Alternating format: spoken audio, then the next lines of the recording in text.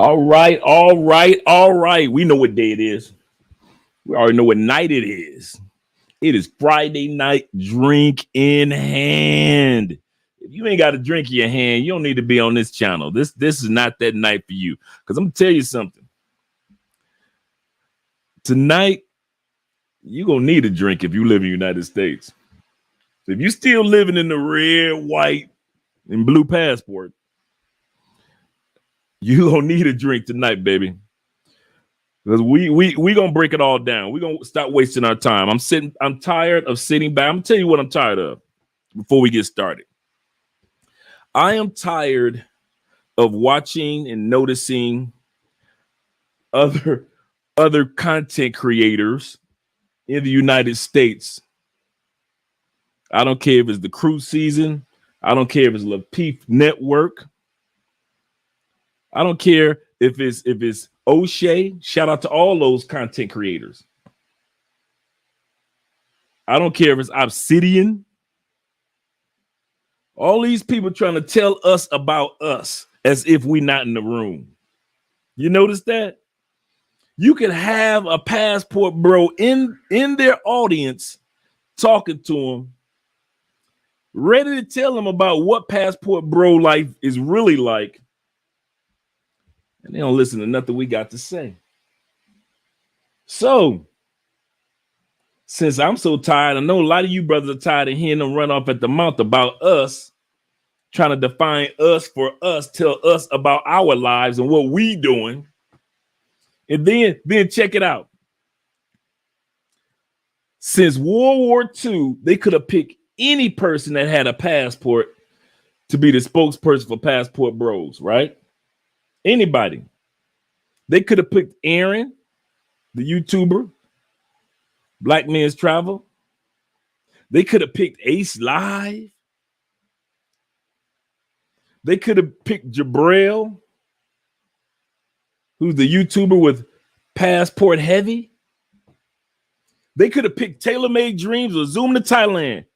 They could have picked Dennis Sperling or Love Crossing Borders, Andre, to be the spokesperson.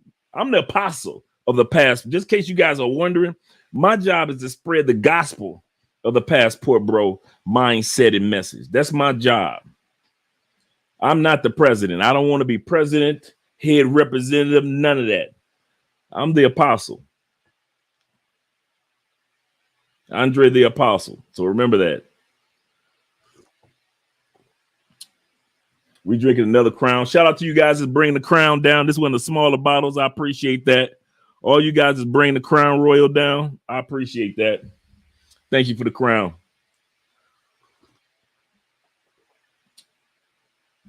But seriously, they could have picked all those guys. They could have picked any of us to be the spokesperson for the Passport Bro movement. Who did they anoint? Not we didn't anoint. He didn't even anoint himself. Who did they pick to be the leader of the Passport Bro movement?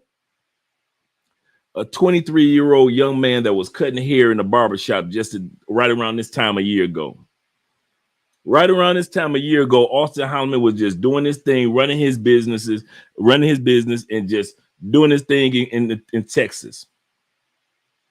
Ain't bothered nobody. He took a trip to Brazil, had a good time, came back, gave his commentary. And all hell broke loose. We've been giving commentary for years. Shout out to Austin. I just talked to him a few hours ago. We've been giving commentary for years. But you notice they ain't pick a grown man to be the spokesperson. They ain't asking none of us grown folks, adults with responsibilities that started businesses in these other countries, that have had 1, 2, or maybe 3 relationships in these other countries, that have learned new languages in these other countries, that donate in these other countries, that have built things and have employed people in these other countries. They don't never ask us not a dang thing. They ain't ask us a passport brothers. What is a passport brother? They don't ask us nothing. What do? What does the Fox News do? What is all these YouTube content creators who they trying to get on camera all the time? This woman's 23-year-old child.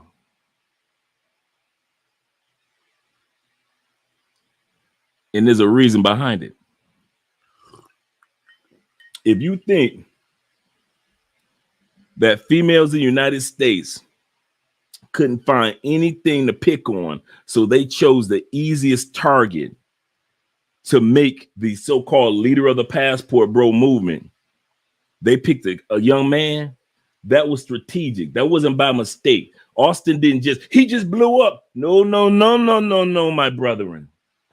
There is no just nothing when it comes to YouTube, TikTok, the algorithm, nothing, none of that. It never just happened. Anybody that's been on YouTube, that's been on TikTok, that's been on Instagram, you understand the art of the algorithm. Nothing just happens. None of us in the passport bro movement said this is the spokesperson. None of us. Nope. Not one of us. The only people that sat back and said, we want to interview this young man. We want to hear what the young guy has to say. And nothing wrong with that. But when when women and simp men in the United States anointed this young brother, 23, as the spokesperson for all of us that's been doing this since World War II, you better believe there's something to it. No shade, no hate on the brother. Like I said, that's one of my closest dudes, man. I talk to Austin all the time. And all the other channels I talked about, man, I watch religiously. I support them. But it's time. We're tired. So it's time for us to do our speaking out. And on this episode, this is going to be a panel episode. I'm going to ask you guys to come up. I need some of you guys to come up since you still live in the United States. You think it's just so mighty and so great. It's the land of the brave and the home of the free. It's not me versus you, but I want to hear what you guys have to say, what you've either believed or what you've said. I'm going to repeat this or heard. I'm sorry. I'm going to repeat this. Some of you guys, I need for you to come up to represent Stateside brothers. When I say Stateside brothers, I don't mean by color. It could be anybody. No race, color, creed, no problem. So I'm going to be representing, and maybe a couple other guys want to come up and represent the passport bros. I don't need everybody coming up representing the passport bro movement. I need some of you guys who are even stateside to even speak on behalf of stateside, even if you don't believe in the stateside anymore. I need some stateside spokesmen tonight, okay? So it's not going to be Andre running off at the mouth all night. It's going to be, and we got the topics already broken down. We're going to talk about 4 areas. Stateside dudes versus the passport bros. 4 areas. We're going to talk about wealth. We're going to talk about money. Is it really advantageous in the United States to be in the United States making your money? Or can you do that same, if not more, on a global scale? So the first area we're going to talk about is wealth. I want to hear what you stateside representatives have to say about wealth in the United States as an individual making it. And then I'm going to speak, or me and a couple other brothers going to speak on behalf of the passport bros. Number 2, we're going to talk about way of life. Everything from cost of living to health to emotional intelligence, all that. The way of life. How is the way of life in the United States? You stateside dudes that think the states are so amazing.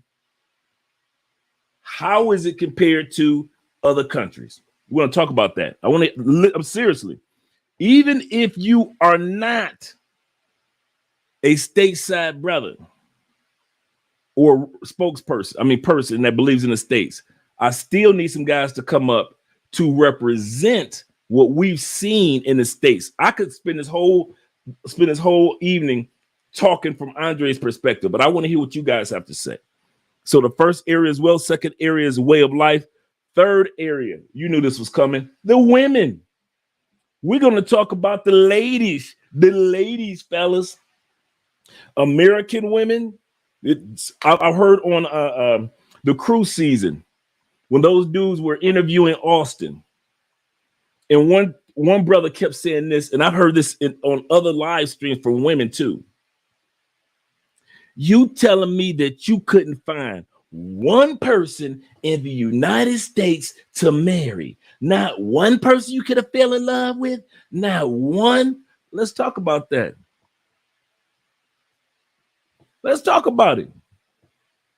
Is it as easy as people say it is to fall in love and find the traditional woman that you're looking for in the United States as a stateside brother? Or is it easier doing it as a passport bro? So we're going to talk about the ladies. Lastly, we're going to talk about is what's next. Since stateside dudes got all the answers for passport bros and we look like idiots and simps and everything else, what's next, statesiders? What is a black man supposed to do in the United States? What's an Asian dude who, my Asian brothers don't even get noticed in the United States. If I was an Asian dude, I would make my money and I'd have been gone. I would have been, ain't no way in the world I'm gonna be in a country where I've got high education. I got a high expectation when it comes to, or a high rate of marriages staying together. I have a high rate of longevity as far as living. Start businesses. I treat the United States with all due respect. And Asian brothers, y'all the most invisible mother in the United States. You can walk past 30 Asian people and don't realize you did it. And tell me I'm lying. How many of y'all got an Asian friend? Some of y'all can go to an all Asian school and I have one Asian friend. Some of y'all ain't never had no Asian sex yet. You like, I ain't been no Asian women. I live in California. Some of y'all live in Seattle and Vegas and you still ain't got no Asian booty.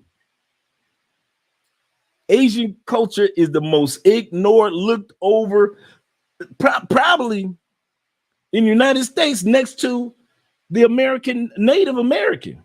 You can see somebody's Native American. You won't even, you bet, she just extra tanned. You won't even notice. Same thing how we treat Asian Americans. I swear, we treat Asian Americans like they just invisible. Like we treat Asian Americans like they all tourists. Where you from? Here. Where you from, girl? I'm from here. What part of here? That's how wrong we are in the United States. So remember, guys, today's topic is going to be a panel. A panel. You guys are coming up. Some guys will come up, represent passport bros. I don't need everybody coming up representing passport bros. I do need some guys that's going to be coming up, at least speaking, even if you don't believe it, speaking on behalf of stateside brothers. Give us what it makes so amazing to stay in the United States. Why should I go back? Give me a go back reason. Like Courtney Michelle said, you know, drag they back. See what I'm saying? Snatch them back, smack them back, whatever, what stab. See what I'm saying? Get the men to come back. Why should I come back to the States? Give me a convincing reason, stateside brothers, why I should come back. Because all I've been hearing dudes and ladies say is you couldn't find one. You tell them you had a problem with finding one good woman. I had a problem with finding one good country.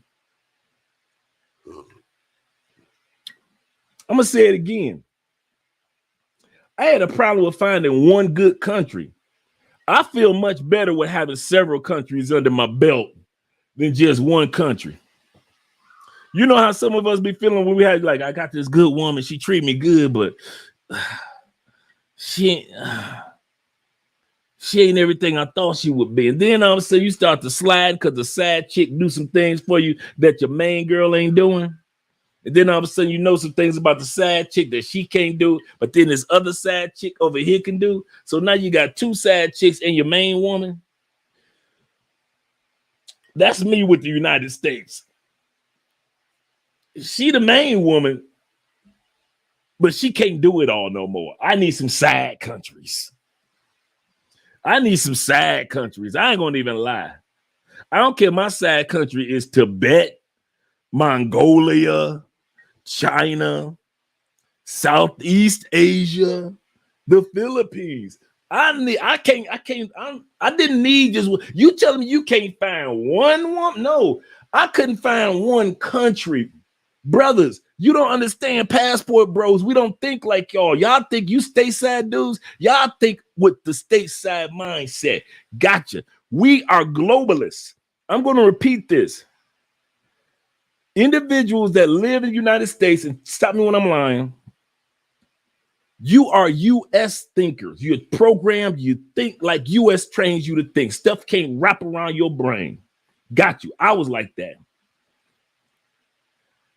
But when you become a passport, bro, you are earthling. You people that live in the States, y'all ain't earthlings. Y'all ain't no dang earthling. You know who I got this from? Chuck D from Public Enemy. Chuck D said, I got my passport, and instead of just touring with my passport, I actually went to see the world. He said, bro, I am not a black man. I'm an earthling. Once again, I'm drinking the Crown for the night. Tonight's cologne, like I always say. I'm telling y'all the truth when I say this too. Fellas, let me break this ice up. I tell y'all the truth when I say this. This damn Halloween man, boy. Oh my God. I'm looking at the bottom of it right now. This is the Halloween Man X, by the way, guys. Man, this is a nice nighttime. You know what this is?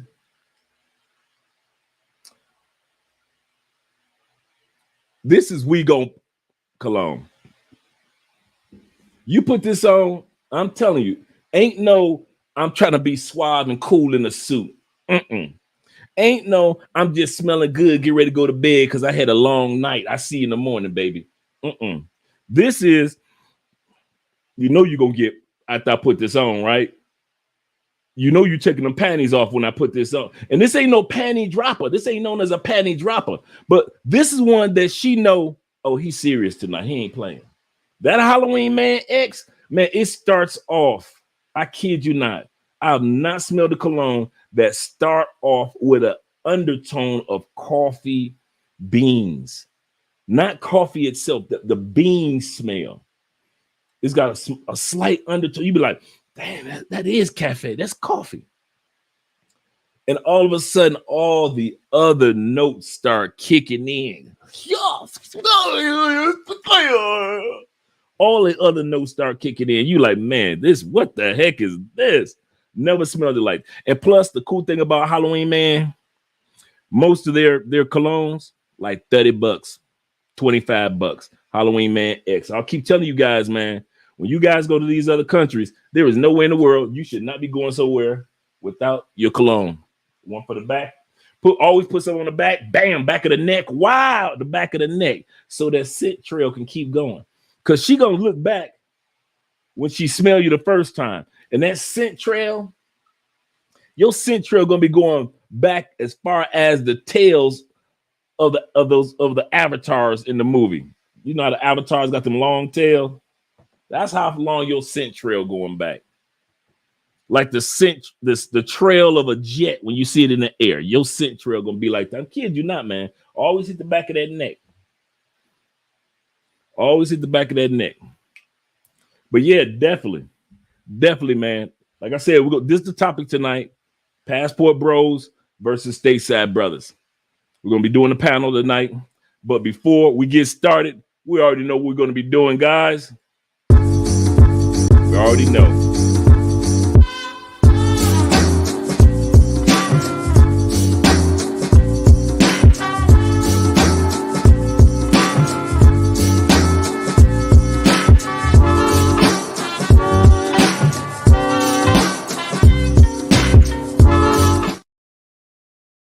We got 52 people in here. We about to do some shout outs. We about to do some Friday night drinking hand shout outs. Let me know what you're drinking, fellas. I'm about to fill this back up. I got Crown and Cranberry tonight. Crown and Cranberry. All right, let's hit these super chats first, and then I'm gonna scroll on down to the rest of you guys. We got my man Terrell Adams in the building, Mr. Adams family. My man in the building. Thank you for the super chat. Definitely ready to hear this one. Yes, guys. Like I said, I'm going to drop the link for you guys to be able to join me. And I want you guys to come on up. Some of you guys represent the Passport Bros. Some of you guys have to represent and talk about some of the values and benefits of being stateside. I mean, you can be passionate about it. I love stateside. Ain't nothing better than stateside. I've been to the mountaintop. Whatever you got to say. Well, we invented this. We created that. Whatever you got to say, say it. Represent stateside. Ain't nothing wrong with stateside. Nothing wrong with the United States. It's just that I needed more than one country. I needed a side country. Some dudes need a side chick. I don't need a side chick. I need side countries. I need a country on the side. If I live in France, I'm sneaking over there hollering at Italy. If Italy, my side country, hey, Spain, how you doing, girl? Damn, you looking good. Let me go on over here and holler at Spain real quick. Hey, that's me. I need side countries. Stateside dudes, all y'all think about is side chicks. Us passport bros thinking about side countries. All right, shout out to my man Grizzo in the building. He said for you to some he said for you to get some ice for that crown. Yeah, I got some ice right here. I got in the bowl right here. I got another piece right up in there, right there, brother. Fresh piece of ice. I'm ready for you, brother. Thanks again for the super chat. Grizz right in the building. Double E, namesake Andre. How you doing, brother? He said, as one with the finance background, I'm currently he said, I'm curious and very interested in the wealth discussion. Much appreciation. All right, brother. Thank you very much. I'm about to scroll up to these shout outs to you brothers that were here from the beginning. Friday night chat. Number one, always the final in the building. Hola, mi gente. What's up? Hola, people, family. All right, Tevin's in the building. All right. How's everyone? Oh, he's talking about how everybody's doing tonight. We're about to do a great topic tonight, guys, because I really want.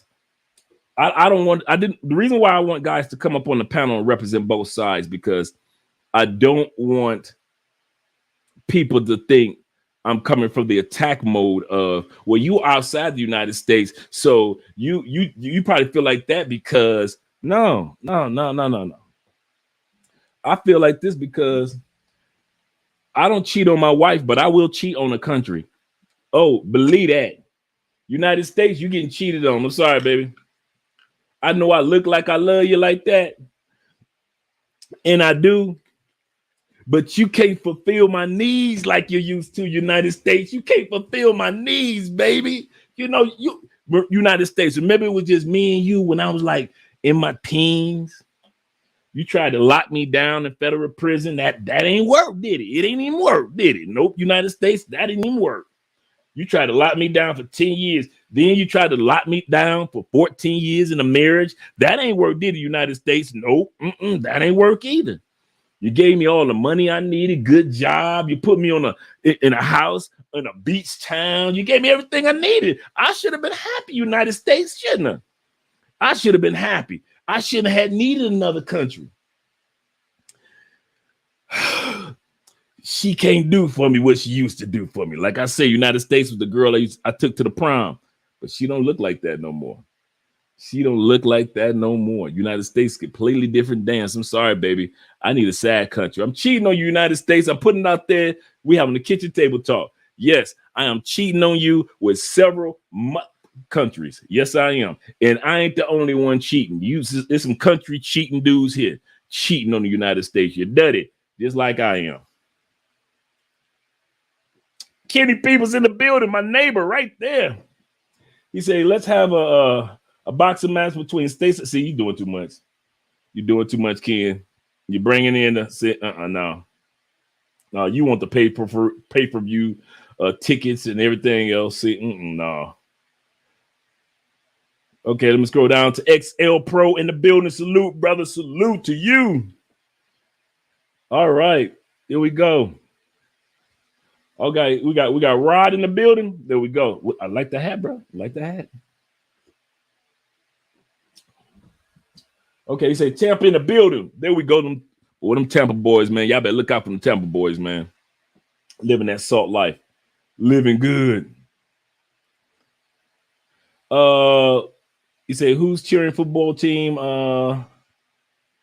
Who's cheering football team in the Super Bowl? Okay, I'm gonna stick to my guns. I've been AFC for life. I've always been AFC, no matter who goes. Even though I'm really, really happy. I'm really happy for all the young men in Philly. I kid you not. They got a Dominican Sue about to get his second Super Bowl ring. Man, if y'all don't go ahead and put a Dominican Sue in the Hall of Fame. I know he stepped on a couple of fingers while he was playing, you know, a couple of heads.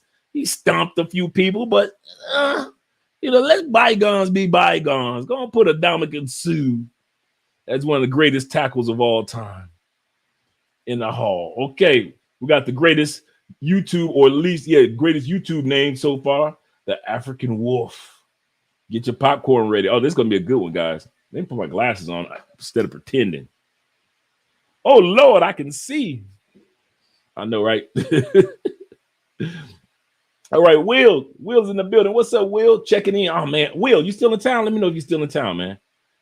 All right, guys who are here in Cali, by the way, we will be meeting at Hooters in Grenada for the Super Bowl party. I will be there at 1. I know you guys are like, that's early. I didn't say you got to be there at 1. I'm going to be getting the tables, making sure the chairs are there, make sure everybody has what they need to have. But I'll be there at 1 o'clock because that's when I got the reservations for 1 o'clock. And I'm just going to be there having a good time. So if you want to come join me for a drink or hang out, we're going to have a good time like we did last year. And I will be recording the event and putting it down on the channel anyway. But yeah, definitely. Anybody that's in Cali, Colombia for the Super Bowl weekend, we will be all getting together. It's going to be a bunch of us. I met a new brother last night. He's been living here for 5 years. I'm like, brother, you've been living here for 5 years. Ain't nobody know you? I said, that's Cali. That's how you do it. See, Cali, we quiet. We ain't Medellin, Cartagena. All right, drink in hand. That's good. Hey, Will. I appreciate you, brother. Thank you. Thank you very much. This will work. Just in case you guys are wondering, this will work right here. Oh, yeah. Let me pour a little bit more off in there. Yeah, that's good. And I haven't had the original in a while, too, man. That's good. All right. Like I said, guys, earlier, make sure you start collecting some of the Halloween Man colognes. I don't know why they call it Company Halloween Man, but this is Halloween X. This is the best one that they make. Like I always say, when you travel, bring your 5 C's: clothes, cash, cologne, condoms. Clothes, cash, cologne, condoms, and common sense. Make sure you bring all 5 C's with you whenever you travel, no matter where you go. I don't care if you're just going to Alabama, go visit family. Bring the 5 C's with you because you never know who you might meet. So that's why you might need the condom. Like you be there at the family reunion, you meet one of their good friends. That's the, you beating the good friend back in. Okay, who's the representative of the passport, bro? From what we've been hearing, it's Austin. Austin ain't even asked for it. From what we've been hearing, they just went. They just walked straight up to Austin. Austin was still in the barbershop working. He hadn't even been on his second trip yet. We, as the stateside brothers, we anoint you as the official representative of the Passport Bro movement. It's dudes that's been Passport Bro since World War II. Y'all ain't never came to them and asked them nothing. You ain't interviewed nobody that's been doing. Think about all these brothers that's been traveling since 89, 91, 2001, 2010, 2017. They ain't anointed none of us nothing. They ain't asked us no questions. They didn't even ask us, are y'all okay with the delegate that we put in? Nothing. All we know is that they had a secret election and the Stateside brothers elected Austin Holloman as king of the passport bro movement. And then when you ask Austin what's passport bros, he like, listen, I'm 23, man. I'm just doing my thing. And he's absolutely correct. And for those that don't know the definition of passport bros, I'm going to give it to you. Forget what the Urban Dictionary says. How the heck the Urban Dictionary writers gonna write about us when they don't travel like us? They ain't relocated like us. They don't do nothing that we do as passport brothers. And they got the audacity to write in the Urban Dictionary, this is a group of black men that are traveling for physical intimacy. That's what they say in the Urban Dictionary. Now, you know, I gave you the clean version. Once again, they ain't asked us nothing.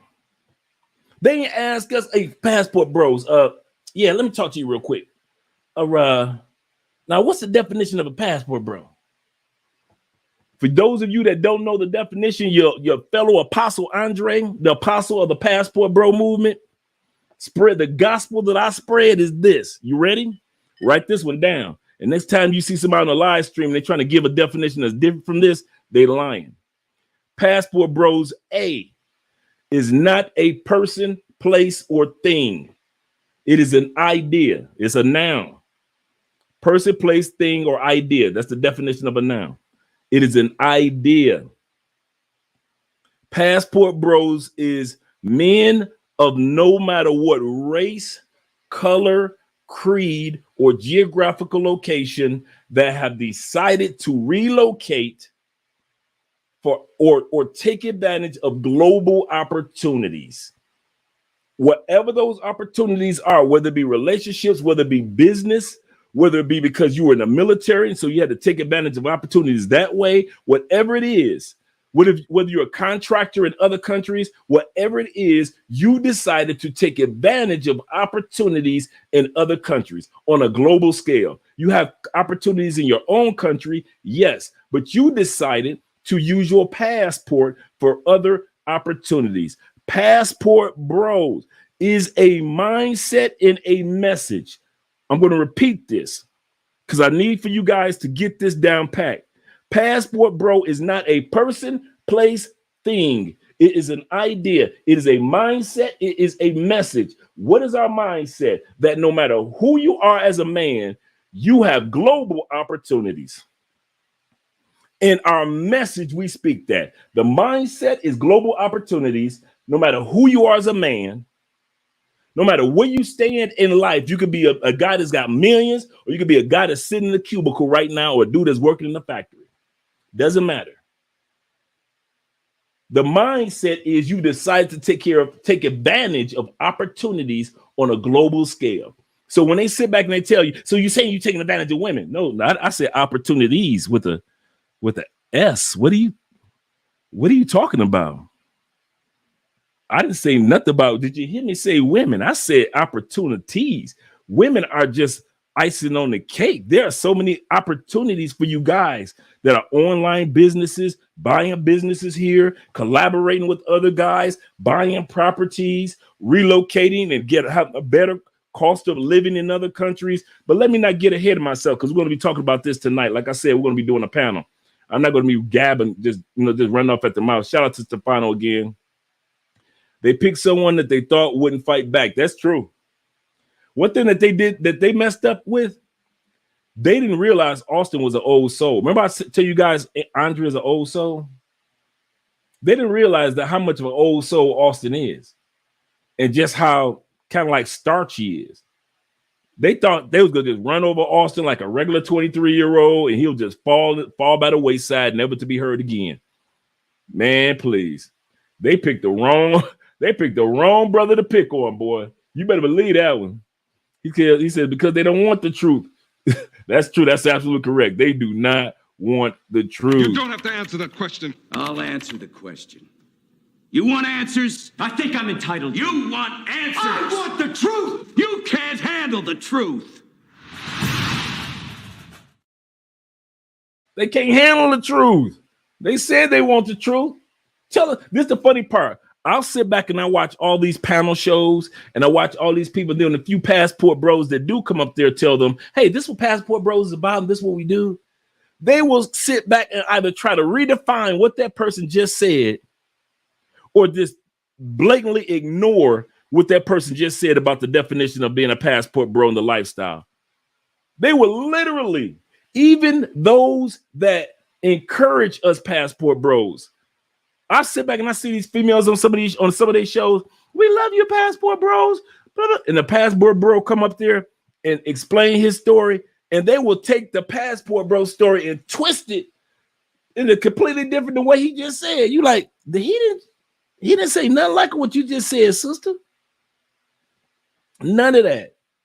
So tonight we're gonna do our own defining, and we're gonna hear tonight. I want to hear what you stateside dudes got to say. Y'all got a whole 330 million of y'all to talk that talk. Tell us about what makes the United States. Why shouldn't I cheat on the United States? Tell me that. Why shouldn't I cheat on the United States with another country, with a sad country, with several sad countries? Why shouldn't I? Anybody can find one woman in the United States, but when you got sad countries,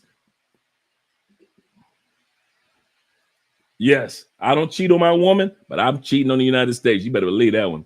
Buck Travel says I'm already cheating on the United States with my side chicks. I believe that. He said I'm planning on my exit plan out of this relationship altogether. See what I'm saying? Gail, the Southern Belle, one of the most beautiful women on YouTube, inside and out. We appreciate you being here.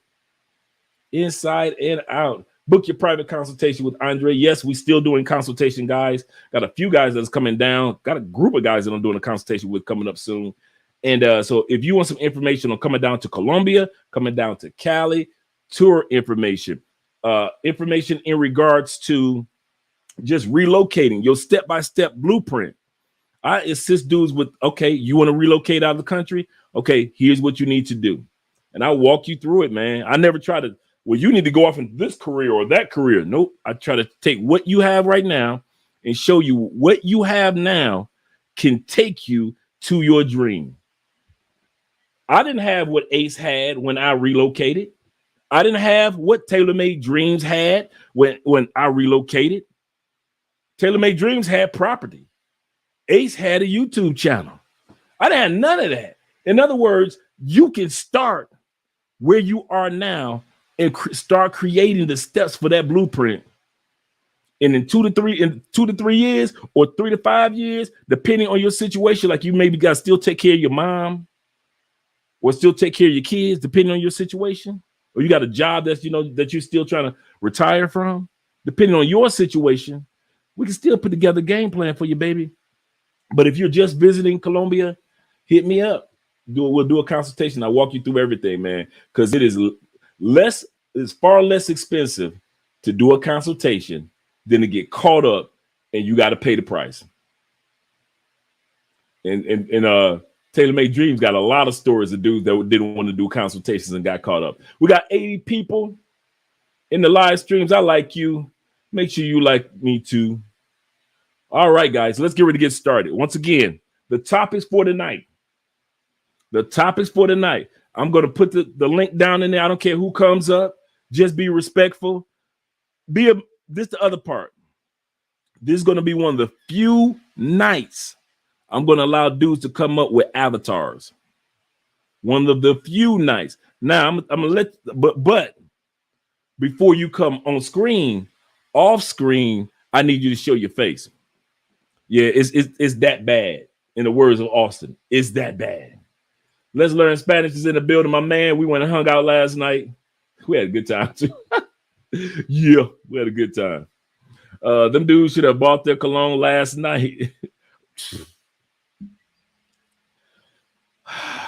My man, Domain was with me. We went to that club.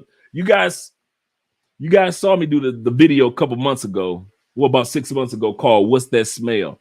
Talking about white boy backpackers. Hey, for the white brothers in the audience, your backpacking friends, They make you white brothers look real bad when it come to traveling. Real bad. Y'all be going up in the club with flip-flops on, them hard dark brown sandals on, the one that go over the toes and the ones that go in between your funky toes. Do y'all wonder what that smell is in the hostel? Do y'all ever wonder why you don't be seeing black folks in the hostels like that? Because y'all be up in there reeking, white brothers. Y'all be up in there reeking, man. Then you want to bring your funk smelling like Parliament. Y'all worse than Parliament Funkadelics with the funk. Y'all want to bring y'all funk up in a club full of people that work hard in this country, take their money and decide they want to go out, have some drinks and dance. And here y'all come in there with sandals, shorts, white boy hair looking crazy. You got a goatee looking like Shaggy on Scooby-Doo. You on all type of drugs, just pouring out your skin. You think we can't smell it? Listen, white people, if black people can't smell nothing, we can smell who on drugs and who ain't. We can smell if somebody on some weed, if they on a pill, if they smoking like, hey, that's a crackhead right there. I can smell it from over here. I know the crackhead smell. So when black folks smell you white folks, man, y'all be up in the clubs, the country, and y'all be funky. If you funky in Colombia, you funky in Chile. If you funky in Chile, you stinking in China. White boys, can I say something to my white brothers? I know in certain countries you only wash your on Saturday nights. You need to start acting like every night is Saturday night, okay? Because there's nowhere in the world black people and Latin people, who many are black, are up in the same club having a good time, and y'all just waving funk. You just swinging funk around. You just swirling funk in the atmosphere. Y'all be stinking, man. That backpacker stuff, it ain't like in the movies, fellas. For those that ain't been around backpackers, it ain't like in the movies. Well, Mom, Dad, we're going backpacking. I'm going to discover myself. I'll be back in 3 years. And then you see them on the back of a motorcycle with their boy hanging out, and they smashing girls from country to country. That's a movie. Bruh, you get around some real white boy backpackers, bruh, they cool as can be. Now, I'm going to tell you this. Them some cool dudes. Now, that's one thing I can say. Very nice. They ain't rude. You don't be seeing them white boys that be backpacking on some racial movements. Like, I'm white. It's supposed to, no, they don't be on that. They just be out there having fun. So I'm going to give them that. But as far as washing your white boys, come on, man. Who invented deodorant? Come on. Didn't y'all invent some stuff? You know, everything else you stole, but did y'all? I thought y'all invented deodorant, right? Y'all ain't invented deodorant. I'm sorry, my bad. But hey, use it. Soap. Come on now.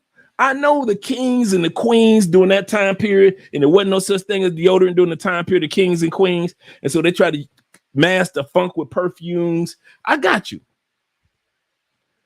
White boys, this ain't the time of kings and queens no more. Let's get some more ice. You got to start washing your ass. You really do. Y'all be in these countries stinking. Stinking like a man. And me and Demain was up in the club last night. Like, man, we about to have a good time, blah, blah, blah, blah.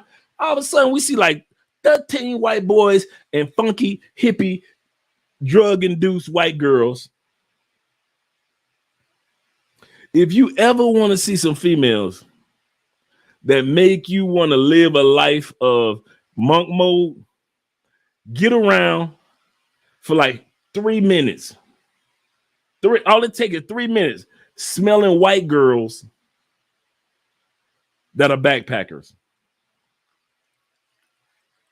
Men just got underarm and balls smells to think about. White girl backpackers, them some of the stinkiest mother you ever smell. Even Pepe Le Pew is saying, what the? Anytime Pepe Le Pew is like, what the is that smell? White girl backpackers, them some stinky, and be coolest, be the nicest people, The nicest. And you be like, where you from? I'm from Sweden. I'm from Germany. They'll never be from the United States. You'll never see white backpackers from the States. 90% of them coming from Europe, all the way over here to Colombia. They love them to Colombia. I can say that much. But bruh, whew, good Lord, man. They need to get a welcome to Colombia care package for white folks that's coming to Colombia, man. They be stinking like a mother. And I'm not, hey, the main, let's learn Spanish. Make sure you guys subscribe to his channel. Am I exaggerating, brother? Am I over speaking? Man, every time I run across, I don't care what city I'm in Colombia, I'm guaranteed to run across some European backpackers, big town, small town, doesn't matter. And I promise you, if it's 5, 3 gonna be funky. I swear, I'll be looking like, come on, man, it ain't that serious, man. It is not that serious. Walking outdoors is not that serious to where you can't wash your butt. I got to get outdoors. We're in a rush to go. We're going outdoors. Goodness gracious. Okay, I got that out of my system. All right. The Wall Report is in the building. You're here. Been traveling abroad since the late. Thank you. Dude's been traveling forever, and all they want to act like, oh, let's pick the newest of the newest passport, bro. He say share this live with family and friends. Yes, share it, because we're about to go there tonight. We are. This is not a put down to United States. It's not a build up of other countries. We're not trying to step on somebody else's feet. Thank you very much, Gail. I forgot to put the Cash App up there. The banner. Thank you for reminding me. If you guys want to support by way of Cash App, there it is. But let me put that banner up there too. All right. Will Report's in the building. We got Kenny in the building. Gail's in the building. Grizzo. L. White is in the building. He said, I'm hoping to see Colombia versus Thailand soon. Oh, man. You trying to see a massacre on pay-per-view. You trying to see Richie Mack get his head smashed in. Richie, I think it's scheduled for next Wednesday. I gotta make sure I hit Rich up. Next Wednesday is the day of the Million Man Massacre. I'm be smashed, boy. He gonna get beat down to his very last compound. See how it sounds? A little unrational. A lot of people like to say the word dramatical. I'm telling you, boy, I'm coming at Rich, boy. He didn't know homo. He coming at him, boy. Fly. My man EMB90, the original predictor of the Philadelphia Eagles are going to the Super Bowl. Shout out to you, brother. Shout out to you and your Eagles. Flying high, doing great things. I ain't gonna even lie. I'm happy for Miles Sanders. I'm happy for all the dudes. I'm happy for all the dudes, man. Everybody that's on that team, man, that came from other teams. I'm just happy for everybody on that team. So just to experience it, man. But I'm glad for him. He said, I'm just working on getting my second passport, my second citizenship. That's what I'm doing this year. So I can expedite, so I can expatriate. Yeah. A lot of people don't realize that once you get that second citizenship, you at the point where you can decide on, do I want to stay a U.S. citizen? Do I not want to stay a U.S. citizen? What's the benefits? I can have a new girlfriend. Okay. Most foreign women want to physically be with you. He said, I'm not bringing back to the United States. Oh no, I'm not doing that one either. Rule number 1 of the Passport Bro book, the Bible of the Passport Bros, say it. Do not bringeth her backeth to the United States except for certain reasons. There are certain reasons why dudes do bring their women back and it works out. I can't say that. Big Business in the building representing. We got Riches here also. That wet dog, man. That wet golden retriever smell. the way you be like, white boys, do y'all not rich? You be looking at white boys like you look her right in the eye, so you don't smell that, huh? You don't smell none of that. None of that funk, you don't smell none of that. You don't smell your boy, you don't smell your 3 girls standing next to you reeking. Could you? And they be up in brothels and bunks.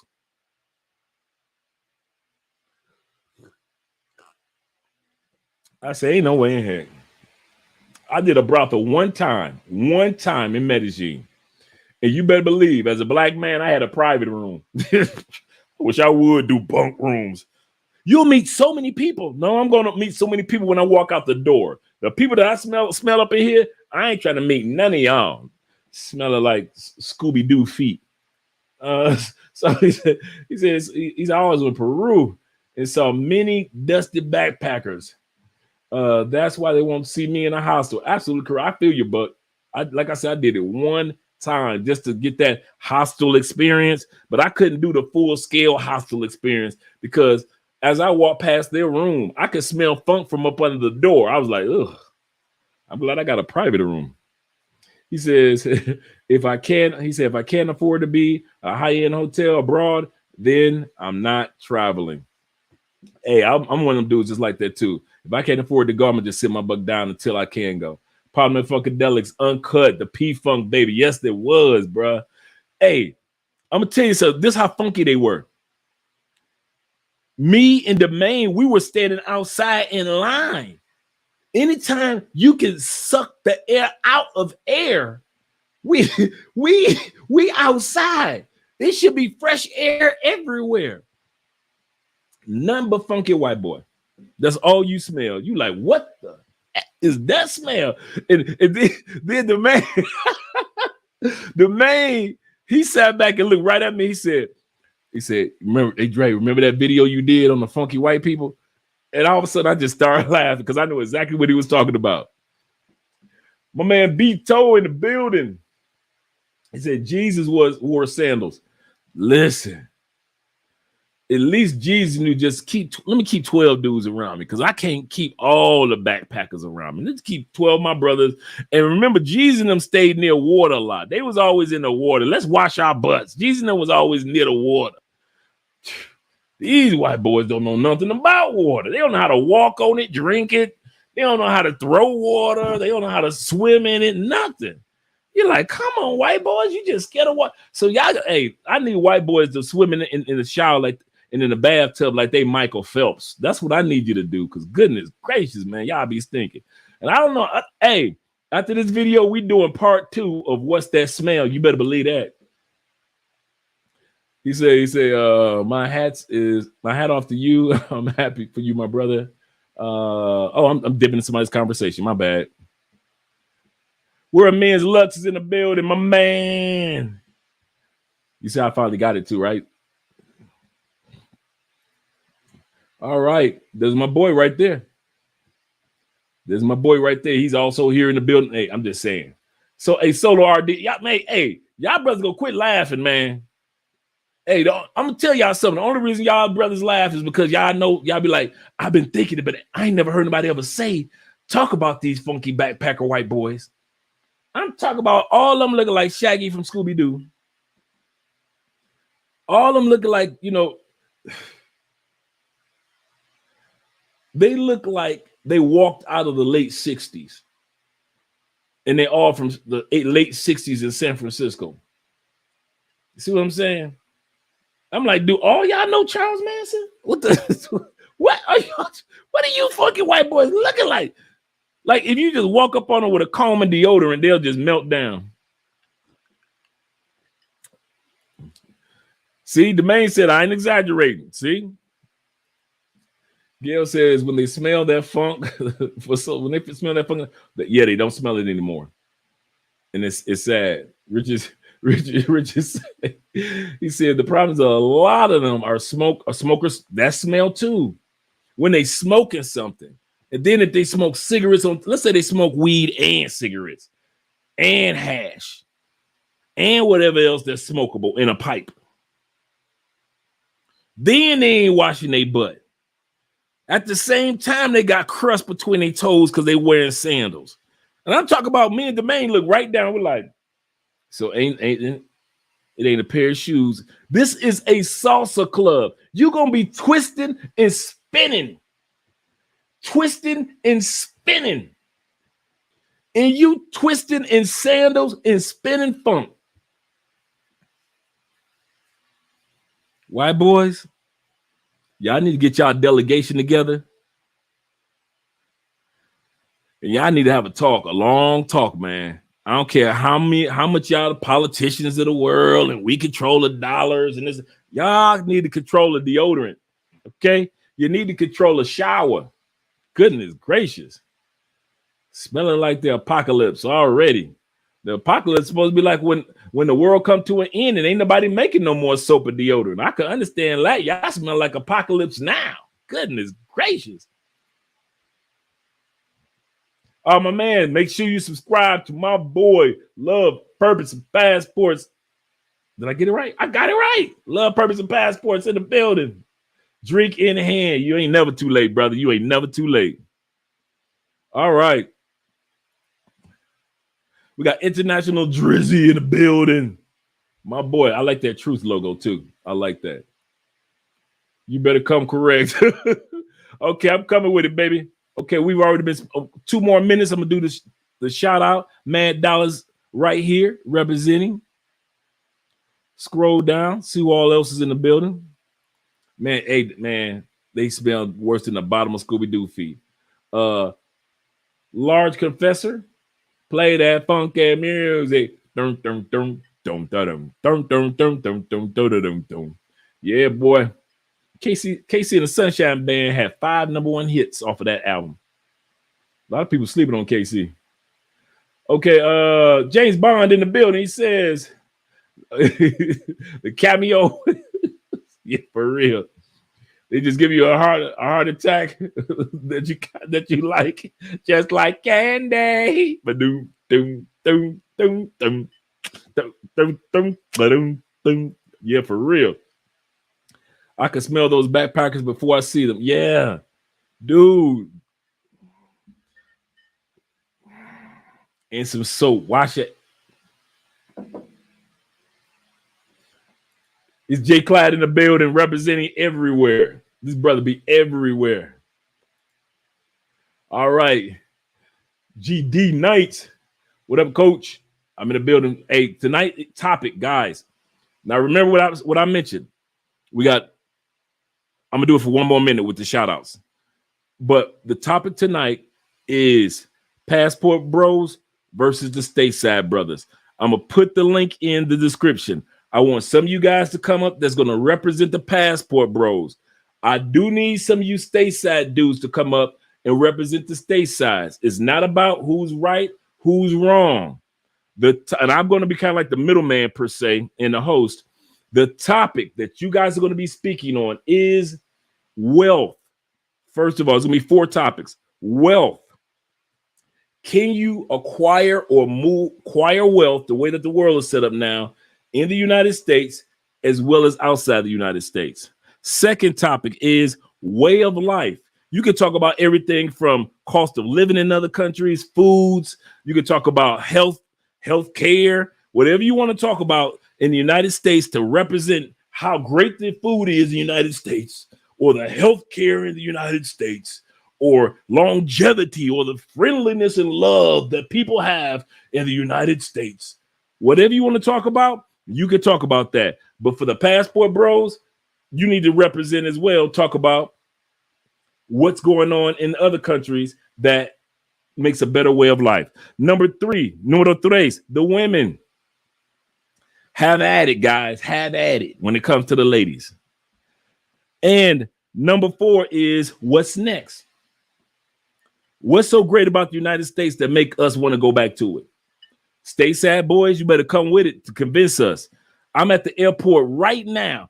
I can book a trip to Rome, or I could book a trip back home. Which way am I going? It depends on what the Stateside brothers have to say or the Passport Bros have to say. What is next? If the United States is so great, convince me.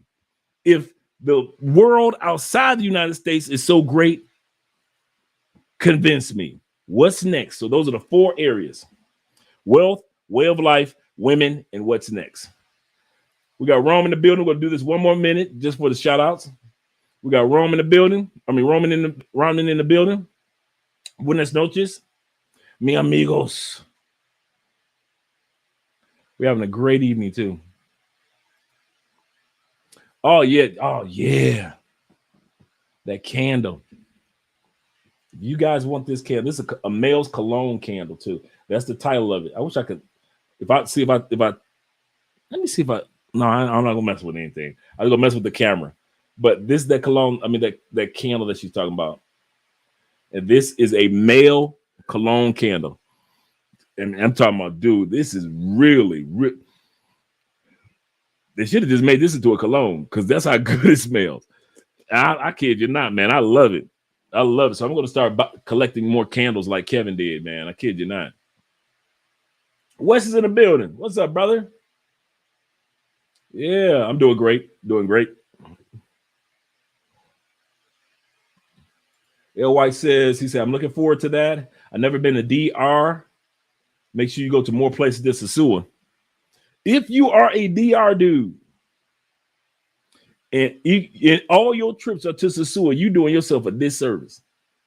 There is more to DR. I'm so glad that when me and Andre went to DR for a month, I ain't never been to Sasua. I'm gonna say this again. I was in Dominican Republic for a month. Some of y'all do it 5 days, 4 days, 10 days. I was there for a month. Can't tell you the road to Sasua. Can't make if I hadn't gone with Andrea, I wouldn't step foot in that raggedy mother ever. No, never. No, never. Y'all have left a bad, chitlin, cleaning taste in my mouth when it comes to Sasua. Ain't no way in here. Hey, y'all messing it up for dudes like Flip Flop, because I should be in Flip Flop restaurant eating the Flip Flop way. Nope. No, that's all right. No. That's all right. No, we had a good time. The last place we wanted to go to was Sasua. So, guys, when you go to DR, go to other places, not just Sasua. It is a beautiful, beautiful island, beautiful country, and you get your bang for your buck. And they got some amazing arepas in Santiago and Santo Domingo. But we love Santo Domingos. Who do we have here? Pray tell. Who do we have? Is that my wife up in here? Pray tell. Smelling like chicken soup. Yup. Bad chicken soup. White boys was stinking. Me and the man was looking like, what is that smell? Just reeking. Shout out to Mrs. Spence. He said, I'm looking forward to that. I've never been to DR. He said, I've been to Colombia twice and to Thailand twice. He said, I've been all around both. He said, and I think Colombian women win by far. Oh, man, this is going to be a good one. At our list that me and Richie going to be doing, we got a list of 12 things that we're going to be talking about. Yeah, the funk fear. Man, goodness gracious. Man, them white boys were stinking. White boys and white girls, like so this how y'all do. So y'all got out of the caves of Europe just to come back to the mindset of the caves of Europe. You ain't never got over your DNA ain't tell you that you ain't no longer in the caves of Europe. So I can see you was back in the caves of Europe smelling like that, but you ain't even in the caves of Europe like that no more, white boy. Why you smelling like the caves of Europe? Well, you just carving funk on the walls. Now you just thinking for the fun of it. Like it's a funk festival. Shout out to Andrea in the building. All right, he said Dre's time. He said Dre, that time we were at Latopa. Yeah, thank you, Sherwin. Yes. We went to that same club. That's the same. Sadly, it was the same club. Nice spot. Really nice spot, guys. But he said the white French dudes, mad with the buns, with the mad bun. Oh, with the man buns. Yeah, they had the man buns. I think I missed the super chat too. Oh, there we go. I missed a couple of them. Solo Travel D ORD. Make sure you subscribe to his channel. Travel ORD just dropped a new video. I think it was today or yesterday. I know I was just watching it. I didn't get a chance to finish it all. I'm going to watch it later on after I get done with this. But you're one of my favorite YouTubers, man. Before we really even came across each other as far as like getting to know, man, I've been a fan of your work, man, for a while. Really have been. And I never gave a chance. I never took the time to give you your flowers, but you are really, really good. And this is one of the brothers that is a perfect example of you can meet a good woman in Colombia. And you can, because she's such a good woman and she's a lady about hers, you can take her to the States. You can. Not every woman is trying to do y'all wrong. See, some of you dudes are ultra sensitive. Let me run this one. Shout out to ORD. Some of you dudes are so sensitive to 90-day fiance that you think that that's how it actually works. Or you think when she get to the States, she gonna leave you. Bruh, got news for you. Did you know this? Two things. Marriages of individuals that brought their woman from another country last longer than you people who got married, and y'all from the States. You didn't know that, did you? I'm gonna repeat that one. A man, I don't care if it's a Ukrainian dude, went back home to Ukraine and got him his Ukrainian girlfriend and brought her back. I don't care if it's a Haitian dude here and he decided to go to Ghana to get a wife and brought her back. I don't care if it's an ORD American and came to Colombia and brought his wife back. Did y'all know statistically, do your homework because y'all can hear me talk, but statistically, individuals, especially men, I don't know how the women's stat is, but I know the men's stat, that get a woman from another country and bring her back in a marriage, not your girlfriend, boyfriend, she iffy. I'm talking about a good woman. Did you know statistically those marriages last longer than the 51%, almost 52% divorce rate in the United States? You got a better chance by bringing a woman from another country than to marrying a woman in the United States. Said the passport, bro.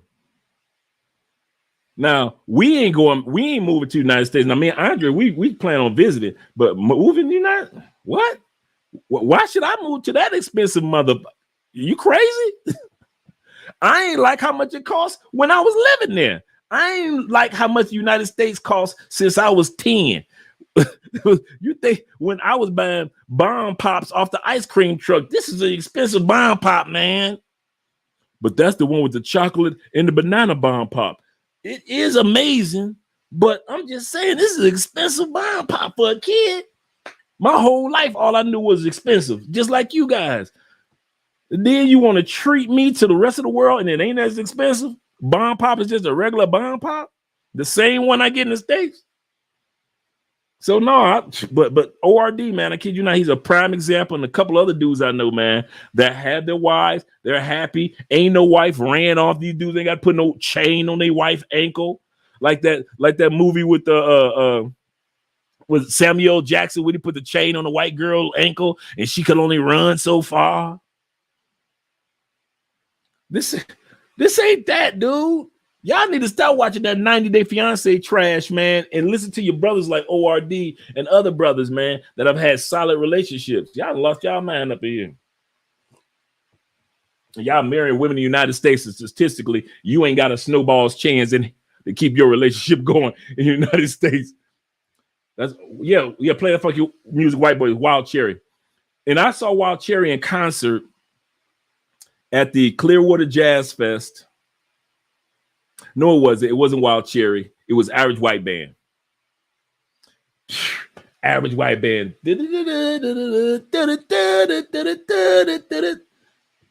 Pick up the pieces, Average White Band. Larry Perry in the building. He said, Andre speaking about staying clean after I take my detailed shower. Yeah, for real. He said, I bathed myself again. Lotion, deodorant, cologne, extra fresh. Seriously, man. Please take your body seriously. He said, Global Passport is in the building. He said, ring for the King of Colombia. Who is that? Who that is? Dre? Tis I? Tis I? All right. Thank you for the super chat, brethren. Ransom, appreciate that, brother. I appreciate that love, man. I really do. We're going to be having our Patreon set up next week, guys. So I'm going to have some really great details for some things that we're doing behind the scenes for you guys. We're not taking it for granted.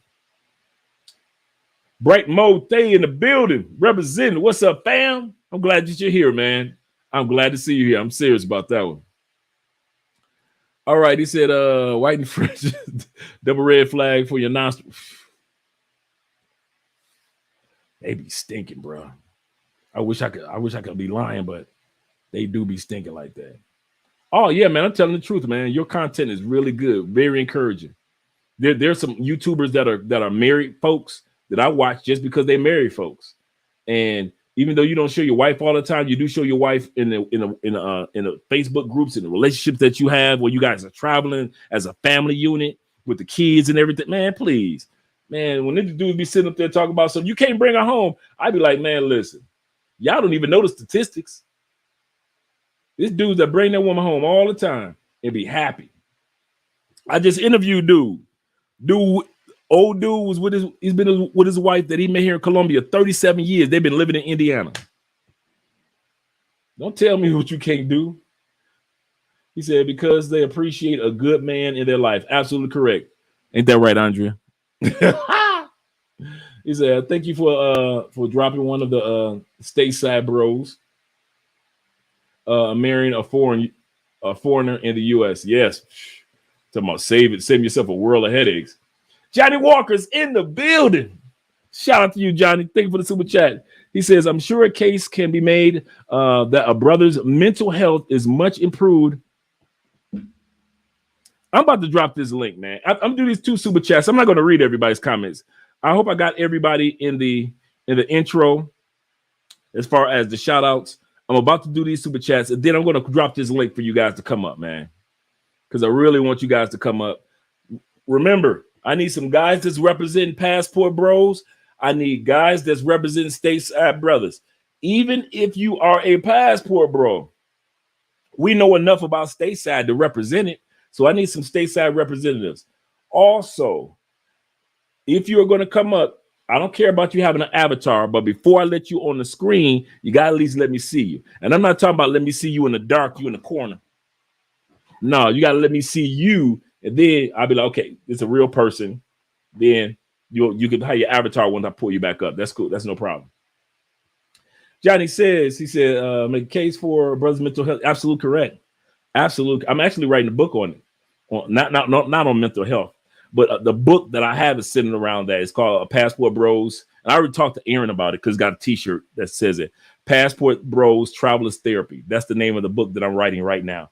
It's about 4 Passport Bros that comes to Colombia and some of the things that they do that are some positive things as well as some things that are challenging, but it all helps them out with the problems that they were going through in the States.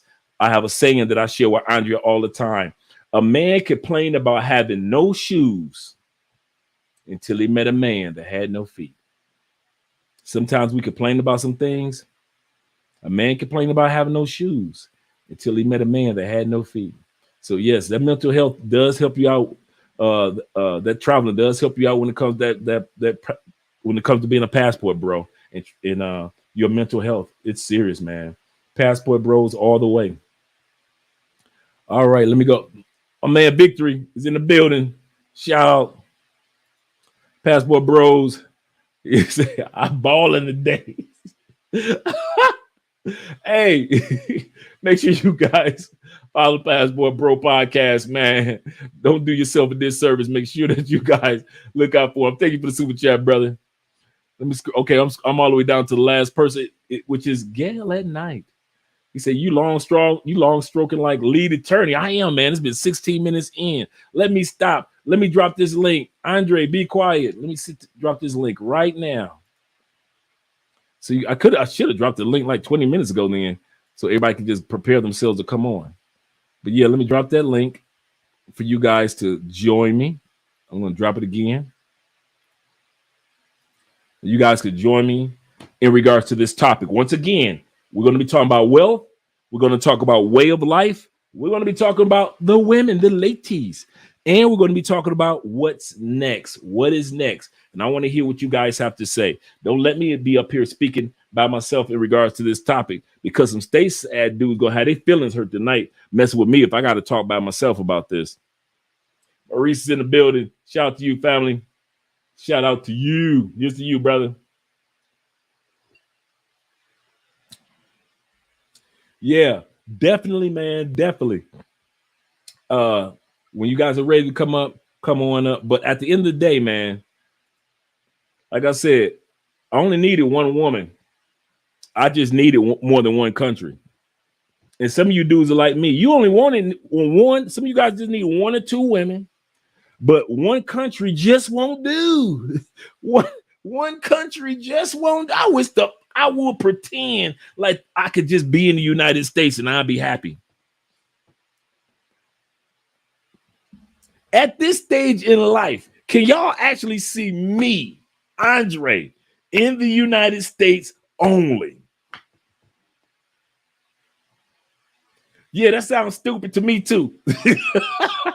That sounds stupid to me too. Can you see Richie Mack zooming to Thailand in the United States only for the rest of his days? Yeah, that's kind of weird to me too.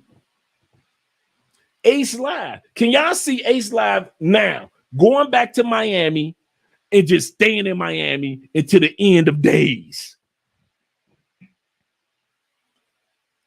No, you can't see that. I can't see it either. We don't need a bunch of women. That's why you don't see Love Crossing Borders. You don't see me with a bunch of women. You see me with Andrea. You see Richie Mack with his woman. You see Ace, and he's just doing his thing. You see Taylor Made Dreams, and he's doing his thing. We don't need a bunch of women. We need a bunch of countries. We cheat on countries. We don't cheat on women. Y'all got passport bros twisted. We don't cheat on women. We cheat on countries. Believe that. Hey, United States can't trust me. Neither can Sweden. I will cheat on Sweden with France in a New York minute. If I was living in Portugal, I'm sorry, baby. You my boo. But guess what? I'm shooting back to Brazil. Hey, Brazil, guess what? I know I told you that I cared about you, but I got some news for you. I really don't care like that. I'm about to go check out Chile real quick. Yeah. I'm not about talking about Chile and TLC. I'm talking about the country Chile. You military dudes. Y'all some country cheating dudes. Y'all cheat on the country as fast as I would. Y'all the main ones. They be like, we're representing the United States of America. And you be out there acting a dang fool in Thailand since the 70s and 80s. Y'all be over there it's in World War II. Y'all supposed to be over there representing America. And you over there in Italy getting your Italian on. And you all up in Germany getting your German on. You cheating on countries too. Don't act like we dudes that's just regular dudes that's cheating on countries. We invented this. You military dudes, y'all invented cheating on the United States. Y'all start military brothers. Y'all were the first ones to cheat on the United States. Y'all supposed to be over there getting off the naval plane, the naval ship, and just be focusing on protecting the shores of the Philippines. All of a sudden, you see nothing but mixed, dark-skinned Philippine kids, and 3 years later, you're cheating on the United States with the Philippines, you military brothers. I ain't mad at you. Y'all up in the Middle East, y'all supposed to be like, we're looking for Saddam. Okay. Y'all up in there looking for Saddam and looking for something else. Cheating on the United States. You're dirty. Just like the rest of us. So yeah, I don't need another woman. I need another country. That's what I need. I wish I would settle down in one country. You know what? This the country we gonna settle. Yeah, I'm gonna have a man, like y'all say, this is my main girl. But then I got my other chicks. That's how I look at whatever country where we buy property or where we're gonna be like based. This our base country. But you know, we're gonna be shooting down to Mexico. And you know, from Mexico, we're gonna We're gonna head over to Cuba, see what Cuba fine butt talking about. Please. My man Will say I was in France, Italy, Spain, all over Europe, just spreading seed and spreading the red, white, and blue. So yeah, believe you me. Okay, since I don't have anybody that's come up yet, thank you very much, Timothy, in the building. In the building. So since I haven't had anybody to come up yet, I'm gonna keep on dropping the link. But you guys don't have to come up because you know I'm gonna talk good. First topic: wealth. Wealth. Thank you very much for the super chat. Well, Wes says this. Shout out to you with the fly sun glasses, by the way. Thanks for the information as always. Thank you for the super chat, brother. I appreciate that, man. I really do. All right, Stateside brother for some passport bros. And Gail's dropped the link for me as well. Thank you very much. I'm gonna let Gail continue to focus on that. He said, y'all scared of that link? Hey, it ain't against me. Y'all don't have to go Stateside dudes. Y'all ain't got to go against me. It's not about against. We're sharing information because I'm trying to understand. Stateside dudes on these YouTube platforms are trying to understand us, and we trying to understand them. And I'm gonna tell you something about understanding. And I mean this from the bottom of my heart, guys. And Domain can attest to this about understanding. I remember, and I told this story several times. Domain is the reason why I'm here in Cali. I'll say that again. Let's Learn Spanish TV. Subscribe. The brother who I was out with last night is the reason why I'm here in Cali. Ace Life had interviewed him a few years back. I'm watching Ace, and I remember Domain said what his rent was. It was like $275. And Ace was like, Ace was in Medellin. Ace was like, well, you must live in like Strata 3, Strata Zone 2. You must live in a bad area. Tell us about it. And I remember Domain saying, no, I live in Zone 5, man. I'm living in a nice area, man. Zone 4, Zone 5. And he like, I got a bedroom, bathroom over here and a bedroom, bathroom over there. And Domain was just so calm and cool with it.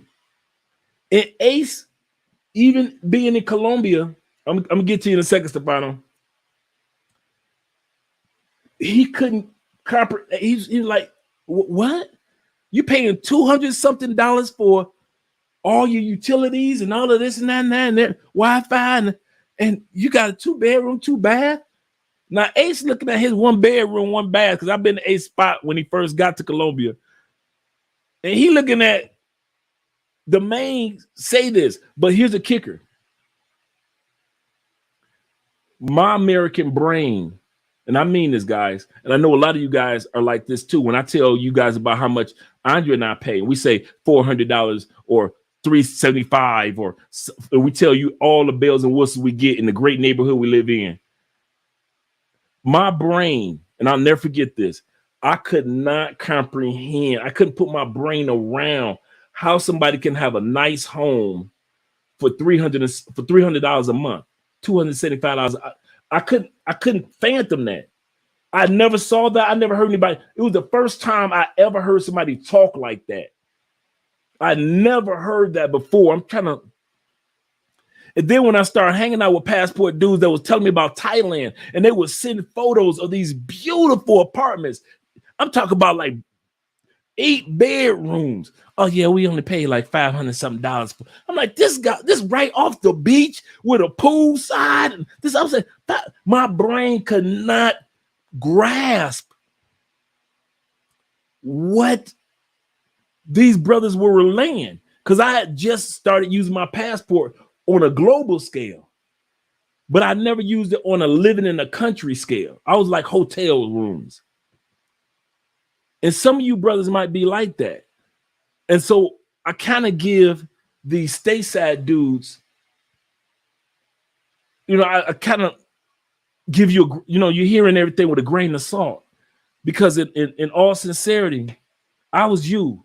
So when dudes sit back and tell Austin Holloman, you tell him you can find one good woman in the wonderful, we love you United States, you couldn't find one.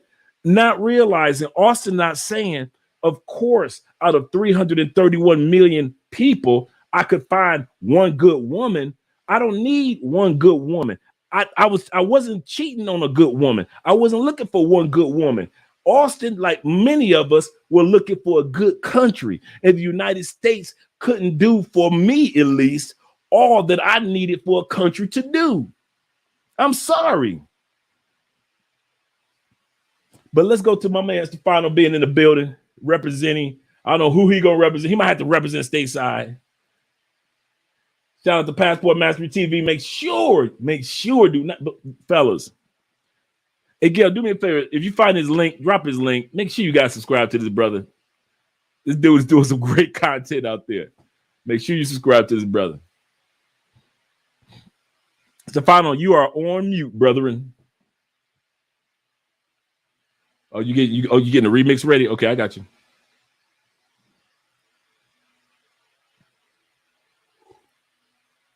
We got 75 in the. Yeah, my mouse was tripping. Oh man, I had a problem. I've been through a couple mouses this year. Yeah, so I know.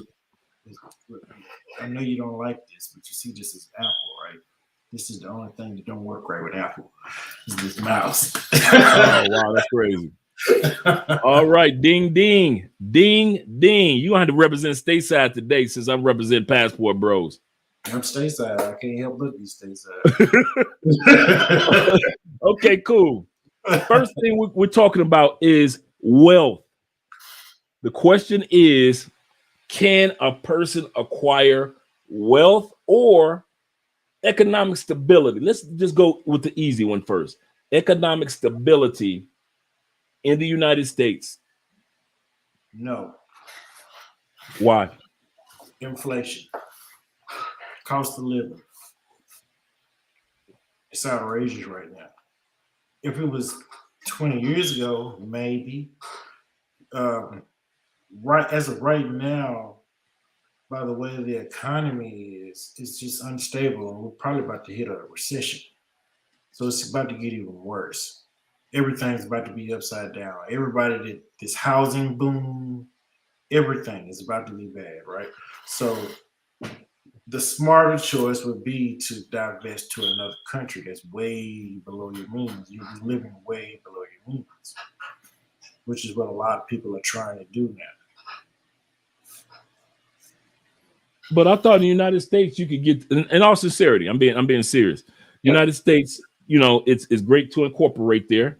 Kind of like Mad Dollars was just talking about a second ago. I'll get to your comment, Mad Dollars. You can incorporate there easily in the United States. Some of the best education is in the United States. The inventors, some of the best, greatest patents of all time have come from individuals, are owned by individuals in the United States.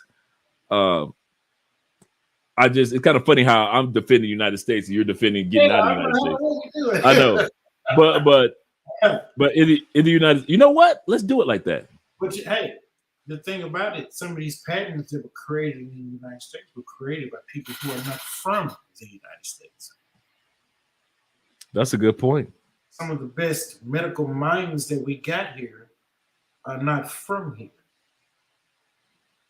So, it's a toss-up. And the only reason they're able to do it because the United States healthcare system is based on profit and not for care. I work in healthcare, right? So pretty much no education in healthcare. In school right now for healthcare.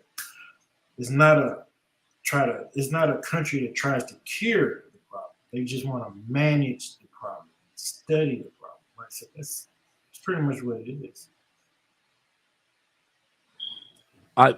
But so much profitability. I mean, there's a reason why the United States has the largest amount of wealth economically. There's a reason why the United States is known as the superpower by way of military might. There's a reason. I mean, there's a reason in regards to the United States. You can go from, one thing that I do know about the United States is you can go from one day you're smoking, get your smoke on as a crackhead, and the next day you can let it go, and you can just start a business and it could flourish. Yeah. To where in some of these other countries, if you're born on that lower level, many times that's the level of life that you're going to be on until you go somewhere else. The United States is the land of, if you ain't got it, somehow you can get it. So isn't that one of the best reasons to be in the United States? Yeah, it is. It is. But as far as the longevity part, I think you have to look at going global too. When Trump was in office, right? That was the best time to be a business owner. Oh, yeah. He was handing out money left and right to everybody. Some of my friends right now took they took clear advantage of the situation while Trump was in office. But now that Biden is in office, you know, no disrespect to Biden or anything, but now those same people are facing a taxation. Did you know California has a bill that they're about to pass called the millionaire tax? So anybody that has over 50 million in the bank, you know, California has the most millionaires in the country, right? So anybody with over $50 million in the bank, you have to pay a tax on that. And what? I didn't hear about that one. You know me. You know me. I'm quick to take some notes anyway. Timothy, you gotta start saving this stuff. I know. Timothy, what do you stand, brethren, on this particular argument in regards to? We just talking about the wealth part. Is it better to the way that the world is set up now? Is it better to say I'm stateside, acquiring my wealth, or is it I don't want to use the word wealth because there are very few people that are actually wealthy in the world, but I'm just using it for the W sense. Let's just talk about a stable life. Is it easier to get a stable life while you're in the United States, or can a person now, because of online opportunities, find that stability while they're online living in other countries? Well, first of all, appreciate that you letting me up. I'm always in your comments, but first time I've been on, and I know, man, I'm excited. Actually, we were on the same panel on kosher a month ago, and I didn't get the shout out to you. So, greetings to you, my brother. Greetings to you too, Tim. I'm gonna say yes. I just put in the chat a stat that we repeat often. 64% of Black men working of working age are in the middle class. And if you drill in a little bit, that's lower, middle, and upper middle. Brother Dennis, I think he's actually on right now, likes to add and now have become rich. And you have to even put a finer point on it, I think, particularly, and it's you and I are the same age. Right. And just we've had some of the same experiences, and we were both, if I'm not mistaken, I think you're from Detroit, but you lived in the South, right? It's Florida. Right. Right. Man, I've often said this is the best place. And I'm a Dallasite, man. I'm a Texas boy. I'm a Texan. And oh man, my dad would always say years ago, because you've mentioned this before, and it is a true fact that there was a migration. There's been 2 or 3 migrations in the South. There were quite a few of us still got folk in California. And my dad would always say, them jokers ran off to California and got stuck. I stayed here in Texas because living was good. And he was right. If you charted from the 70s on up, or you may even go back further than that, he would always say, hey man, it'll get a little tight here, but we're gonna always be all right. Cost of living is good. One of the things I noticed with us, Dre, Gen Xers, man, they can say all about us being whatever, Pookie's, Ray Ray's, disenfranchised. Nah, I'm living proof. You living proof that we, if we didn't go to school, we went to the military. Came out the military, you made a pretty good life for yourself. I know several brothers got their own spot in Texas. You know, the Joker not worth his salt if he ain't got his own spot and 2 vehicles. You know, that's when you know we truck drivers around here. That's true. So we got a car and a truck. You can't have a car, truck in your own spot and not be economically viable. The thing I do notice too, to add that we take on careers. Now I went to college, you went to college. We take on careers, especially here in Texas, Louisiana, clear over to Georgia. We're in the trades, and tradesmen always make good salaries. So, and then something that I hadn't heard anybody say, I'm gonna say, and y'all give me credit. We manage our money better. Like we just do. We manage our money better. I learned that. I was born a kind of a generation late. My parents were older when they had me, so my folk came up in the Great Depression. Matter of fact, my mother was born the year of the Great Depression. Wow. And so I keenly got that in my mind of how to survive, how to save money, how to, make do without, make do till you get to another place. And so I noticed with us versus maybe our counterparts, the sisters, we good at making as folk in the South would say, man, I squeeze my dollar so tight George Washington holler.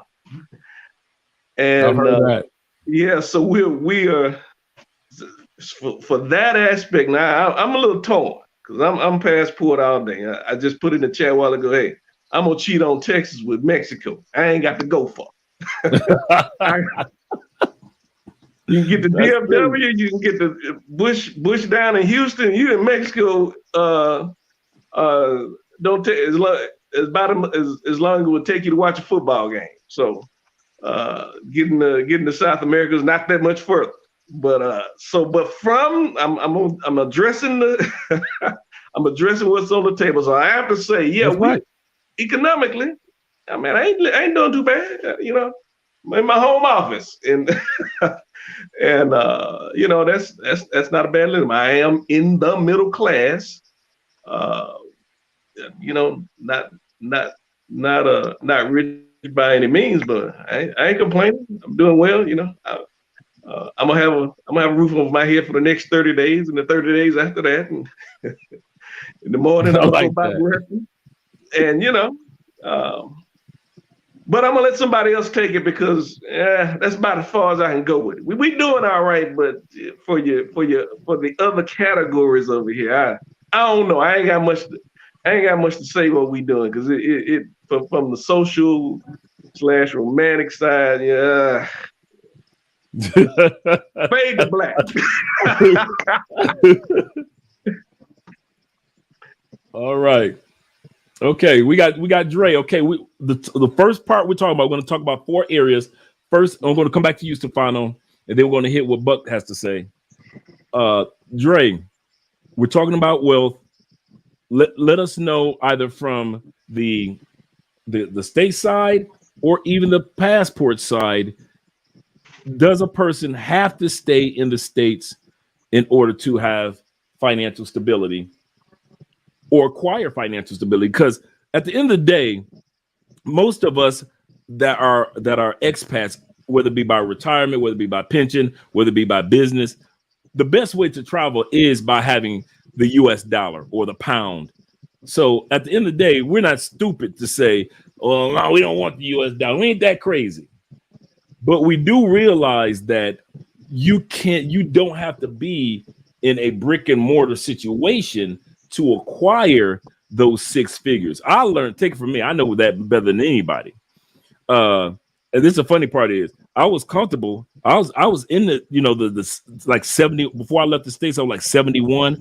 Now to some guys, 71 ain't much, but like Timothy said, many of us are middle class, and that's a little bit more than just being in the little class when you're at 71K a year.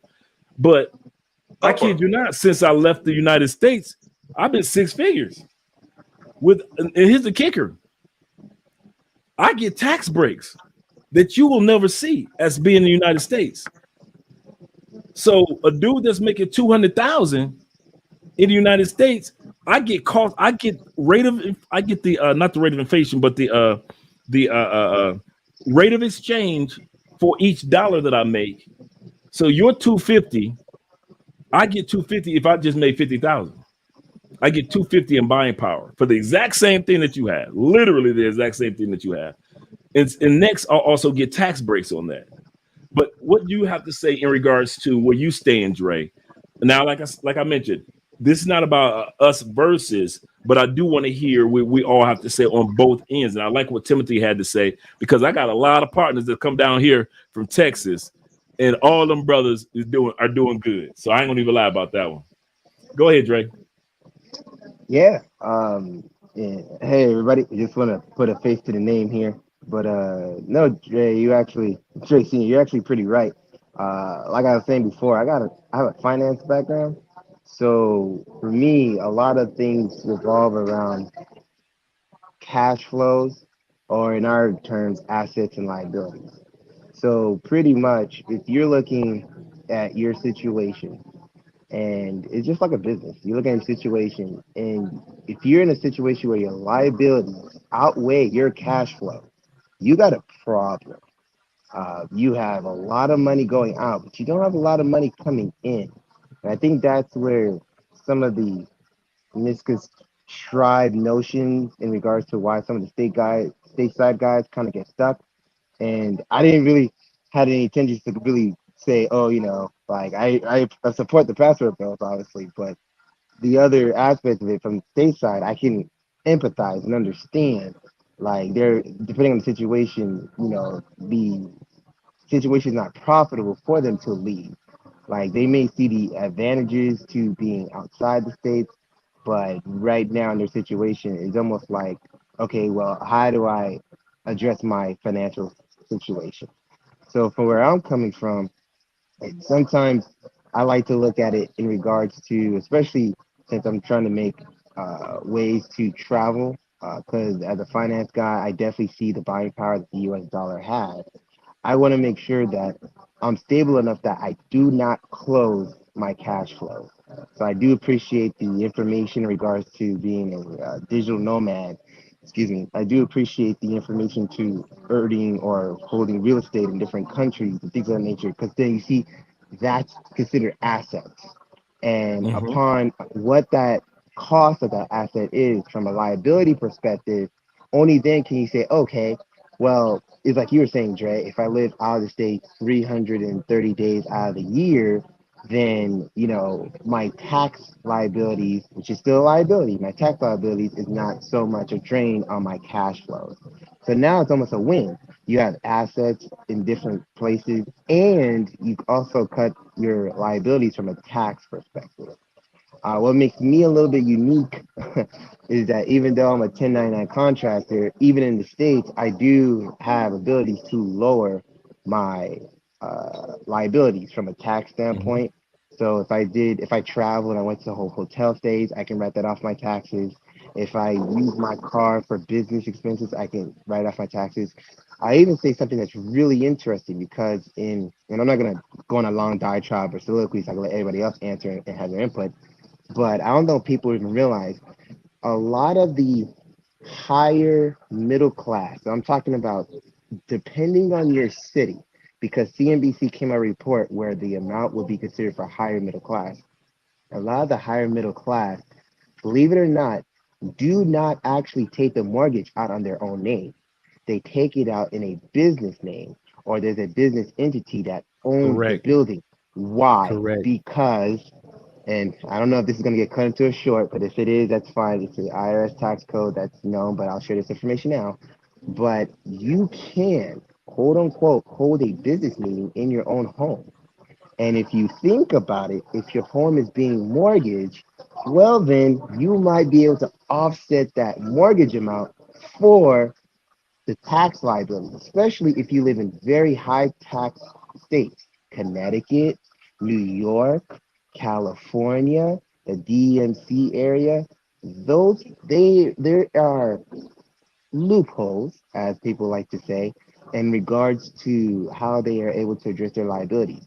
The biggest issue is, well, how come this is not a known thing, or how come this is not information that everybody knows?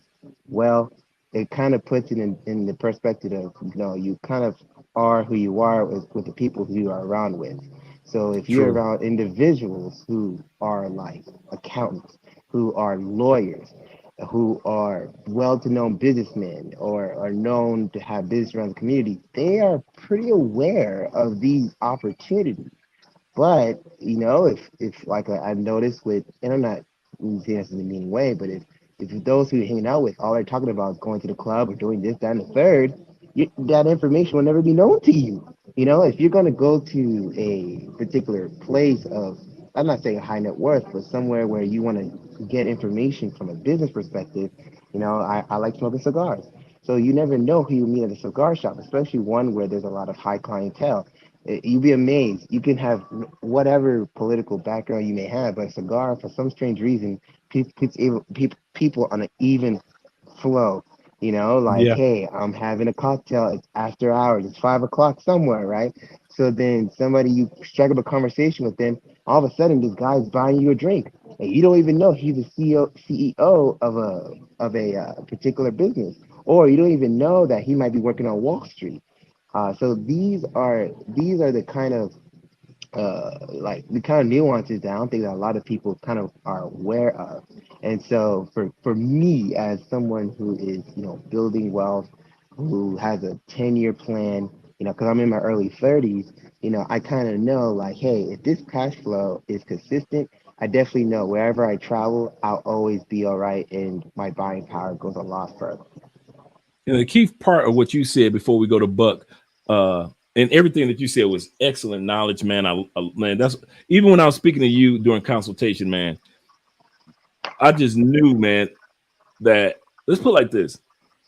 Many of you guys, like Timothy, Stefano, you, Buck, and other guys that I've spoken with, Victory, you make me feel like I'm back in Tampa in a cigar bar. And it's funny that you would bring that up because I used to go to cigar bars and that same type of feeling I would have of intellectual men, no matter what race, color, creed, their political affiliation, religion. We could sit back and have a brandy or whiskey and a nice cigar and just chop it up. And you find out that this person's, but before you even find out about their career or what they've been doing, you've been talking about every other thing except for. And when I'm what has helped me in regards to travel, I get that same experience. I get a chance to through travel. I meet the Stefanos, I meet the Timothys, the Dre's, and I meet some of you guys, man, in the salsa spots. Met a brother that's been living down here for 5 years, financially stable, doing his thing, killer on the dance floor, regular everyday brother. You would have never knew.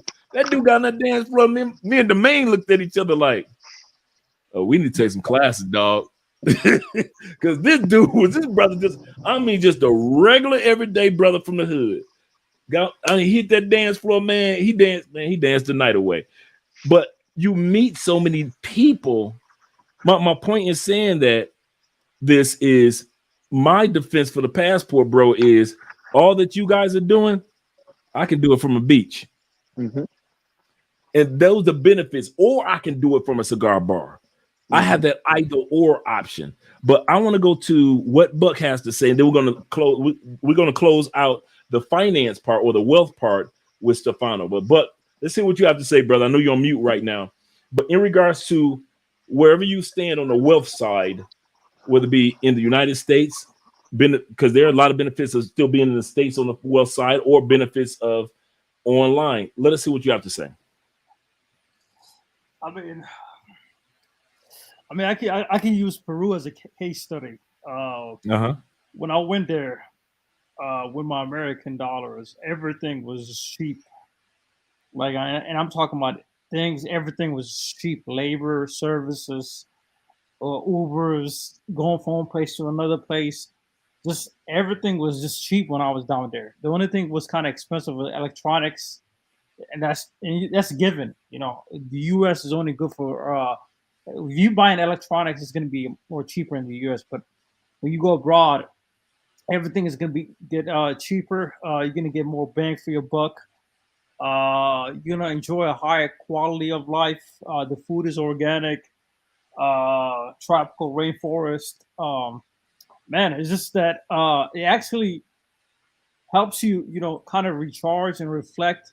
You can look back and say, man, okay, man, what I got to do to come back over here for a longer duration of time. What I But got Travis, hey, but let me ask you a quick question. Don't forget your thought. Quick question. Go ahead.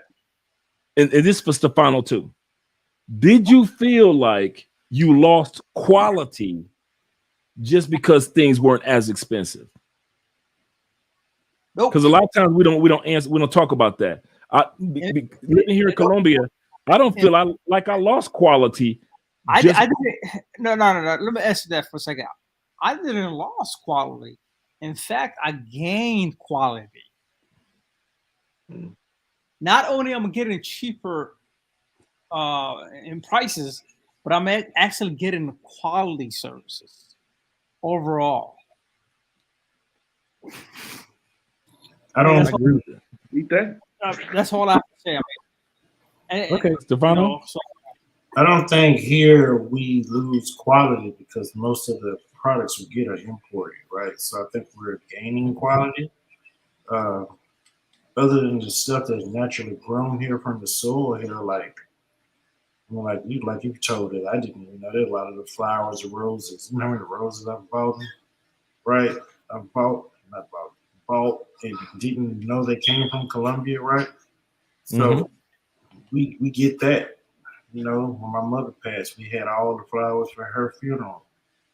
They came from down there. So I think we're getting quality product from overseas. But I think if you were to divest and move to another country, I think things might be a little bit better because you would get more of the same things, right?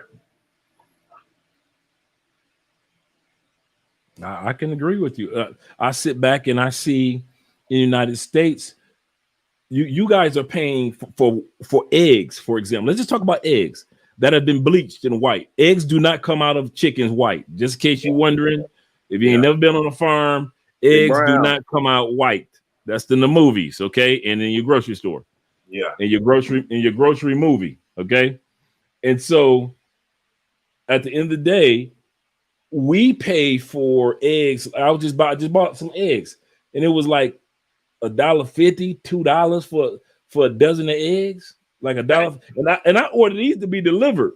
So this wasn't like if I went to the grocery store. This when I we got it's called Rappi, and Rappi deliver your groceries for you. So half the time, half our groceries we'll go to the grocery store. The other half I'm on an app, like, and it only costs me pennies on the dollar to have all the groceries sent to the house while I'm editing videos.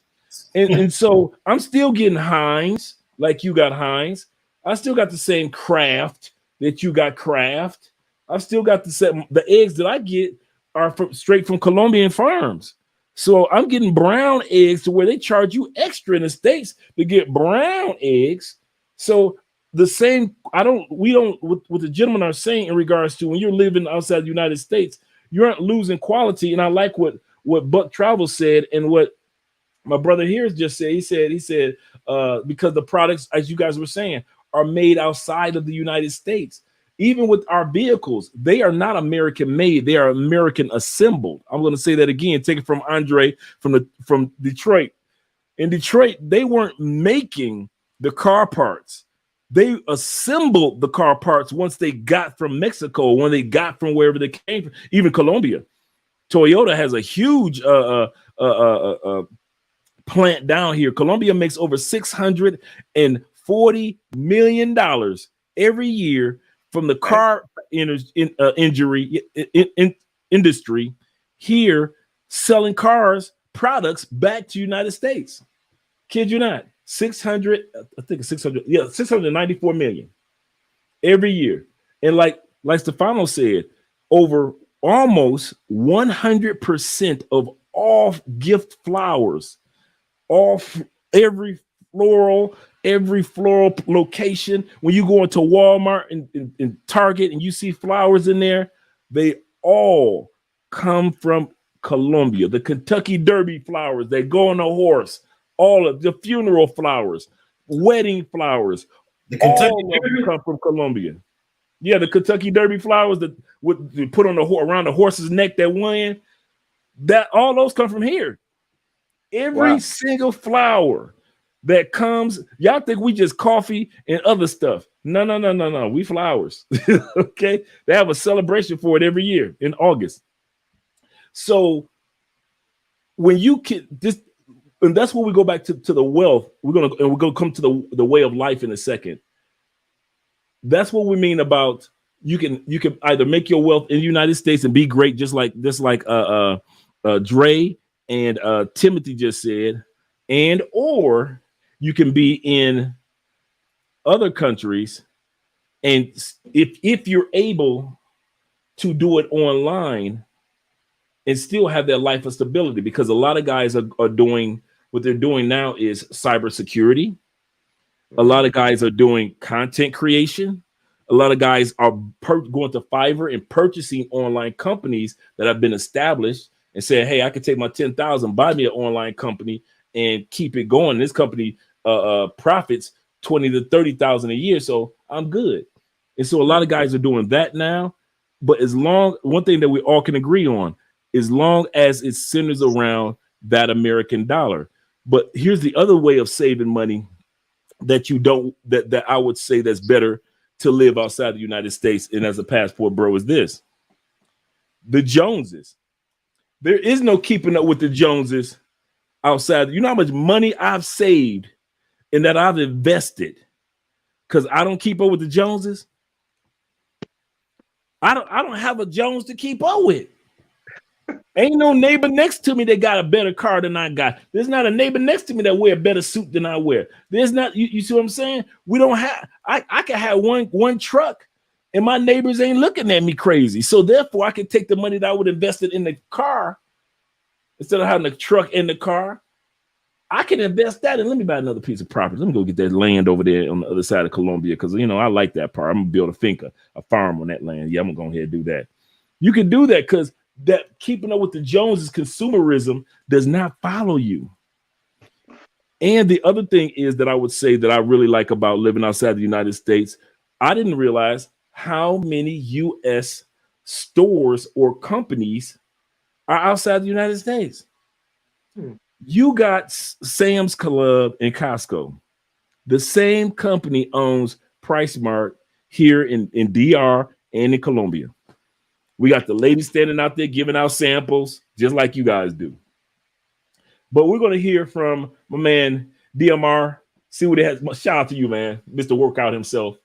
What do you stand on? We're talking about wealth right now. Then we're going to move on to way of life. That could be anything from health to education to anything. But right now we're talking about wealth. We're going to end with you, DMR. What do you stand in regards to the discussion between being a stateside brother or a passport bro? What do you stand in regards to which one is more beneficial? Well, I think that a passport bro is better. But it's a lot of Your audio.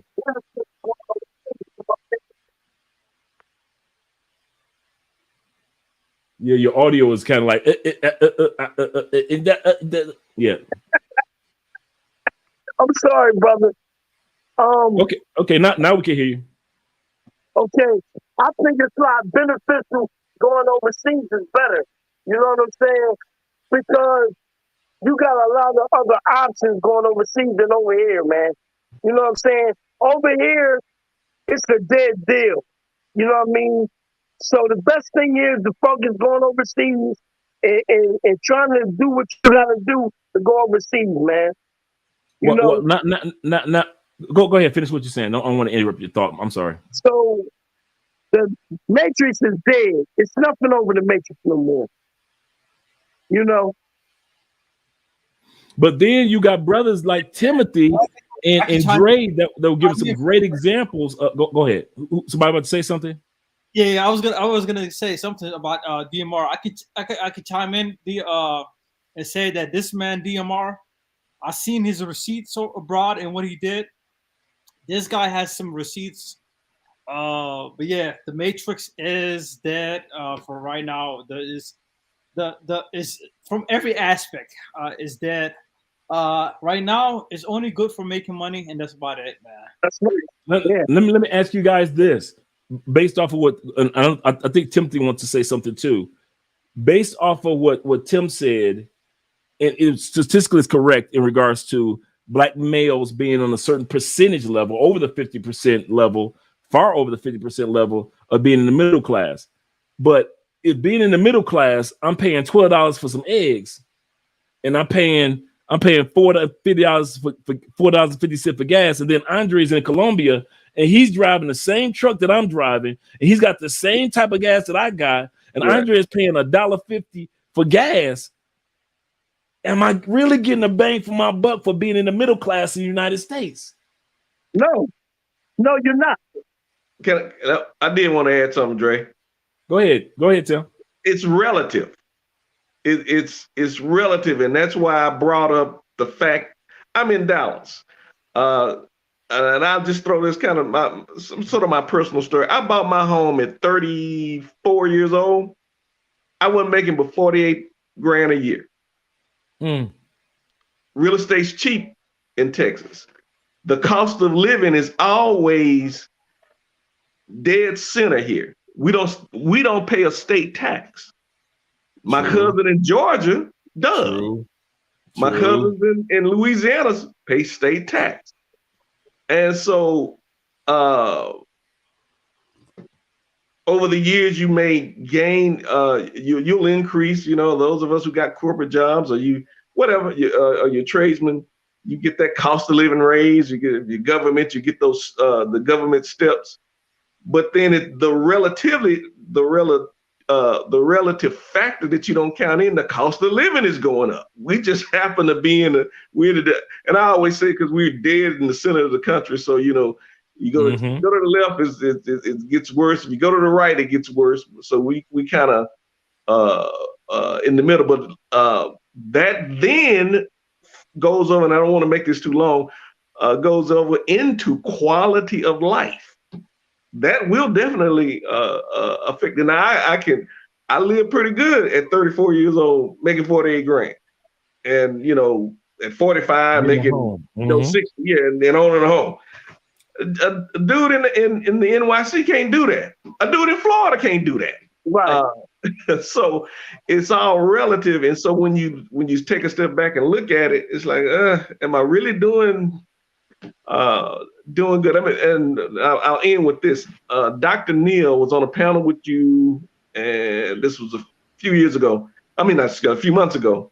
And he made a point. He says, hey, brothers, you have to look at where you are. If you are 20 something and you're making 35, you're doing good for you at that stage. If you're, 40 and you're making whatever, 45, 50, you're still and the point is you're in the middle. and so it's still that's still relative. And so that then you have to look around. What's your quality of life? Now I'm kind of mad.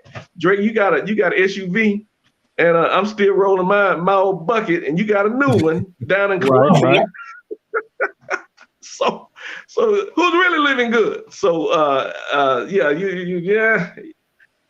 gotta get into the weeds of it. So and again, I'm partial, man. I've been following you so long.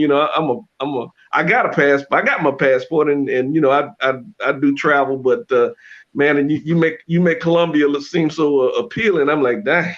Hey. It is, and the probably the part that gets me and DMR and Stefano and even Buck can attest to this. When you see the same products on the shelf that you see in the States, it's not like it's something that's and it's maybe in Spanish and English, because Louisiana hot sauce is the same thing it says in the States. It's not a different bottle. It's not like, well, there's a Spanish Louisiana. No, I go to the grocery store and that Louisiana hot sauce is in English, just like it is in the States. In the States, that hot sauce is gonna cost me, like, let's say $2. It's gonna cost me 80 cents here in Colombia, 46 cents here in Colombia for the same Dre. product. And you look like, And the quality is better. correct. Hey, Dre, Go ahead. Dre, I work at the supermarket right now, right? Part time. The average Louisiana hot sauce you talking about is $3, bro. They wrong for that. It's $3, man. Hey, let me so, like I said, I just got back from Peru, and not only the food is excellent, but the quality of food is also good. But so you getting cheap food, getting good food, and you getting good quality. So and I want to piggyback on what you just said. Many lives. Somebody got two different windows open. I'm hearing my echo. Yeah, I thought it was you. yeah, I did too. It's not me. I only got one window open. But what I was about to say is, like, Medellin is not Colombia. No. Correct. Medellin. It's like saying that you going to Miami and saying Miami is all of the United States, when that is completely opposite from the reality. Medellin is not Colombia. I mean, certain elements it is Colombia, but it's not Colombia. If I had to choose one city that represents all of Colombia, I would say Cali, Colombia. Oh yeah. As right now, Cali, Colombia beautifully represents Colombia overall, and Medellin is known for the party life, nightlife area. But what I want to go back to is, like, you get in more cheaper products, better service, higher quality. Overall, Absolutely correct. Hey, you just getting more bang for your buck, man. So I'm like, for the guys, the state dudes, the state side bros. I mean, they really don't have any counter arguments against that. They're gonna be like, "Oh, United States this is." I mean, when you go to overseas with your U.S. dollars, hard-earned dollars overseas, when you spend that money, you actually save more. And I'm pretty sure, actually, Andre, you can attest to that. I'm not gonna lie. To be honest, I stopped eating American food like that a long time ago. I don't eat soul food. I don't eat any of that. The majority of food that I eat every day is cooked by Spanish people. Tomorrow, when I get up in the morning, I'm gonna go to a pupuseria and eat breakfast. Right? It's just something different about how they treat the food and how they prepare it and everything. I don't eat it. Quality is bad. Steroids in the chicken. All that stuff is over processed. Man, Yeah. look, stuff in. You can go to Costco up here and look at the salmon, and the salmon got worms in it. No. We get I'm on I live in a border state, so we get a lot of Mexican products, and you know that we call it the Mexican Coke. They still bottle it in a bottle, in the old Coke bottle, and you can buy them at their we have a chain called Fiesta. You can buy them at Walmart, and it's a difference. You can taste the difference. But back to that point, our food is over processed, man. It's killing us.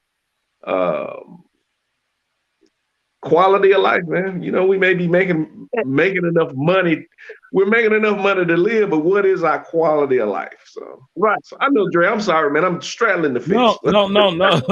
I'm with you. DMR, before you go, because we're kind of like moving into what we want to talk about anyway, way of life or quality of life. We're in that part of the conversation right now. I want to give a response to Chess King. He said, Andre, I don't know about the service part in Colombia. This is the part that we don't realize in the United States. And I was like this. First date with Andrea. I don't think I told you guys this story yet. I think I did one time. First day with Andrea, we're in the restaurant. I need to speak to a manager. I think I told this story. I need to speak to a manager. Yeah, you did. And Andrea was like, well, what's the matter? What's going on? Something in your drink or something? I said, we've been here 20 minutes and we haven't been served our food. I can't believe this is a travesty. And Andrea was like, babe, this Colombia, they expect you to talk with the person who you're with.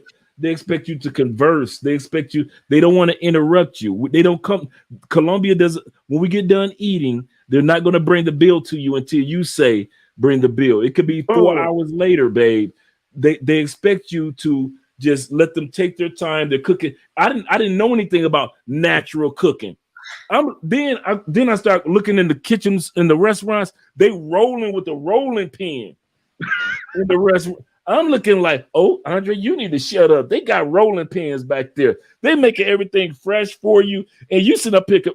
And I had to learn that Colombian service is not American. Everybody waiting in line. Get them in, get them out, get them out. Do you need any more help with anything? Okay, I'm gonna bring you your bill. It doesn't work like that in Colombia. It's that take your time, I've closed down restaurants. I've had partners we've closed when the ladies are taking off aprons and the accountant is doing the books and they're getting on their motorcycles heading out the door, and we've been sitting there for like 4 or 5 hours after we've had our meals. And so when it comes to Colombian service, you have to realize there's certain expectations at their restaurants that are not like in the States. And in the States, you're gonna get cussed out by Keisha anyway. You got restaurants that are dedicated to cussing you out. But Christopher, shout out to Christopher being here in the building. Christopher says restaurant service and grocery store lines are not good in Colombia. Now that is another thing. Colombians like to talk and converse with each other, with the clerk, while they're getting their groceries taken care of. In the United States, ain't nobody saying too much anything. It's in, out, let's go, blah, blah, blah, blah. Colombia even has the lines where they have the beep, just like we have the electric machines. Yeah, thank you. Yeah. And you see how long it's been since I've been in the States. And he said at the end of the day, they still will just take their time. They're just patience. Chess Kings also says this.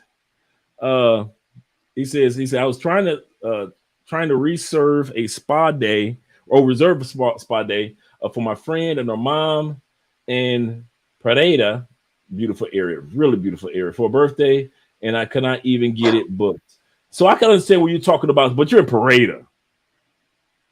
You're talking about like the country coffee region, country.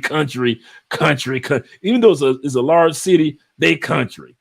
And so, yeah, I feel where you're coming from, Chess King, with the customer service in regards to that. But I'm giving them a little leeway because they just coffee and country folk in that area.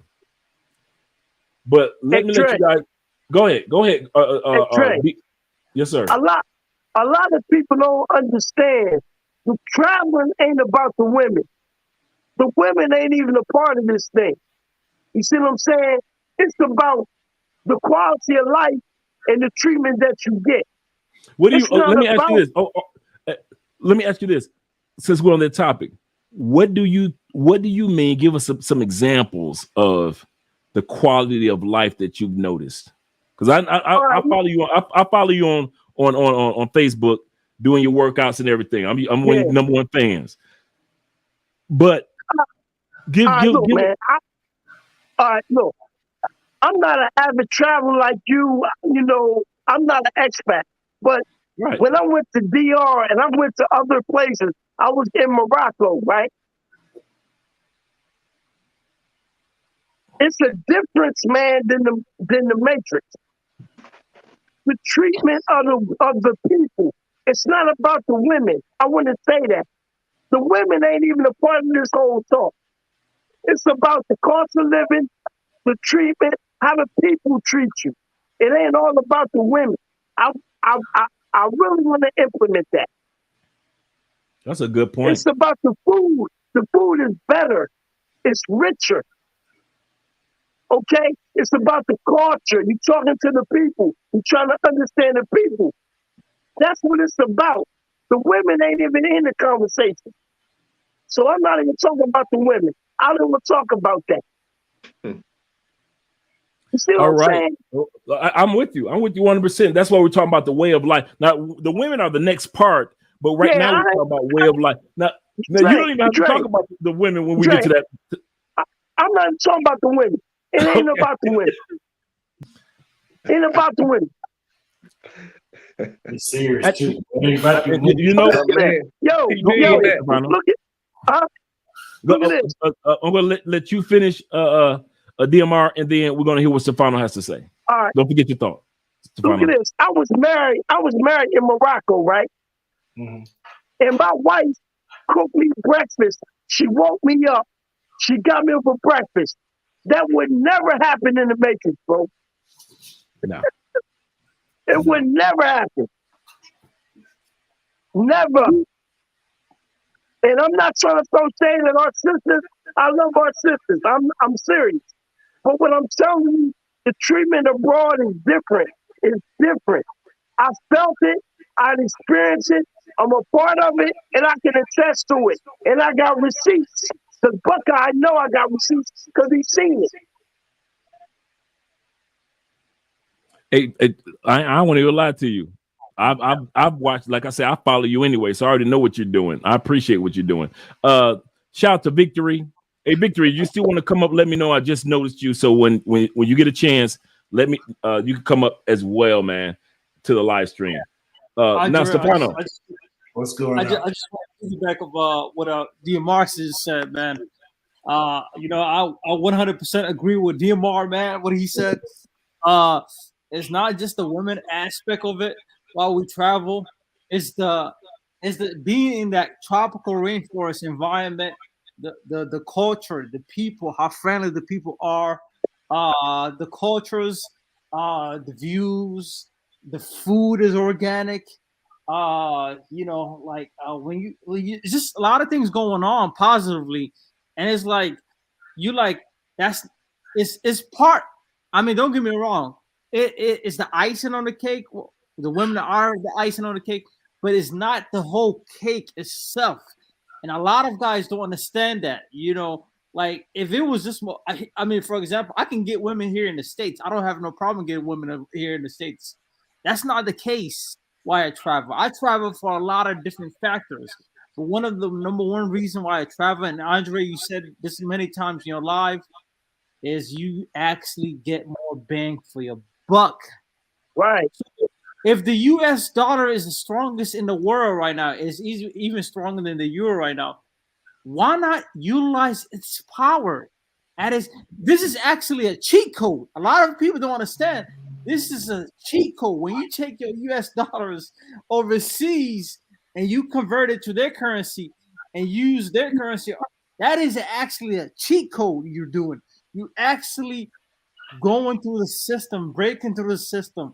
You actually have the cheat code in life when you do that. And Andre, you're doing that yourself. You're proving that. And we all experienced it when we go. When I was in Peru, I was like, what the hell? Breakfast, $2.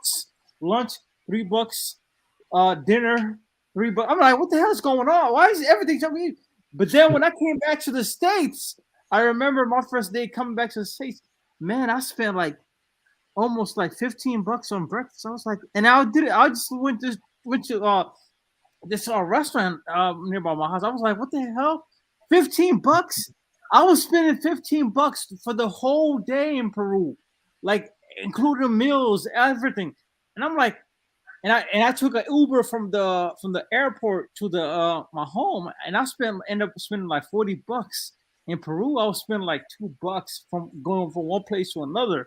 And from the airport, it cost me like $7. Everything was cheap, you know. So that's one of the many reasons why we travel is like we actually get more bang for our buck, you know. And the services are way cheaper abroad. Where do you stand? This are excellent points, man. I kid you not.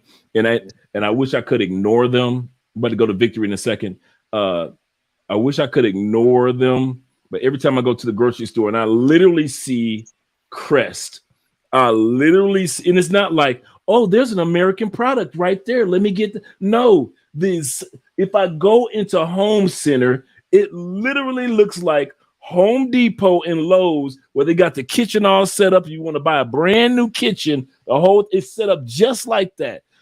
Everything, the same screws, the same screwdriver, the same vacuum cleaner, the vacuum cleaner, the same everything, the exact same Fendi, the same Gucci, all of it.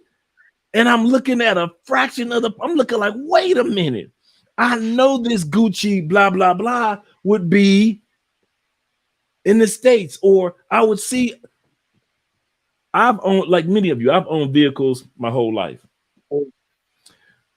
I've never owned a vehicle that the price, the cost of it. Now, some of you like your Corvettes and other, exotic custom vehicles, they go up in price no matter. They just do what they do.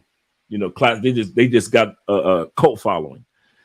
And my Chevy since 2020 has gone up $8,000 in value. Of course, the time of the year and the rate of inflation around the world, so forth and so forth, and supply and demand has made it that it's hard to buy a brand new vehicle without paying too much. But it's a Chevy, and that's the part. It's just a Equinox, a big truck that everybody tries to stay out the way, and so. And down here is called the Captiva. But the crazy part is it's the same product. And for me to go back to the United States, knowing now this same product, if I buy it in South America, the value of it is going to go up. But if I buy it in North America, the value of it is going to go down. Right. Right. You see what I'm saying? It really is not drawing me to stay in South America. When I went back for a week, dude, between my Airbnb, my hotels, and just cost and Ubers and stuff like that, bruh, I went through about easy in 2 weeks, $2,000. Yeah. Between Ubers, hotel rooms, but in Tampa, it was a whole new Tampa and it was whole new prices. But I want to hear what Victory has to say in regards to, and I like what Will has to say. Will said that foreigners have been using the cheat code, meaning going to America, make your money, then send it back for years. And he's absolutely correct, because I kid you not. I'm gonna let Victory speak after I tell this little short story. I remember I was in the Feds. I've told this before. We worked for the federal company called Unicor, not Unicor, Unicon. And when you work for Unicor, actually Unicor, you can buy it on New York Stock Exchange. Is actually a federal prisons, and they make and curate the tilapia that you buy in the grocery store. That's Unicor. All the tilapia in the United States is made by federal prisons. Wow. And so, yeah, all of it. You love your tilapia. I know that, Greg. You ain't know what? Yeah, man. We got tilapia farms and all type of prisons. And so I remember this Mexican dude used to take his $160 a month and send like 150 back to Mexico. And he was doing like 9 years. I'm doing 10. He's doing 9 years. I'm like, you crazy? He said, I'm sending it back to my family. You sending money back? I'm American. You sending that money back, man? You can do this with the send it back. I'm sending it back. This dude showed me the house that he built after 5 years in prison from American prison dollars. I'm going to say that again. U.S. prison dollars. $150 a month. He was sending back to Mexico. This dude built one of the baddest cribs I had ever seen, dude. In 5 years, a U.S. So just imagine the money that's being made by foreigners in the United States, and they shipping that money back to build this and to build that and to do. Andrea's family, United States, live in expensive New York, live in a regular apartment for 20 years, and own all type of property throughout Cali, Colombia. So when he says, when Will says foreigners have been using the cheat code of that we haven't just discovered, but we're taking advantage of now, of realizing the strength of the U.S. dollar and taking it to overseas. That's what made me become and appreciate the passport bro mindset and message in regards to the movement that's going on. Right. Victory in the building. I know somebody want to say something about travel, but I don't want to hear from Victory. Then we'll come back to you, and then we're going to go to Timothy real quick. We're talking about. I'm going to let you say what you have to say, Victory. Take your thoughts, and then I want you to be the first one to talk about the way of life. We already started talking about it.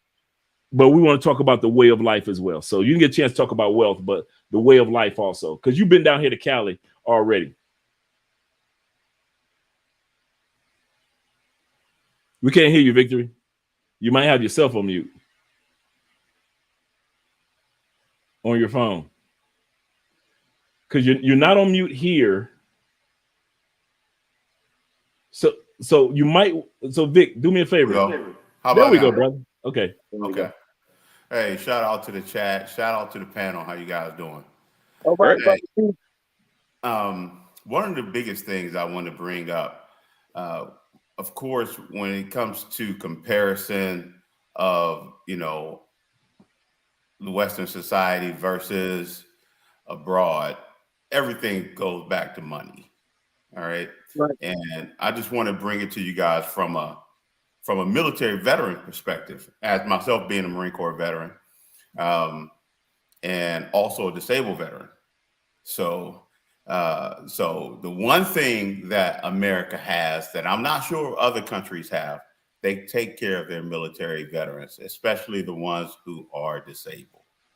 Got to give them that 100%. It hasn't always been like that, with the different wartime eras of the past, but the recent eras and all the veterans who are coming back disabled, financially, they're taking care of them, health-wise, technology, things like home aids, they're taking care of them that way. So I will give America that. I'll give them that. Myself, like I said, Marine Corps veteran, disabled veteran, VA compensation is there. All right. But even with the VA compensation being there, you still have a lot of veterans who are out here homeless. Now, let me break it down to you in disability ratings. You have disability ratings. Let's not even start at the beginning from 10 to 50%. Let's go to 60% to 100%. 60 to 100% disability rating for a single military veteran who's disabled. It ranges from about, probably about $1,400 a month to 100%, which is over $3,600 a month. $3,600. How do you know that? I work for the government and I'm a tax accountant. So okay, so you know where I'm coming from. Okay, right. And thank you for serving, sir. Yes, sir. And but these same veterans who are getting the disabled veteran money because of their service-connected disabilities are homeless. Imagine having $1,400 a month to $3,600 a month in Colombia. Right. You go from living homeless in the United States to what, strata 5 at $3,600, maybe strata 6. Yeah, 6 easy. You could do 5 like us. And for those that don't forget your thought real quick. I just want to let guys know. For those that don't know what a strata, I'm gonna let you describe it, Victory. What is stratas? So guys don't know what it is in Colombia. Stratus is different levels. It goes up to 6 different levels based on the living standards of individuals in Colombia. You have strata 1 through strata 3. They range from from the lower income areas, and they kind of move up. as as far as better standards of living, the higher the statuses go, pretty much. So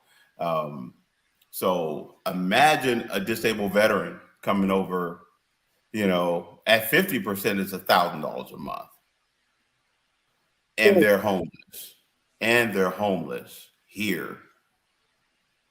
They could have a much greater standard of living, easily to move into a status 4 or 5, easily, and have enough compensation, VA compensation alone, to pay for leasing of an apartment, all the utilities, all your food expenses, even to the point to where if you wanted to go out, have a good time once a week and things like that, there is enough money just on your VA compensation alone to have a much better standard of living, instead of being out here on the street with no place to stay.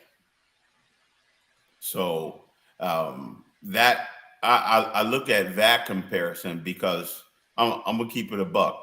I'm 100%. So and plus I'm a federal employee. So doing good but here's the kicker. financially.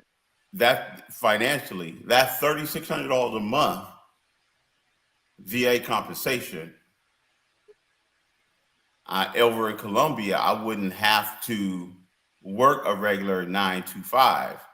That VA compensation would allow me the flexibility to do the things I want to do, get into weight training, make sure I'm eating right, get my YouTube channel up and running, things like that, get my business up and running, supply chain management business, because I have that in the past, prior to COVID, to really focus on getting all those things up and not have to worry about anything financially. So, and one of the biggest things I want to do in starting a YouTube channel is to reach out to those veterans, because, that standard of living somewhere else could be a game changer for anyone's life. You got a lot of veterans who are dealing with things like PTSD and things like that. And that goes into the environment that we live in. $3,600 a month is more than enough over there. Way more. Here, I'm paying for my condo. I'm paying for my utilities. I'm paying for my monthly expenses. I got a car. There's no way. 3 of my bills would take up that $3,600 a month, and I have more. So, it's just the standard of living that you want to choose. And then on top of that, with the other things, the lifestyle, the people, the environment, the more positive environment. When I was there, I experienced a lot of great things when I was there. Shout out to Dre and Andrea. They took me a couple places, and but I really was like, I'm kind of like, I like to be on my own. So there was a couple times, I didn't even contact Dre, because I know you didn't. Yeah, because but most of you dudes do that. Yeah, most of y'all come down here, y'all get settled, y'all thing, roll. And he's like, man, I ain't talked to you in a couple days. You okay? I'm like, yeah, bro, I'm all right, man. Just doing my thing here, just getting acclimated to the place while I'm here. And yes, it's definitely a move that could be made, that should be made for a lot of people, to change a lot of people's lives. Instead of, if you have that type of compensation coming in, and it don't have to be veterans compensation, it can be anything. You got, whether it be Social Security or what, disability or what, you got that kind of money coming in, and you don't want to work, or it's like, what, it's time for me to really be considering doing my own thing. Well, how am I going to do my own thing if I'm, without, for some people, your job gets in the way for other things that you have to do, you want to do to go forward. Well, with that type of money you have already coming in, you go to another country where you can afford to live off that comfortably, and you don't have that to worry about. You can focus on the things that you truly love, you truly want to do, and that bring out the real you. So yeah, that's my little bit on that. But the one thing like the United States got, they take care of their vets. I got to give them that. All right, Yeah, Timothy. Go ahead, Buck, and then we're going to go to Timothy after you get done, Buck. Yeah, I just want to piggyback what Victory just said, man. Like I said before, when you go to some of these countries, man, the people are friendly. You're not getting that attitude, the weird customer service experience. The people are just friendly, welcoming, and it's kind of like refreshing to see that once you go outside the country and you experience that. And I experienced this in many different places: Canada, DR, Mexico, Costa Rica, Peru, Colombia. All of these places have one thing in common: the people were more friendly. The food also was organic. And one thing I realized is when I was in Peru and I was out there for almost a month, I ended up losing 15 pounds. And I was eating a lot. And despite doing all that, I still lose weight. And I'm like, and you tie it back to the United States and how processed our food is over here. The food over here is just processed, man. Like in Peru, when I was in Peru, you can taste the quality out of the food. And I'm pretty sure, Andre, you can attest to that in Colombia. You can taste the quality. But here in the States, you're not tasting the quality. What you're tasting is you're tasting GMO. Genetically modified foods. Genetically modified organisms. Yeah, that's what you taste it. And that's why when you eat these foods in the States, you get bloated, you get that tiredness, you get all these symptoms. But overseas, you don't get it for that reason. You actually, when you eat food overseas, you actually feel more energetic. After you don't get that food coma that you usually get in the States. And that's one of the other reasons why we travel. And DMR covered this in what he said earlier. He said it's not the woman aspect what we travel for. It's other factors why we travel for. It's like a lot of guys just want to get away from this environment. We want an environment with tropical rainforest. The people are friendly. Finally, you treated as a human being on a human being level. So that's what why we travel. And it's like when you talk to your American colleagues and you tell them that you're going to Colombia, and they're like, "Oh, don't go to Colombia." Meanwhile, little Johnny just shot up a mall. Yep, you're right. Been there. It's a disease. He's not a drug addict. It's a disease. Oh, now it's a disease. Now Chad is doing it. Is a disease. Dre, go ahead. 1980, it wasn't a disease. Dre, hold on. Dre, go ahead, DMR. Your story is very important. And I say this, and I said it before. You serve time in the feds, bro. Mm-hmm. A lot of people don't survive the feds. That's true. I respect you, bro. I got a lot of respect for you. Thank you, brother. I appreciate that. You, bro. Mm-hmm. That's what I'm saying. I got a lot of respect for you because I know guys that serve time in the feds. They tell me, "Yo, man, it's rough," and you survive that, and you overseas. I respect you, bro. Oh so man, I respect you. I got some John Gotti stories and everything. I remember when Gotti came, boy, them helicopters. We didn't know what was going on. We saw like 7 helicopters. We're like, what is going on? And all of a sudden, we saw these armored cars coming through. And we like, okay. So everybody on the compound looking like, okay, what's going on? All we know is 7 helicopters. We thinking like somebody tried to leave. And so they trying to, try to find that person in the woods or something. Or at that time in the cornfield in Indiana. because he only came through for a minute in Indiana and Terre Haute, and they were about to take him to the Supermax in Denver. And that's the Supermax prison is you don't see your family, you don't get no letters. The letters that you get, they look at first and they scratch out what they don't want you to, and they put it on the television screen. So you never touch your, like, you know, like in the feds or like in prison, your girl might spray it with some perfume. Oh, I get to smell my baby.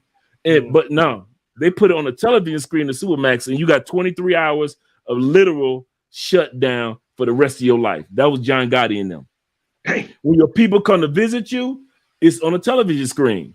It's not even a glass. In the Supermax, you see your people on a television screen, and there's guards there behind your people. And then when your people get done talking, the screen just go blank. When the time is up, screen just go blank, and that's it. Even if you're in the middle talking, no goodbyes, no nothing, it just shuts off. And that's Supermax. And they also have Supermaxes that are underground in Colorado. Yeah, dude, it's the feds, man. They do not play like we used to say the feds. The feds don't waste no ink. Meaning when they put out an indictment, you guilty. Feds don't waste no ink. State might try to catch you, but go ahead, DR. So if you can survive that, and you can get out and go to Colombia, I mean, it can happen. It can happen. Yeah, that's true. That's true. My life is the no excuse life. You ain't got no excuse. That's what I'm saying. So it's like you are the poster boy for this whole thing. I mean, that's just what it is. You know, and I said to you before, man, you know, I respect you, and it's you know, I respect cats that come from the muscle. You come from the muscle, bro. That's all I gotta say. Come from the muscle. No doubt. Timothy, we're talking about way of life. It could be anything from in regards to medical. It could be anything from family. Now, guys, we got 51 here. Make sure you click that like button. We understand that there are at least 3 to 4 F's that keep people in the United States. We're not naive. First of all, finance. That's what brings people to the United States. That's what keeps people in the United States. Even when it comes to a state, some people say, man, I want to live in Philadelphia, but hey, the money is so good in Texas. So finances. Number 2 is, a lot of people don't leave Detroit just because they got a good job in Detroit. Right. And Detroit is falling apart around them, but they'll stay there until they get a pink slip. Everybody else can get a pink slip, but until they ain't got one, hey, they good. Ain't no problem with that. So number 1 is finance. Number 2 could be family. We just there because of our family. You know, statistics show, like I always talk about, 72% of all Americans will live and die within the 50-mile radius in which they were born. Why? Because one of the reasons, the number one reason they said in the stats was they got family there in that region. That's why my mom had me. Number 3 is family. Friends. Number 1, finance. Number 2, family. Number 3 is the influence of friends. Friends will talk you out of getting a passport or even moving to another state. Yes. Friends don't know. They don't see you. You know how many friends try to talk me out of moving from Cleveland to Chicago, try to talk me out of moving from Chicago to Fort Wayne, Indiana, trying to talk me out of Indiana from Fort Wayne to Nap, and try to talk me out of moving to the Bay San Francisco area, try to talk me out of Stockridge, Florida, Georgia, outside of Atlanta. Then, man, friends and family was like, why you want to move to Florida? What's down in Florida? You sure you're going to be all right? Ain't nothing but alligators in Florida. we praying for you. We praying for you to get you back in Detroit. I ain't lived in Detroit for almost 35, 40 years. I've been to Detroit, but I ain't lived in Detroit. I go to the jazz festival, but I ain't lived. I'll see Joe Louis Fist, but I ain't lived in Detroit almost 40 years. And so it's like, y'all trying to talk me out of Tampa, the beach, St. Pete. We're talking about the Daytona 500 is right down the street from me. I can see this mouse I've been hearing about for the last 50 years. I can actually see this mouse myself. And y'all trying to tell me to come back to little old Detroit? So no matter what, we're acknowledging those 3 F's that are there. We're not naive. Some of us are taking care of family members. I got a partner that hit me up yesterday. One of my boys, he's been down here to Cali a couple of times. He said, Dre, I did it. I say, what you do? He's from Texas. He's doing just like you doing, driving his trucks and making his oil money and so forth and so forth. And so, because y'all always got something to do with rigs. And so, Big rig. he hit me. He said, I finally did it, Dre. I said, what'd you do? And I knew it wasn't coming to Colombia because he'd been all around here. He said, I finally talked my dad, who I've been taking care of, to come down to Cali in a couple months. Wow. He said, Dre, I need your help. I said, what's up? He said, my dad is an avid golfer. I said, don't worry, we got 2 golf courses, beautiful down here in Cali, and I'm gonna take your dad fishing. Oh, yeah. So when I sit back and I say that you're not losing anything when you come to these other countries, we got the golf courses, we got the tennis courses, and we got bowling. And so for those guys that don't realize, we're gonna go to Timothy next. For those guys that don't realize that we definitely have those things down here as well. And in closing, with what I'm saying, the only reason I went for my passport, DMR, I just wanted to see what they would say when I got rejected. I kid you not. I was like, okay, Andre, you've been a good citizen. You've been volunteering around the country. You've been doing some great things. So you might have to file to get your case closed. I swear, that's what I was thinking with my passport. I said, okay, so let me put out my passport, let them reject me, because they have to tell you why they rejected you. And then I could take that and say, okay, let me file to get this case closed, get that case closed, get that case. I never thought it was going to be a blue book coming in the mailbox. Hey, man, that blue book. Brother, it happened. It happened. Right. It happened. Right. So now I can over the last couple of years, I've been encouraging people that have had a checkered past like I have. That, dude, that's not the end of life. Dude, I did a 10-piece in a biscuit. We call it a biscuit probation part. You could do the 10 years in prison, but I did 5 years probation. Nobody want to talk about that. And I had a fine probation officer, so I was trying to smash her anyway. So I said, girl, you're my probation officer, but I need you bent over this desk right now. Andre, Dre, don't be using my government name. Hey, Dre, I had a state charge.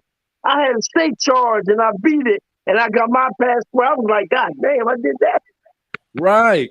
So the stuff that you don't know, that once again, the commercials that aren't put forth in the United States, like, hey, it's Christmas time. You want to get your man the perfect gift? Get him a passport. He loves you.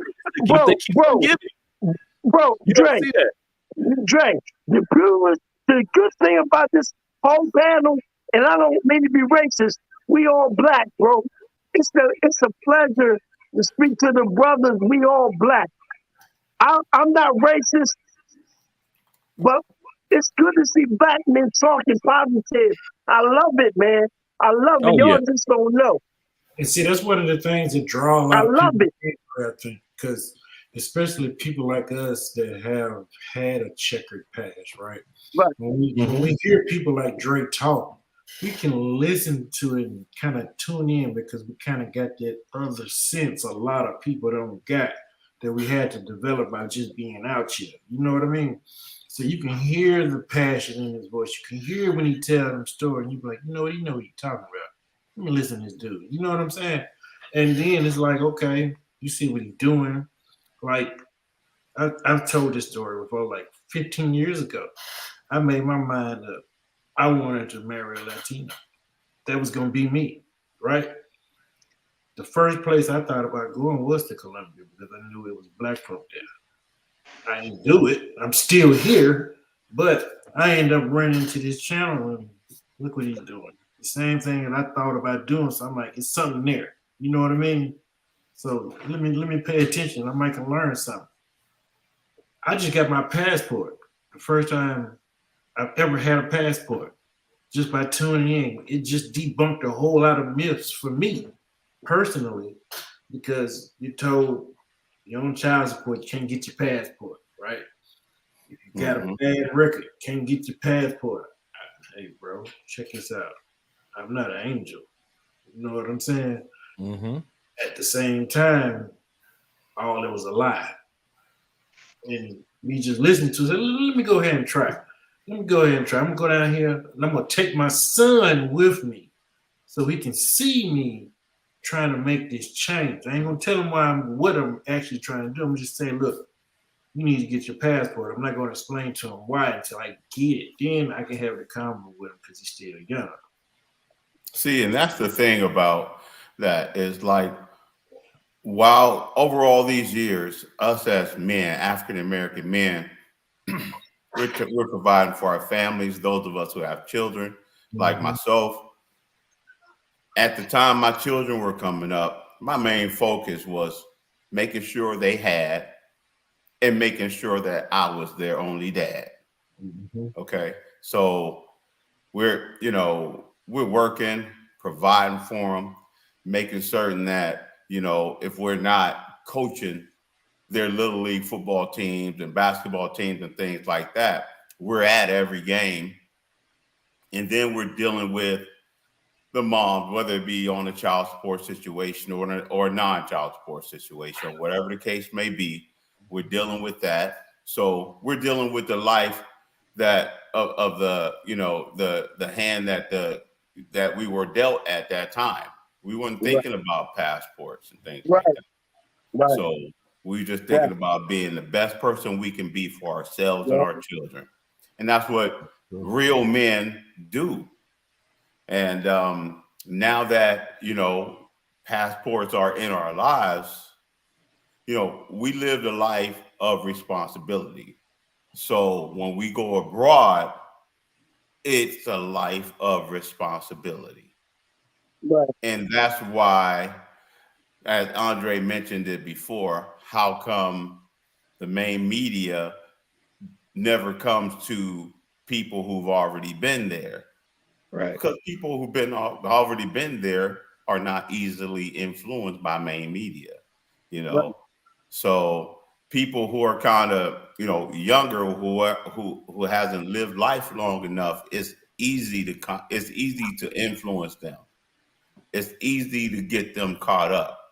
You know, I talk to my sons. I talk to my younger sons, and they're living lives on their own, but I can see where they might be slipping this way, or they might be taking a judgment without seeing the whole picture.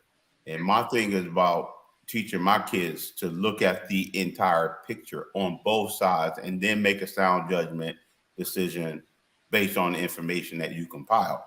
So, but when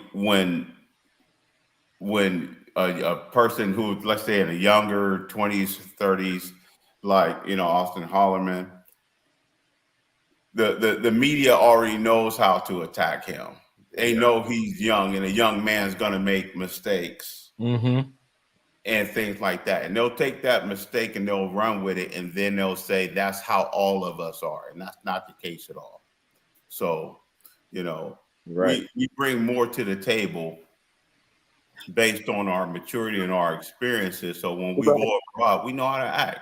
I'm not saying that's like 100%. I ain't no right, fool, right, but right. the majority of us, that's how we are. You know, Yeah, and that's really the passport bro mentality. We're yeah, bringing our gifts and talents and wisdom that we learned along the way. yeah. Well, So I Correct. just well, want But to well. interject. hey, dear Mara, let me do this. Don't forget your thought, because I'm coming to you. Then I'm gonna go to then I'm gonna go to then I'm gonna For go a second, to Timothy. yeah, for a second, I just want to interject and say this: when big companies like Apple, Google, when they go overseas to places like China and take their services out there for cheap That's a good point. and use those child labor, Chinese kids, 5 year old, 6 years old, for cheap labor, nobody says anything about it. But as soon as passport bros go to places like Mexico, Colombia, Thailand, Now everybody got to say something about it. And mind you, we doing everything. At least most of us are doing the things by the book. We're not breaking any laws, anything like that. But companies like Apple and Google, Facebook, they go into China and Nike, and they got these wet shops in China where these kids are working for. They work 10-hour days for $1 a day, $1 an hour, and they don't criticize these big companies. But as soon as a passport bro say something about American women or just American society overall, now they got to say something about it. You know, like that's the kind of double standards that a lot of people don't understand.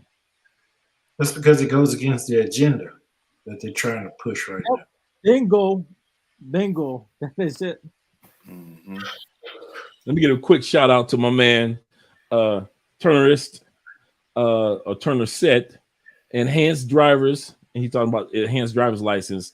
A person can acquire without a passport. And he's talking about what that is. Enhanced driver's license allows a traveler to travel to Mexico in regards to the United States, U.S. Virgin Islands without a passport. So if you're a person that wants to drive, this driver's license allows you to do these in Mexico as well as the United States, the U.S. Virgin Islands. But also, he said, for our brothers in Minnesota, Michigan, and New York. Hey, I'm gonna tell you something now. That what up, doe is straight Mishy, the Mishy Mish. Everybody else just took our dough and ran with it. You said Michigan? Oh no, man! I don't know. Man, we've been saying what up, dough forever. But you said Michigan? That's a dirty South, man. But that's what I was about to say. I was about to say this before you guys say, gentlemen, before you go any further, I can say this. I can agree with this.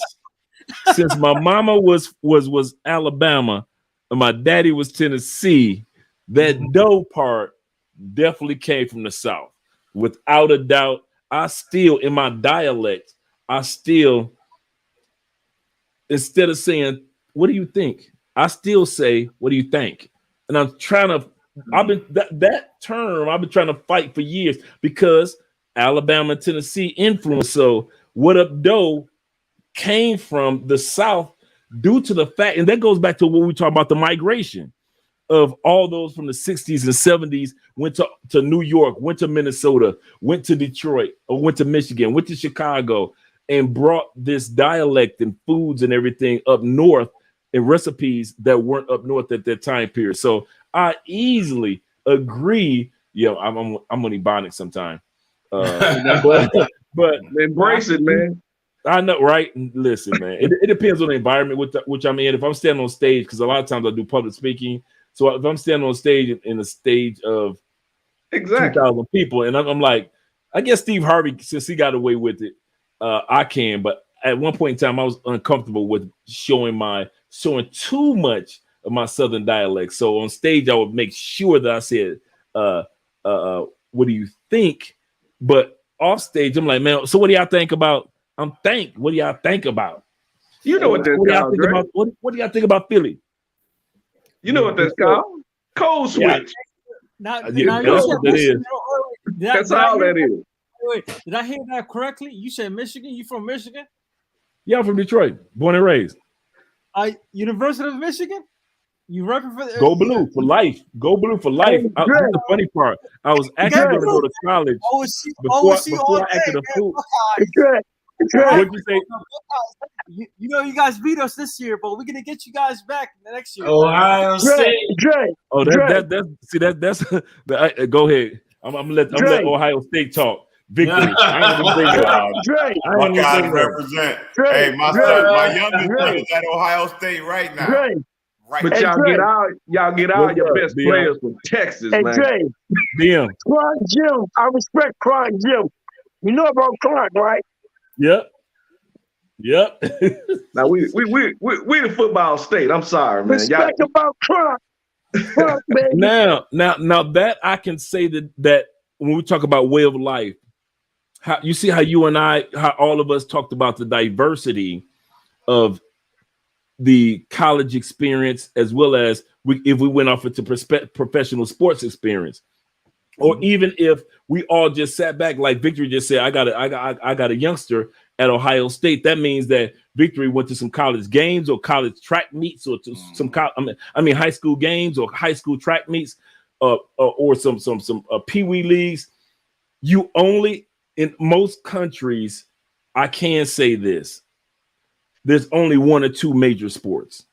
Usually there's just one. In the United States, you can go see your kids in high school and pee-wee leagues. You can see them college football. You can see the young ladies so happy to be cheerleaders and they go be professional cheerleaders someday. Or the young men that are out there trying to do their best to be the best athlete they can be on the track and field. You don't see that as much in other countries, even though Colombia has excellent cyclists. The number one female archers, shout out to them ladies though, are in Colombia. Actually, the number one archers in the world are in Colombia right now. And the dudes that do like extreme sports, as far as on their bicycles, that's Colombia. Got you. But those aren't major sports. And I could easily say that when it comes to when we're talking about a way of life right now, one of the parts of way of life that I do miss is watching on them Ann Arbor boys, or sitting back going to Columbus and I'm watching Ohio State and I'm watching that am I correct? Crimson, the Crimson Red. What am I correct? Yeah, Scarlet Red. Oh, yeah? Scarlet Red. You know, I'm sitting back watching them boys, and I've been on that campus. The first time I've been on that campus was I saw Jay-Z in concert with Wale, and I was in the fourth row at the stadium in Ohio State at the college. Beautiful campus, and so I can say that we say more when it comes to college sports and high school sports, Texas or Florida. Right. Need we say more? Some of the greatest athletes of all time have either walked through the doors of some Texas high school or walked through the doors of some Florida high school. And I do miss seeing the developmental stage of, I'm watching this kid in high school. He's the best high school player. And all of a sudden you see this kid advance and continue to advance. And in the pros, you see in this kid, he's on Philadelphia Eagles and they're going to the Super Bowl. You like, I remember this kid when he was in high school. And how many times have I said to myself, like, man, I wish I would have got that person's autograph when he was in high school. Little things like that. You don't have that experience in other countries. I've noticed that too. Philly. You do know both the Super Bowl quarterbacks are Texas boys. Mahomes, I didn't know that. Is East Texas. Yeah, Longview. Oh man, that's always a tapped. I won't say. Hey, I seen Mahomes real throw big for 700 yards in the senior game. Oh man, yeah, he went to Texas Tech, gunslinging Texas Tech, and then Jalen's from down around the Houston area, Channelview, I believe. So we pride. When I was growing up, you know, if you weren't bigger than, I'm a small dude. I'm a thin guy. I'm kind of, you know, I'm a little past average height, but man, if you didn't get to play football, it was almost like you needed to move over to Louisiana, because. But that is a part of the culture here, like you said. That's one of the things I've often wondered about, and of course I've traveled not as extensively as you guys, but I'm like, man, if you know, per chance I get to move, to Mexico, and then Mexico's good about baseball, soccer. Colombia's big. Just tell me y'all got some good ESPN connections, because I got to see my Horns and my Cowboys. If you're living down in South America, yeah, that's right. The guy that's in Cali, that the owner of the soul food restaurant, y'all did a Super Bowl party there, right?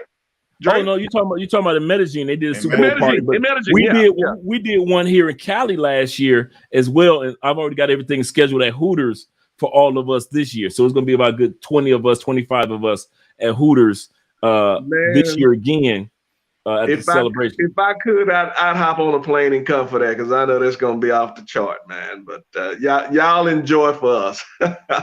Oh yeah. But do we have? Am I up next? I don't want to. Yeah, you're up next. We're still talking about way of life in regards to just like we could pick anything. We could pick medical. We could pick sports, like we're just talking to. Anything that has to do with, is it okay? Since you're talking about the States, just tell us about, you know, when you sit back, you travel, or when you notice travelers, or when you notice YouTube content creators, you're like, I think my way of life in the United States is better.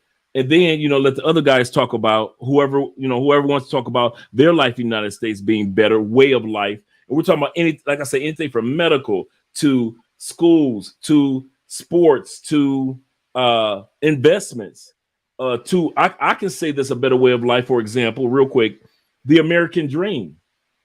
I have yet to be a country that has a dream like Americans. Like the American dream. Americans really believe to the day they die, I can be something. You got ballet dancers in their 80s. They're still trying to make it.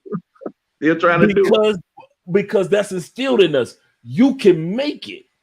I have yet to be in a country that instills in their citizens that you can make it. I can't say that is an American gift that I carry, and it's almost like a sense of pride to have been raised in a country that gives you that.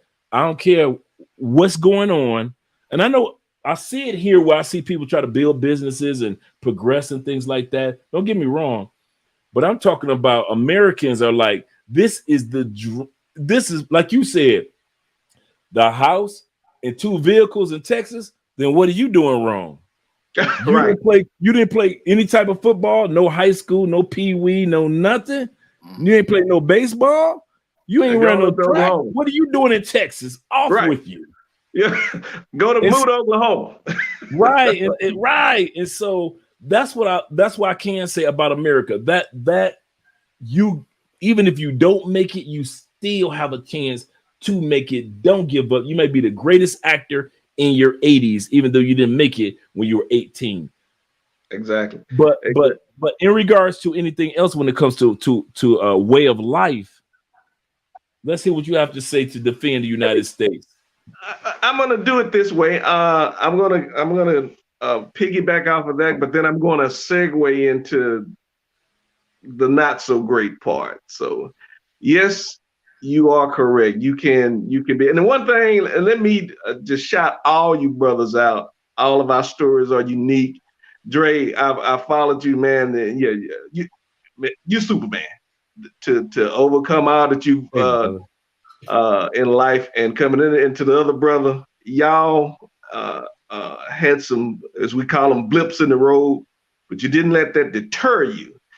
That is one of the great things about our way of life. Like you said, it's instilled in us, and I mean from the rural to the city, to Houston, to Dallas, to San Antonio, to Longview, to Cut and Shoot and Gun Barrel City. You can be somebody or be something. And let me add this to it. People always talk about, there is a perceived that we are lazy. Nah, I know very few lazy brothers, especially around here. I'll give you a story. I'm from Dallas. I'm from the inner city of Dallas. My parents, I like to tell that story, how folk migrated from East Texas here, and then some of them moved to, as I mentioned before, to Cali and other places. But this, the neighborhood I grew up in was the premier, quote unquote, as you can call it, premier neighborhood in Dallas. But like Detroit, and even California and other places, Black folks seem to get boxed off in a place in 10, 20 years, one generation, it turns into a ghetto. And my neighborhood's surrounded by 4 projects. Wasn't like that when my parents moved there. But what I noticed about my friends, my classmates, dudes I went to the first grade with, got in some trouble in high school, got out. I know a guy owns a custom home in there's two neighboring neighborhoods actually next door to me. Anybody who lives in Texas know about Dallas and the DFW area, about Duncanville and DeSoto. That's really quiet as it's kept. The new Black Wall Street. Folks, $200,000, $300,000, $400,000 houses in that neighborhood. I got to know a guy got in trouble when we were in high school. He owns a custom home in City Hill now. City Hill. And so we have that knack for making it, as we say in the South, I'm gonna make $1 out of 15 cents. Right. And so we progress in life. But what I'm gonna tell you, Dre, when you get up to our age, and I ain't gonna say how old we are, but you get to I spread it like it's a rumor. Oh man, you do. Hey, listen, you do. I got a 28-year-old wife. I'm gonna spread my age 50, going on 56, like a rumor. Oh man, look here, La Morenos and the Chicas go good together, right? Yes, they do. Yes, they do. Yes, we sir. do. Yeah, I know that's right, and congratulations. But now, the quality of life when you really look at it, and I'm glad that's why I wanted to segue in it. I'm walking through the house right now. Y'all have to forgive me. Segue into that. You get to a point where you're like, man, I'm just kind of like a hamster running on a wheel. And thank God for you, Dre, and the passport movement, the SY, whatever you want to call it, SYSBM, gives you you give us a look at what life can offer outside of the confines of the United States. Right. And that's to me, very important, because you get into, we got a name for it. We call it the rat race. And you're working 8, 10, 12 hours a day. We're making a good living, like I said, upper middle, lower middle, and upper middle class. But, your health will suffer. And I had it. Acid reflux for the last. And I don't even have any pre-existing conditions. I don't have, it doesn't run in my family, my immediate family. Some of my extent, of course, we all know Black folks that if somebody's got high blood pressure and diabetes, and I quality of life, the food we eat, the way you live. Dre, I was trying to interject when you were talking about you and Andrea's first date. You didn't realize in other places in the world it's called a dining experience for real.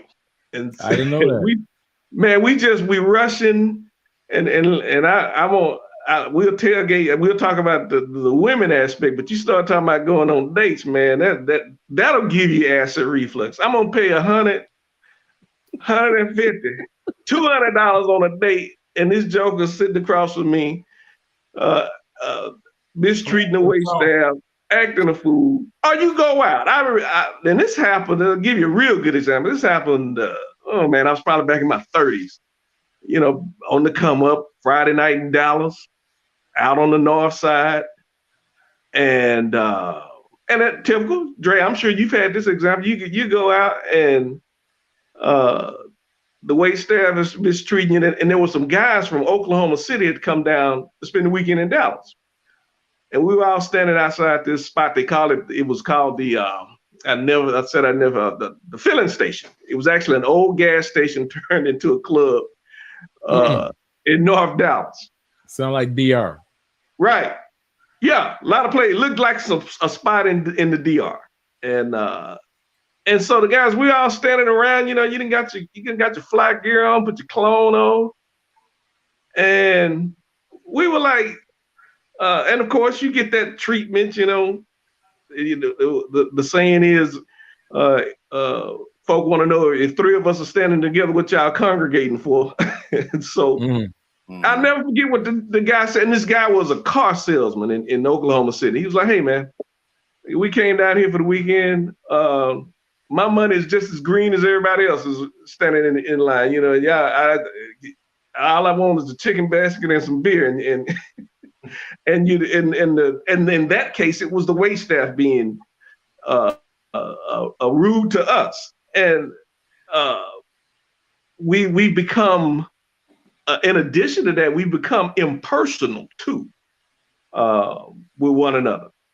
I mean, going to Walmart, especially cats like, not excluding you, Dre, but the rest of us who are single, you go to Walmart, it's a checkout. You don't even get to, if there is a checkout that, that's one of them quiches, and you're like, oh God, I'm not trying to.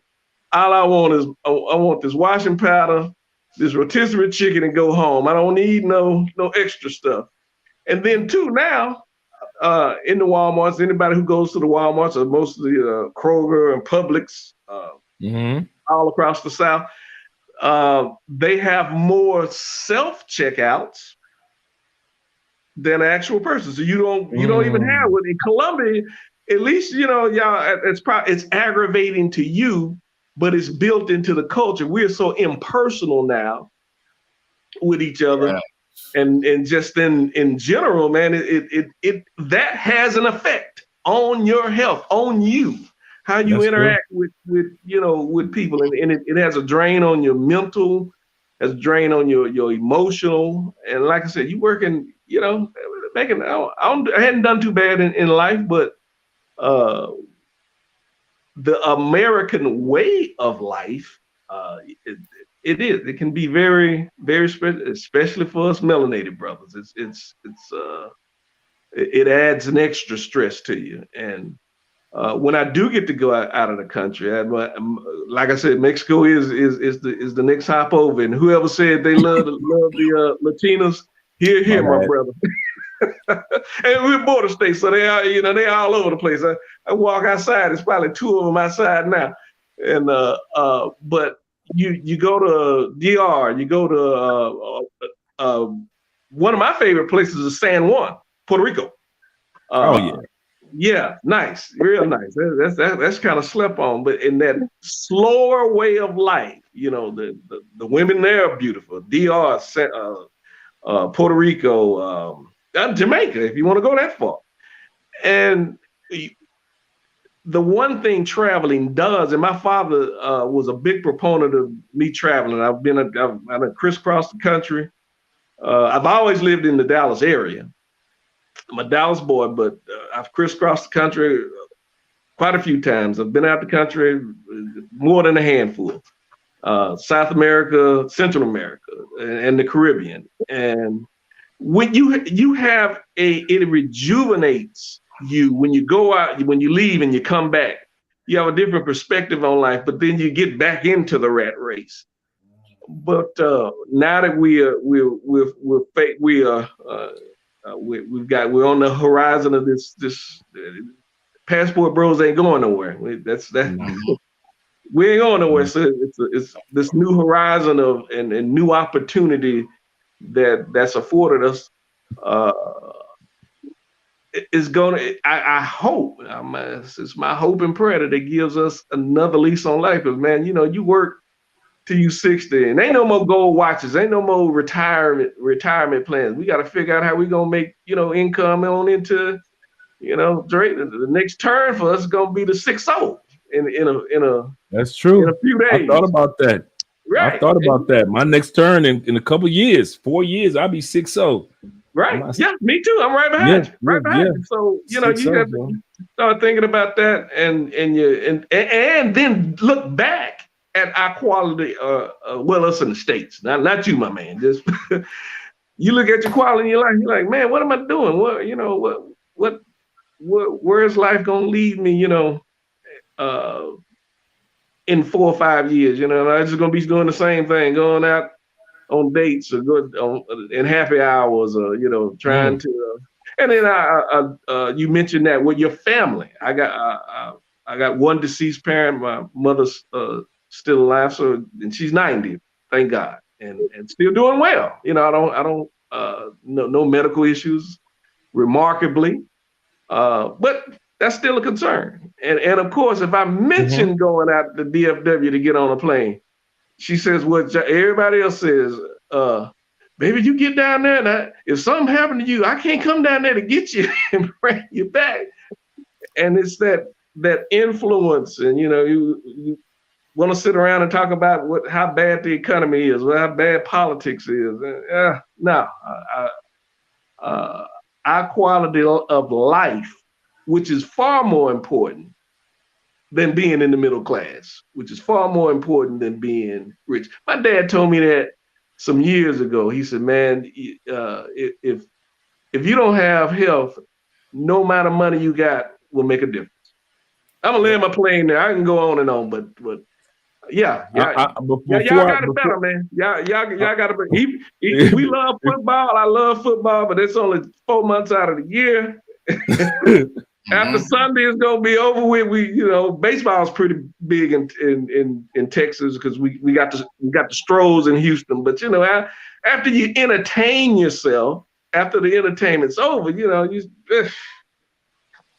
what's left? What else? That's true. That's so true, man. I used to love going to in Florida. We have 20, I think it's 23 spring training baseball camps. Oh, y'all right. That's Florida. Right. Yeah. In Florida, and right? I could see the Yankees. Like I always said, the Yankees. You got Tampa Buck Stadium right here, right off Himes area, right there off Himes, and it's not Hillsborough. Himes and is it Hillsborough? No. Oh, is it? No, it's off Hillsborough. It's Himes, and I forget the next block, right next to the George Lopez Park. Okay. Literally. They're so close. It's a bridge to walk across the street. Instead of walking across the streets, they created a bridge. Wow! To get to the Yankee Stadium, you can literally watch a Bucks game and walk right across the bridge instead of walking across the street, across the bridge, and watch you a Yankees game. I could drive 30 minutes to go see my Detroit Tigers. I can see 23 baseball teams in the wintertime and enjoy baseball before baseball even starts for that particular season coming up. But the Astros, they practice down here in West Palm Beach, Florida. Yeah, right. Yeah, right. They're down there. You don't feel like you got robbed traveling. Go ahead, Tim.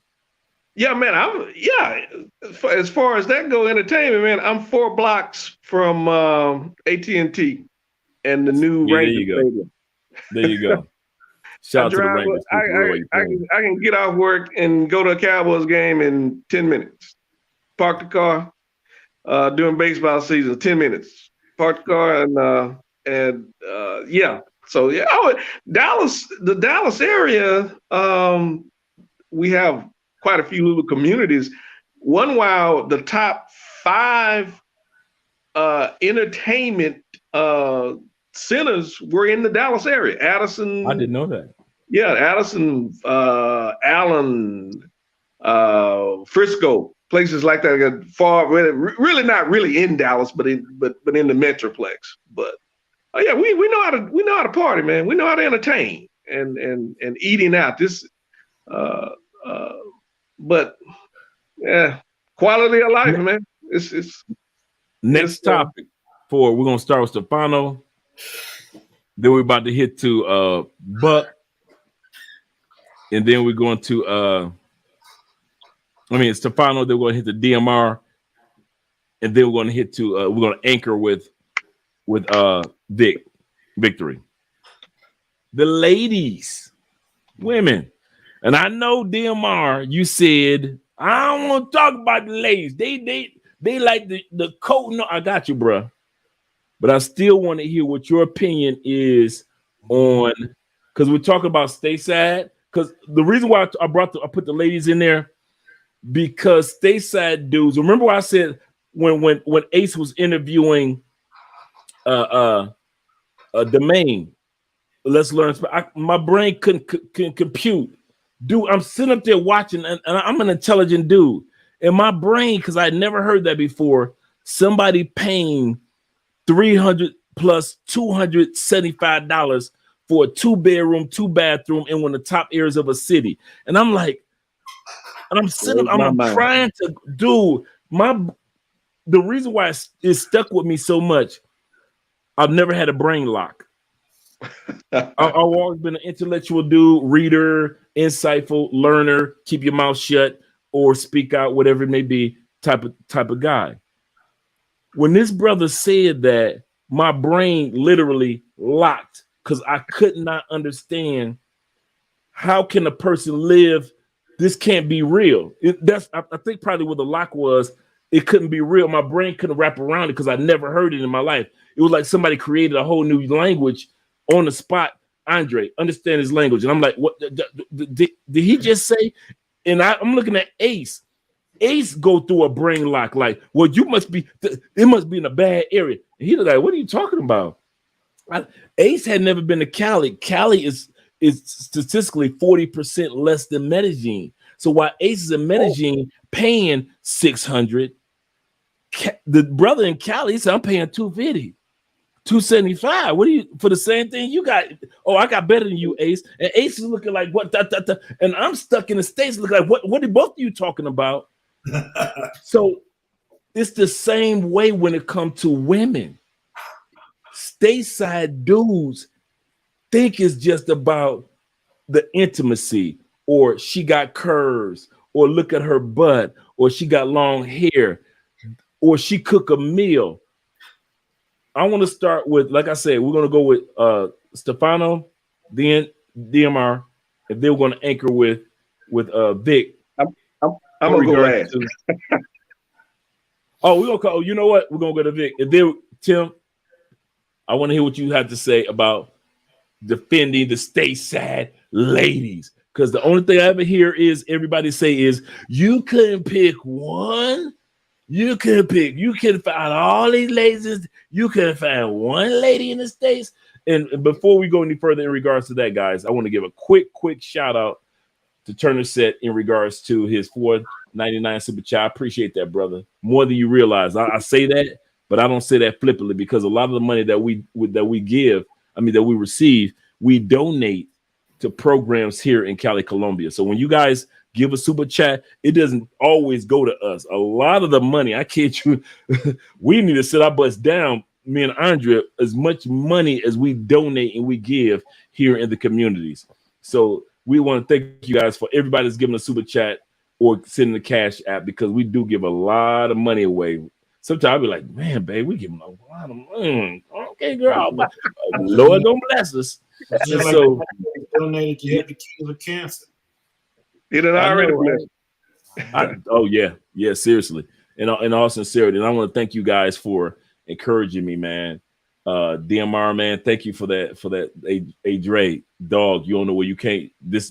Sometimes you make me think. Sometimes guys like you make me think to reflect back, like, Dre, you done came a long way, bro.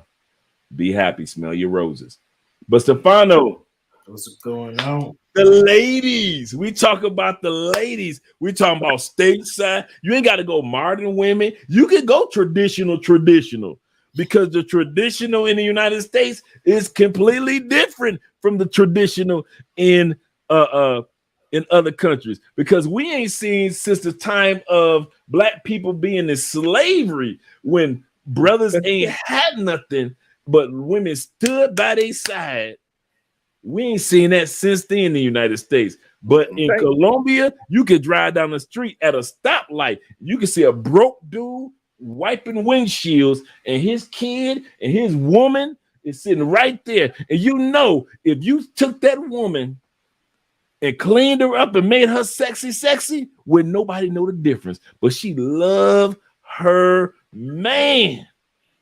You can't tell her nothing about her man, because he out here with a squeegee cleaning windows. That's the start. And he gonna start up. He gonna take that to the next level. So therefore, Stefano, let me hear what you got to say in regards to Stateside ladies and the ladies in Colombia. We can talk about looks or anything else, but take your time.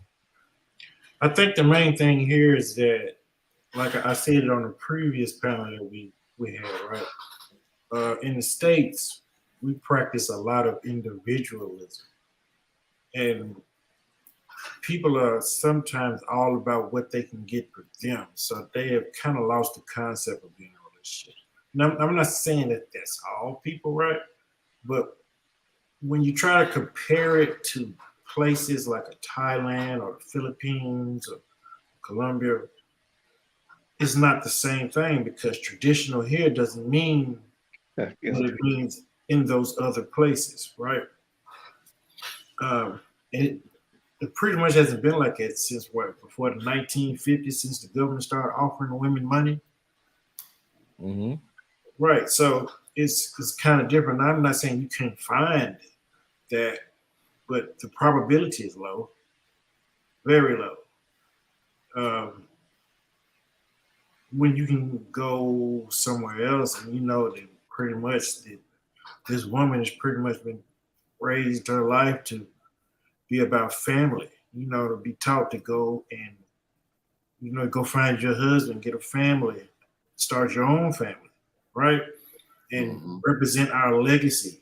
It's about, like I heard you say, it's about my last name. You see what I'm saying? Like you were telling us about Andrea, you was like, my last name means something. That's not what it means here. And that's something I try to stress to my daughter, right? Family, family, family. It's all about family. But we got so much individualism going on here, people don't understand it. I've been in monk mode for about a year. Last woman I dated cussed me out on my birthday. So what I mean is that was last year. You know what I'm saying?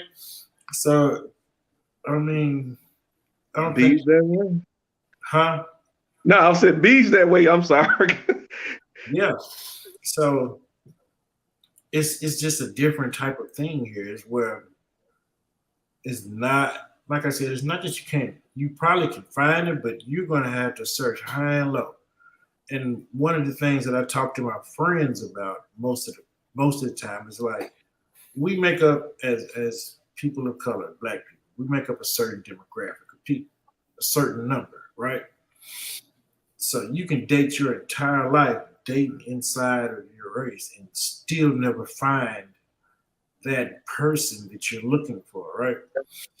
When there are so many other types of women out here in the world, different races of women, and it pretty much broadens your options. I mean, you know, it enhances your options a lot more. You can just say, well, my luck isn't working here, I can go somewhere else to try it, right? It's just a difference. I can't really defend what's going on here, to be honest.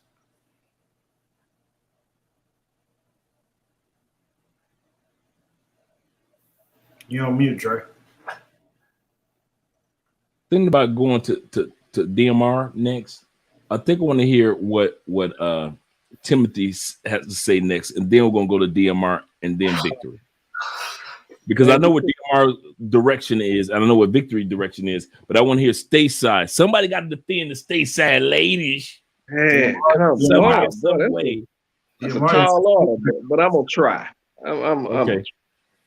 Not to be the failure, but a try. That's right. That's right, man. But now, well, let me ask: Can we put a caveat on it? Does it have to be race, ethnicity? No, doesn't matter. Oh, when man, we leave them all. Well, you're right. You're right. We leave them all.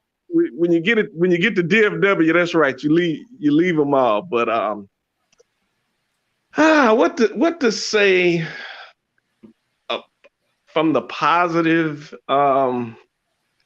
Well, let me go back to Austin. You know, Austin's from Holloman. He's from Dallas, and I saw that panel you guys were on, and he was getting charged up, and he was like, "Can you find one?" I was like, "No." Now, Dr. Thunder, you know Dr. Thunder, had something interesting to say, and I was like, "Man, I'm gonna have." I believe giving people credit for the idioms and sayings, and he said this one, and this is spot on. He says, what y'all are trying to describe, instead of a needle in a haystack, you're trying to find a needle in a stack of needles. Mm. When I thought about that, I was like, whoa, that puts a Bring whole, that back, brother. Don't let that slide. Bring that one back. bring it back. He said, trying to find a needle in a stack of needles. And I was like, whoa, man, that takes it and puts it in a whole different context, gives it a whole different meaning. I never even thought about that. Man, because the implication is if you're sifting through hay to find a needle, hay doesn't stick you. You just flinging it around. You know, anybody ever been in a barn? Yeah, it's soft. You know, it's a bale of hay is 9 feet tall here in Texas. So yeah, but trying to find a needle in a stack of. Well, I am. Let me go ahead and jump. Let me not filibuster. What's positive about them? Particularly here in Texas is really the gateway to the South. Dallas, Houston, Atlanta. Drain, because you were outside Atlanta. The sisters got it. They got it. They got it going on. They got their own this. They got their own that. They got their own. I dated a lady in Atlanta about 4 or 5 years ago. 43, and she was proud of her 4,300 square foot home for one person. You know, so they got their own. Particularly in Texas, everybody's got their own everything. You know, and so if you want to give them that caveat of being, you know, I'm self-sufficient and independent, and that's what I bring to the table. Yeah, they got it. Now I can jump to attitudes and looks. So do we really want to go there too, Dre? Oh, we going there. We going there. Don't pretend now. Don't run now. Don't run now, man. Don't run now. It's the internet. It'll live forever, man. I got to go to church and to work, and so I'm gonna have to pick and choose my words real carefully here. But let me start off by saying this while we was venturing into that. I'm gonna lay it on another man, our departed brother, St. Kevin Samuel, who was a Dallas resident too. He would often ask women that come on his show, and you guys can attest to this. I know you've heard this. He says, "Were your grandmothers, when you look at the picture of your grandmothers, were they the same size, and did they look like you and your sisters now?" And when I thought about that, I was like, "Wow, that's man, that's a good." They were smaller. They were the skin was clearer. They were better looking. They had, you know, smaller oval faces. And now, man, we just we too much. I don't know how if y'all familiar with this is. Texas is the home of Papados. Everybody knows about Papados seafood. Papa's. Oh yeah. Papa's restaurant. We all love Papados. So shout out to Papados. It started in Houston. And but you know, I said this about 10 years ago. I said eating all this fried seafood and drinking sweet drinks ain't going it's not gonna come to a good end. It's gonna be some extra pounds. That's gonna start some Michelin tires around the torso. And true enough, you start looking at the average weight of a man, the average weight of a woman. They outweigh us by 40 pounds. I think this average man is 160, the average woman is 180 or something like that across America. Dang. And so that aside, I think because we've all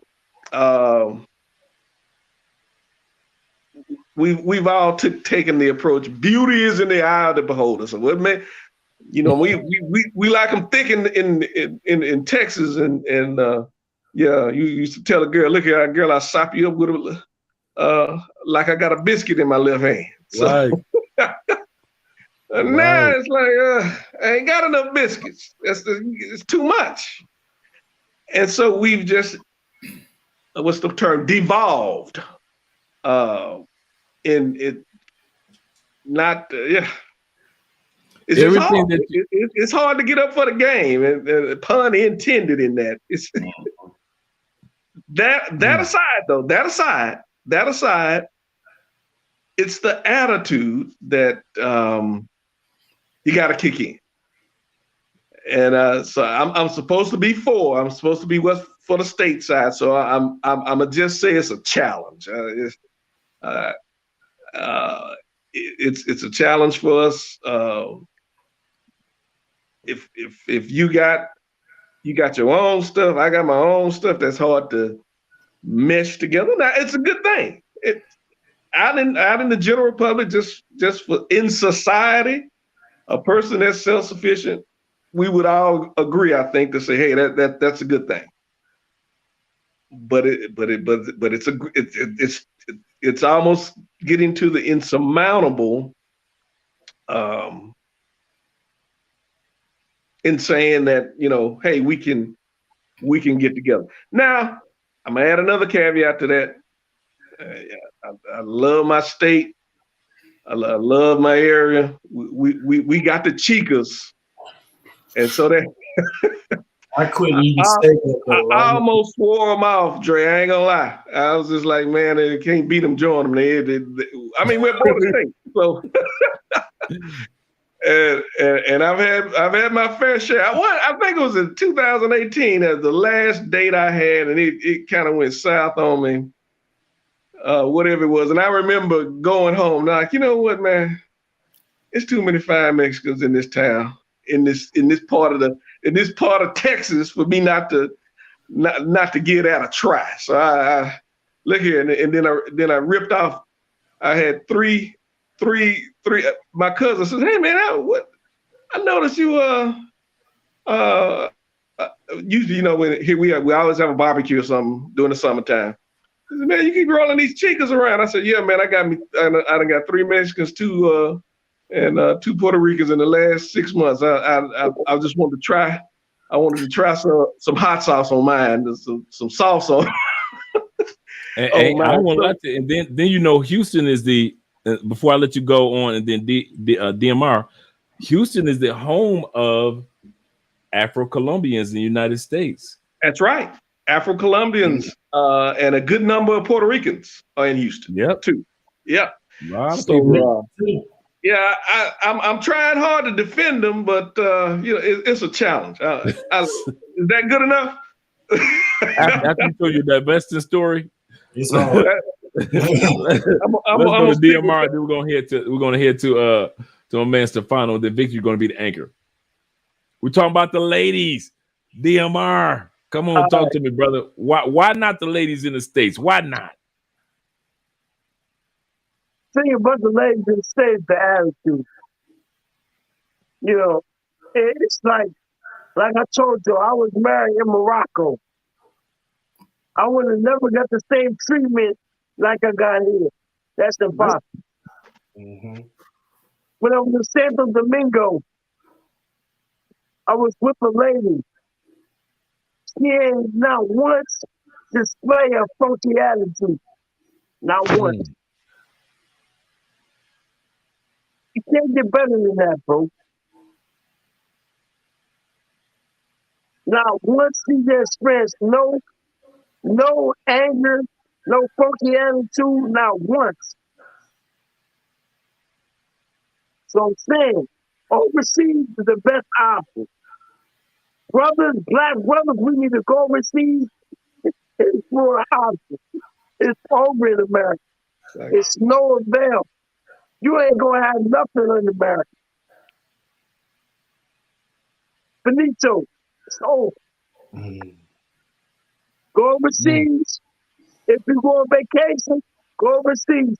If you staying like Andre, tell him ain't dream, you explore your options. It's over. It's the finish. Ain't no hope here, bro.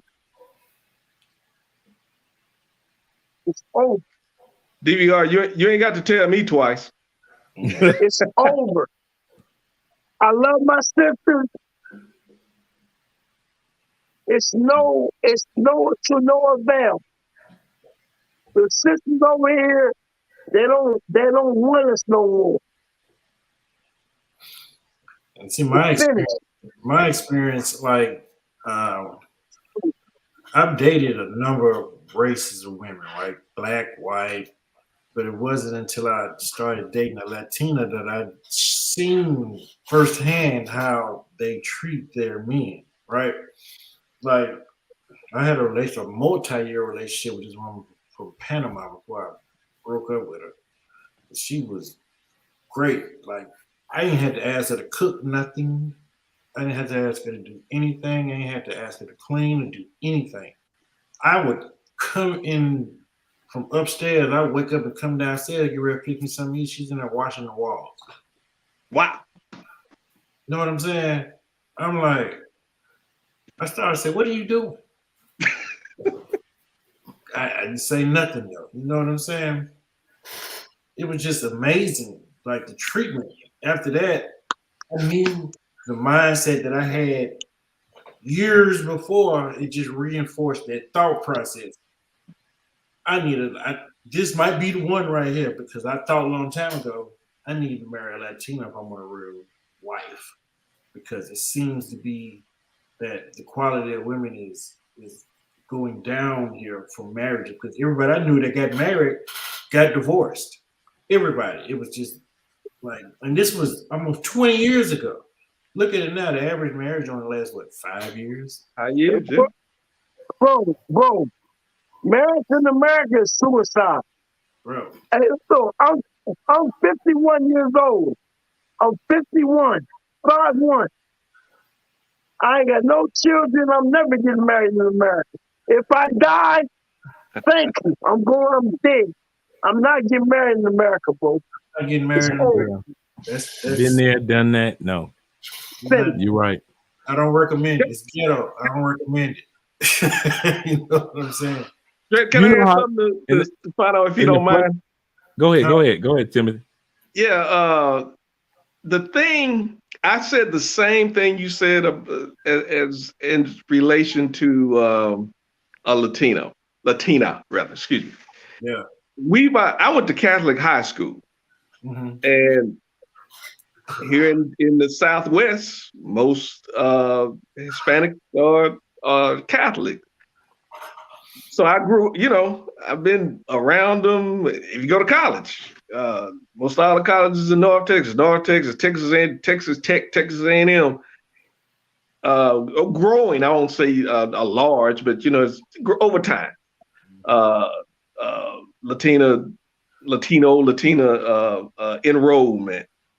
But the thing about it, let me make this short because I want you to get back to your point. Brothers kind of had this thing. They were hands off because the Latinos, the men were like, no, our women are hands off.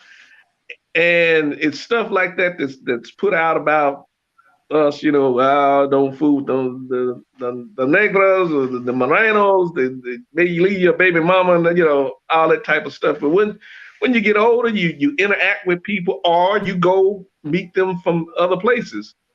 You kind of figure out, you're like, no, man, what I've been missing out all this time. So, hey, Viva la Mexico is what I say. Before you go any further, DMR, before you go any further, then we'll hit victory. Before you go any further, DMR, right. We want to give Kelvin a shout out. Thank you for the $20 super chat, brethren. He said, I'll be in Cali on the 9th so you're going to be in March. So I'll be here. I'll be in the city. For those that are coming to Cali, just to give you guys a heads up, Andre and I have moved our European trip to September. Why is that? I want to, right, for real, right? My limited Espanol. Because I want to see the Northern Lights. If we go to Europe, I want to see the Northern Lights. And if we go in April, if we go in May when we planned on the Northern Lights, it'll be too much sunlight and too many sunlight hours in Europe. No matter where we go, we won't be able to see the Northern Lights. and there is no way we're going to go to Europe where we can catch a train to go see one of the most beautiful, rarest sights that most brothers and sisters don't get a chance to see in a generation. Right. And so I was like, I say, babe, I need to, and hey, check it out. I sat back and I treated Andrea like she from the States. Babe, you want some flowers? Can I, you want some cake? Let me take you out to dinner. I need to talk to you about something.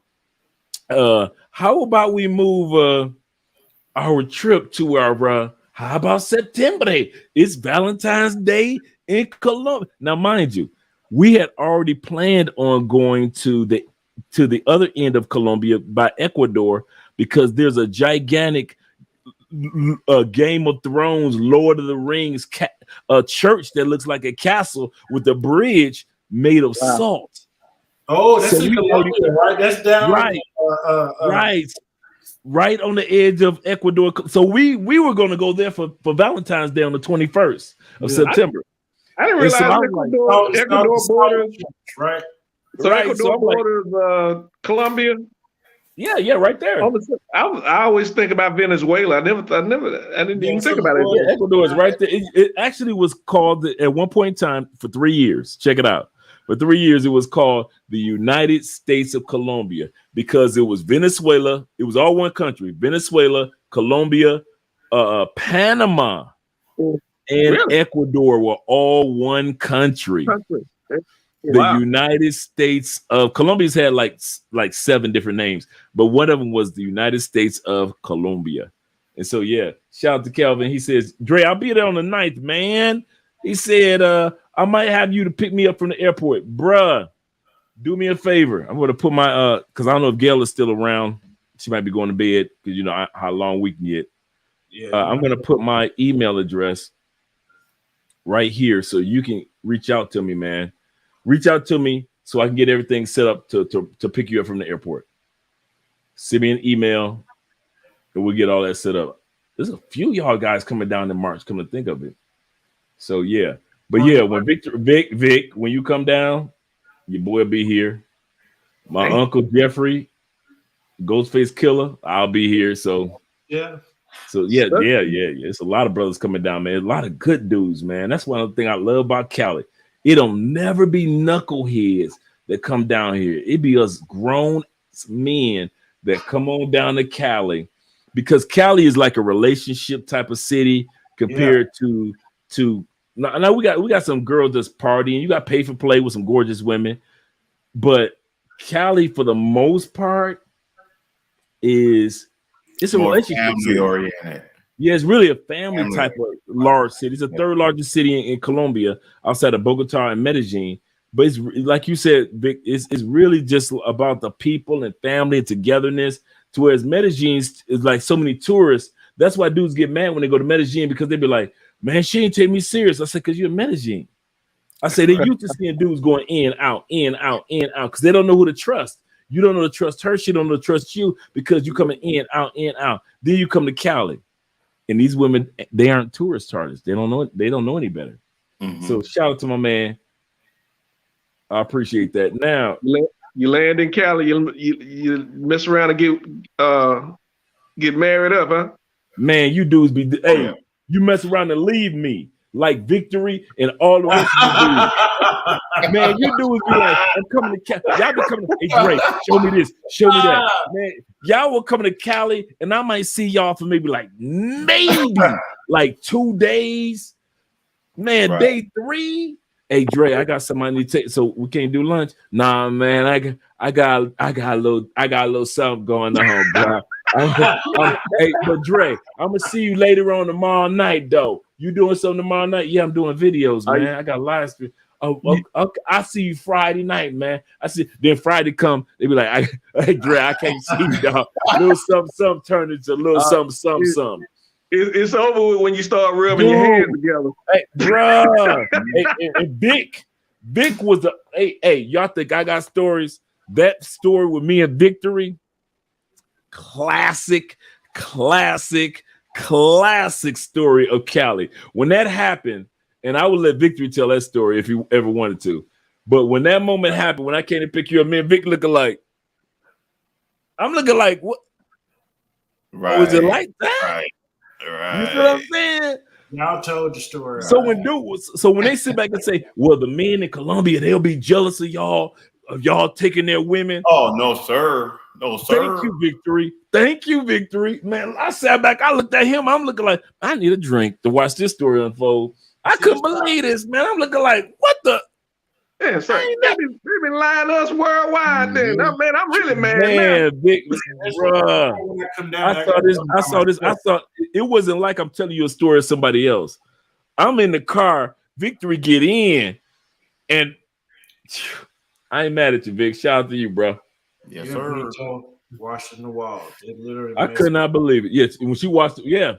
And you know what? When the brother said washing the walls, yeah, I could see that. The one thing before we go on back to DMR, and then we're gonna anchor with Victory. Actually, we're going to DMR, and then we're going to go to Stefano. Then we're going to anchor with you, Vic. I know it's been a while. We're talking about the ladies. The one thing that I can say, and you guys were talking about the attitudes, I didn't realize. I didn't. Somebody got me on there. Stefano. Okay, there we go. Okay. Yeah, that wasn't me. I remember my first couple of years of being in a relationship with Andrea, and this is my first time. I think it's my second time telling this story. I used to brace myself for arguments. Subconsciously, I was so used to American women, no matter what culture, Italian, crazy Ukrainian, but she was fine. She was fine, and she was a virgin. So yeah. Daddy had to take care of that, but when she was Puerto Rican, you know how Puerto Rican women are. Yeah. But yeah, Andrea, when I met her, she's the first woman that I was so accustomed to sisters and everybody else in the States that I knew when I walked through the door, right? And I wasn't around bad women. I was always around, even this the part in the States, the stateside version of feminine women. The stateside version of fit feminine women I was dealing with. And there were times I would walk out, I kid you not, I would sit in my car, I would either drive past my house, yeah, or I would just sit in my car, I would get out, and I brace myself like it was almost like a wide receiver. You know, if I catch this ball, I'm gonna get hit. So I might as well catch this ball to keep this multi-million-dollar contract because I'm gonna get hit, but I ain't gonna lose this contract. That's how I was in relationships in the States. And I was with really feminine fit versions in United States. And when I got to Colombia, and Andrea was like probably my second serious relationship. I kid you not, Colombian women, they pick and choose their battles. Mm. The stuff that I was accustomed to in the States, I kid you not, I would look at Andrea, and I don't know if she ever caught me. I would look at her like, so you don't want to fight? You don't want to argue about this? You don't want to get mad about this? You know, dude, it's been, I kid you not, it's been 5 going on 6 years later being with Andrea. We probably had 2 disagreements that were like major. And guess who had the big mouth? Me. And guess who calmed down the big mouth within seconds? Her. Because since she wasn't coming with the rah-rah, me being rah-rah was almost embarrassing. It was like, oh, so you want to get loud at your wife? You look stupid. And so it calmed me down. Dude, it was like, okay. So Dre, that's my story. I'm gonna remind you of something. Your I believe it's y'all's first video. Y'all, I think you mentioned that. Yeah, man. Yeah, way back. Y'all weren't married yet. Nope, no, we weren't. Y'all were married yet. Yeah. Nope. Because that was one of the things I subbed to your channel. I was like, man, this cat's my age. He got it together. He got a beautiful wife. He got a real one, yeah. Yeah, but it's on the first or second, third video y'all did together. Yeah. Yep. All right. DMR. And I remember that video too. Look, man. We still talking about the women. One thing I'm saying is this, man. I don't want to fellow say to those sisters, right? I know the difference. I've experienced it and I've seen it. If you can go overseas, you do what you got to do. It's over here. It's a lot of drama. It's a lot of crazy shit going on. If you can go overseas, get the bang for your buck. But again, it's not only about the women. And I say this. The women is the part of the package. Yeah, okay. I'm not like Andre or Brother Charlamagne or Brother all the other brothers overseas. But I'm telling you, I experienced it early on. I'm gonna tell you, it's a big difference. If you can do it, brother, I'm 51 years old. I've seen a lot. You want to go overseas and live your last days or live your days overseas, enjoy yourself. Life is short. I'm telling you. Go overseas, follow Andre, Charlamagne Dreams, and all the other brothers. I'm telling you, Austin Holloman, he's 23. He got a long way. But I'm going to tell you something. Follow Andre, Charlamagne Dreams, and Austin, Richie Mack, and all the brothers. They know what they're talking about. That's all I got to say. Good point. Victory. That's all I got to say. The anchor man. All right. Now I'm gonna bring up a scenario. Are you gonna share the story? Are you gonna share the story? Good. Yeah, I'm telling about. That's because I don't want to leave them dudes hanging. They're gonna be like, they was in the car. Okay, a okay, good one in the States story. Okay. Okay, there we go. Okay, I know 3 women out of all my life that I would actually say they are good quality women. One is my former mother-in-law. I saw how she was with her children and with her now, my former father-in-law, which is her ex-husband now. Lady, simply amazing, simply feminine. I've never seen her get upset. I've known her for about 8 years. Never seen her break out of her femininity one time, not once. And I've always respected that about her. She never tried to usurp any man's authority that was around her, whether it be in her family, whether it be her husband, whether it be me. I've never even experienced her. And I've been divorced now for about 17 years. And even to this day, she is still the same person. Okay, so that's the one. Number 2 is a young lady that I was supposed to have married years ago before my ex-wife. Still the same today, still feminine. That was a situation that I messed up, but she's kind of like an alpha widow because I was her first. So she always come back. I mean, she always come back to me. All right. She always has her place for me. The world will stop literally if I reach out to her, but I never do because I respect her husband and I never want to go there. Number 3 is my mother, because my mother kept it real to the point that in order to teach me, she put out all her negative things, all her dirt that she did in order to explain to me how women really are. And when she explained all the dirt that she did, I was like, Mom, you did that. You know, it was crazy, but I had to respect it because it was the truth. It was the truth. I heard it from and someone's got an echo going on.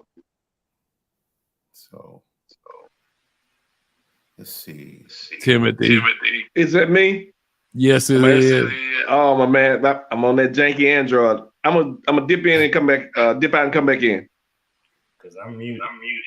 Wait a minute. I might be able to sing background to my own background. If I okay, there we go. It's okay now. It's good. Yeah, You're good so, now. Yeah. So I've heard bits and pieces, but when she broke down the things that she literally did, not blaming a man, not blaming anyone else, it was just herself.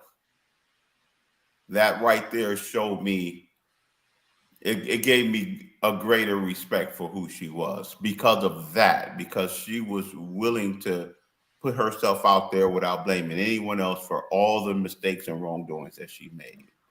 Outside of that, done. I see now, Kevin Samuels mentioned something. All right.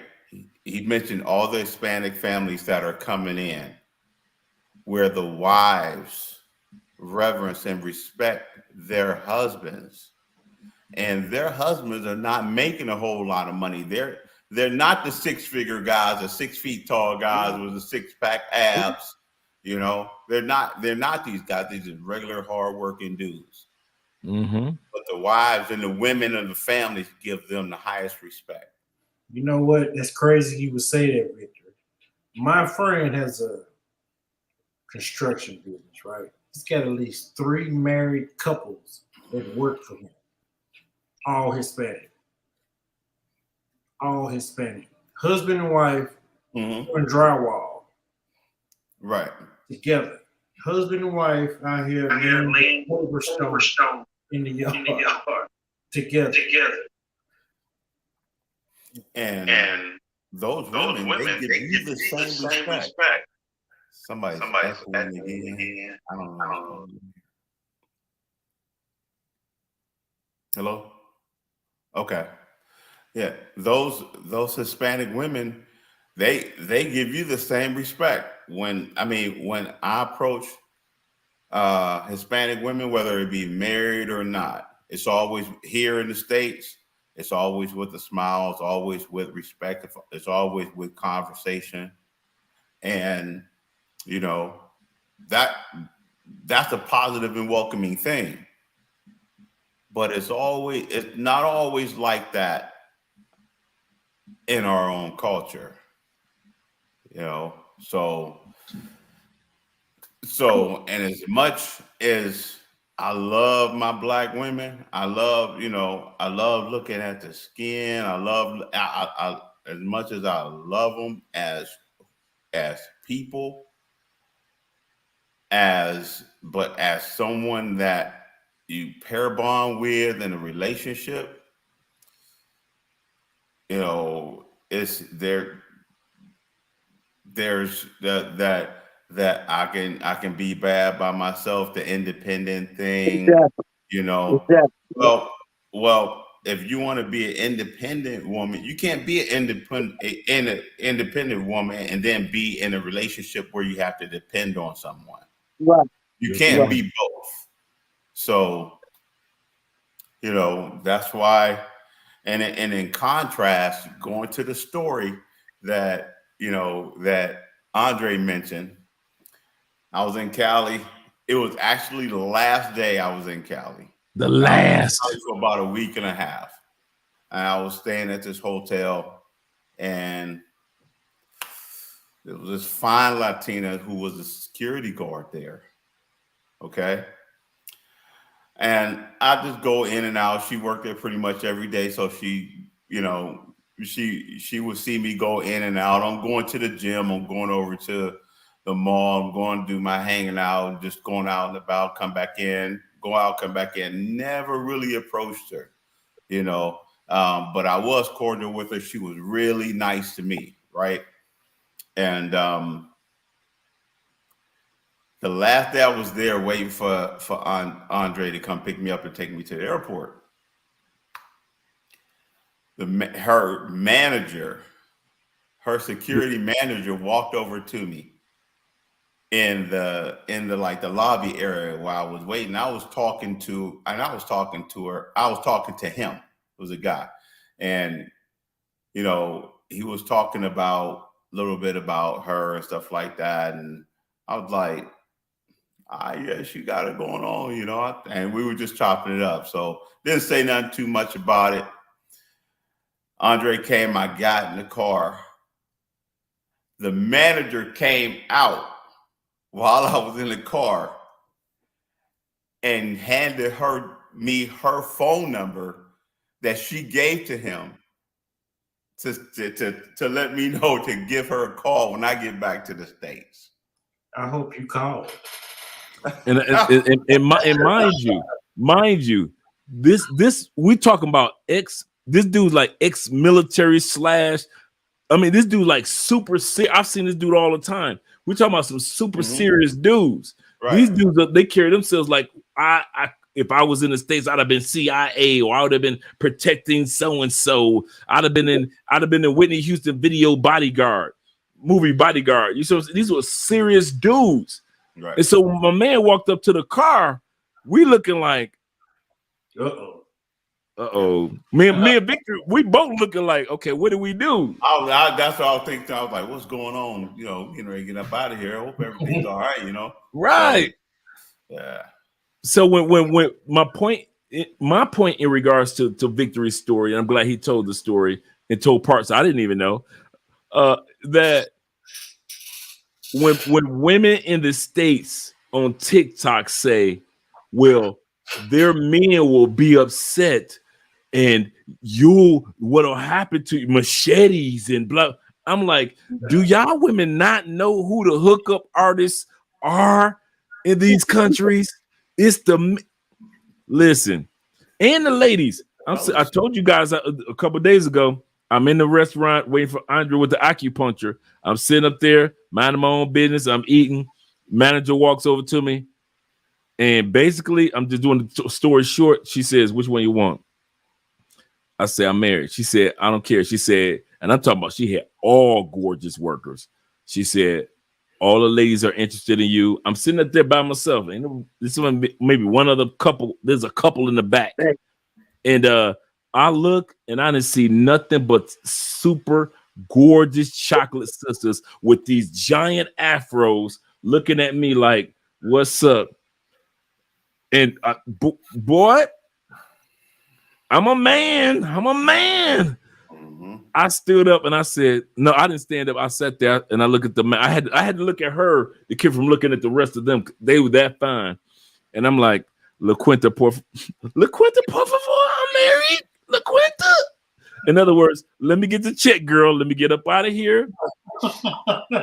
But my point is that there's always somebody in South America that wants to introduce you to somebody that they think is special. I'm going to say this again. There's always somebody in South America that wants to introduce you to somebody that they think is special. See, sometimes we go to South America and we think that we see somebody special and we think that they're special, but that's not necessarily the truth. A lot of times they know who these people are, who are the special ones that you should be dealing with. Shout out to Jay Fleming. Make sure you guys subscribe to his channel. And Jay said that he's living in Mexico right now. Even see, I said that as country, not now, right now. And so he said, I live in Mexico. I see it every day. You know who turned me on to Latin women? My ex-wife.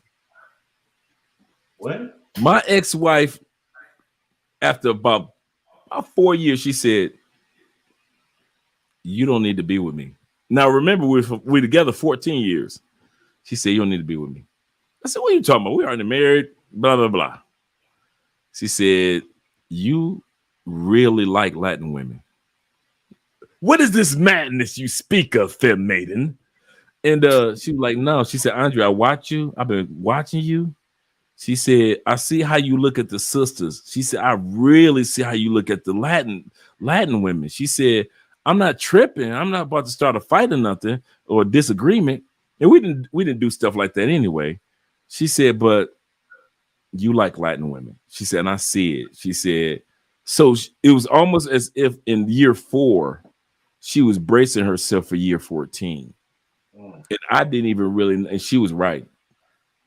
Once I walked out that door, I was a sister, a white girl, dude. They couldn't come out if you wasn't Latin in the States.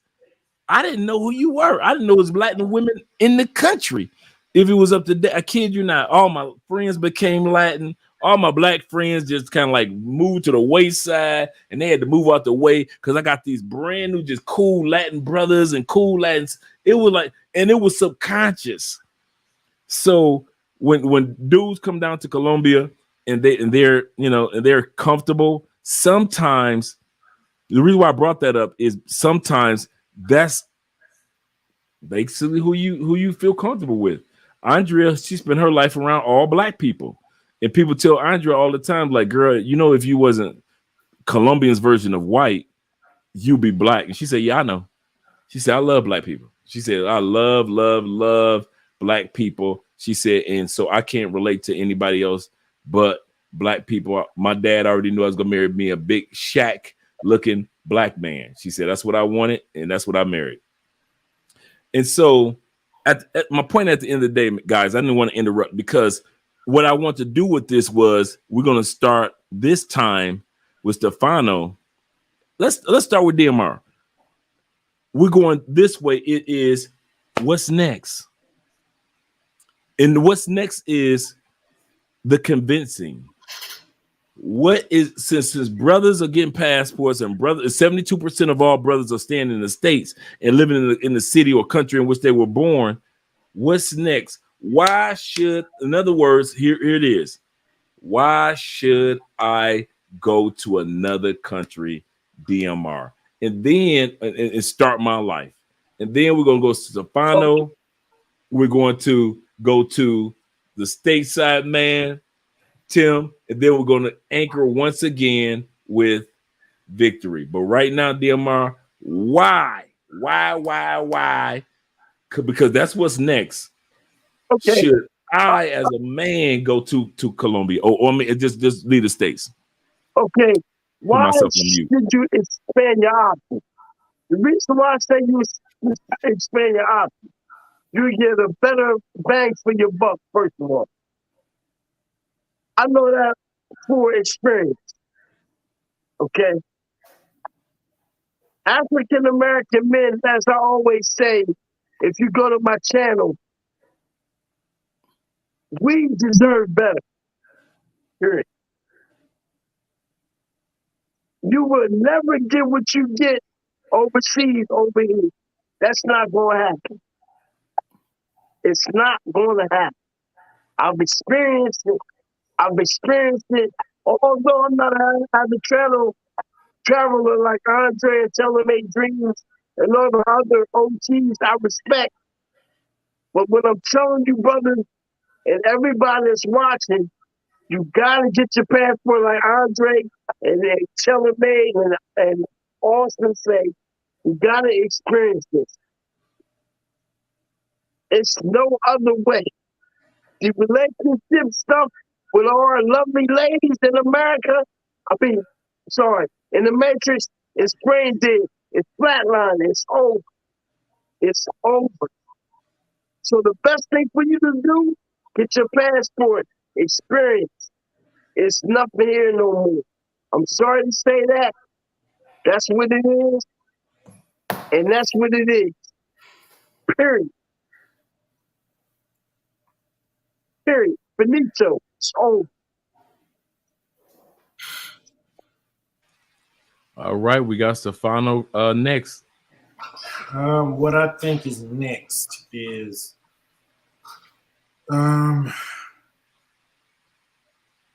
It's crazy to say that, but I think it's gonna put the black race in danger, for one, because a lot of us are going to be leaving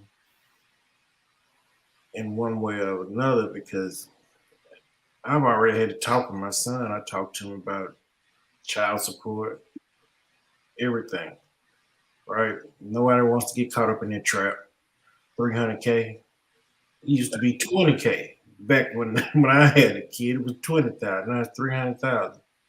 So you're gonna run into a lot of brothers that want to stop even taking the risk of having kids or even dating here. A lot of men feel pretty much like how Austin felt in his early videos, and he was just saying, "Nah, I'm good. I've already experienced it, and I've seen it elsewhere, so I don't want to go through that here." It's a Bible verse Dre quotes. I can't think of what it is. It's where the woman will pay you to have your last name. What's that verse, Dre? Isaiah chapter 4, verse 1. Yeah, that one. We're gonna see a lot of that. To get your last name, a woman will pay you. In that verse, somebody's echoing. Am I still echoing? I don't know. But you're gonna make me start singing. A chair. It's still a chair. Soon as I start singing, you done. They want to hear me. Right? Okay. Isaiah chapter 4, Isaiah chapter 4, verse 1, where it says that 7 women will go to one man and say, "We'll pay all the bills, we'll pay for the food, everything." I'm paraphrasing, but that's what it's basically saying. We'll pay all the food. If you take away our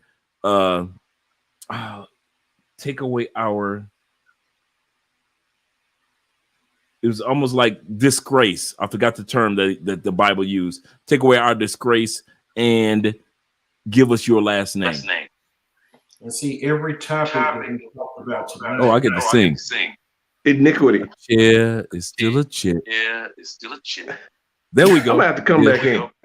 No one's sitting there. Roll for the chair. I don't know what happened. And a house is not a home. Here, no one's anywhere. And we are here. Good night. Is it better now? Yeah. And I needed that. Well, I was in the shower singing. Hey, Jay, don't be laughing. I'm trying. Every topic that we cover, right, from wealth to way of living to women, everything is enhanced, right? So they say when you decide to put something in your life, it needs to enhance it, not to take away from it, right? You can be happy right now as you are, but if you decide to go do something different, is it going to enhance or is it going to take away? And from all of the knowledge that I've obtained from listening to guys like Dre, and Aaron, and Taylor Made Dreams, and Zoom to Thailand, everything outside of this place is enhancing not only your quality of life from medical and everything else, but just overall.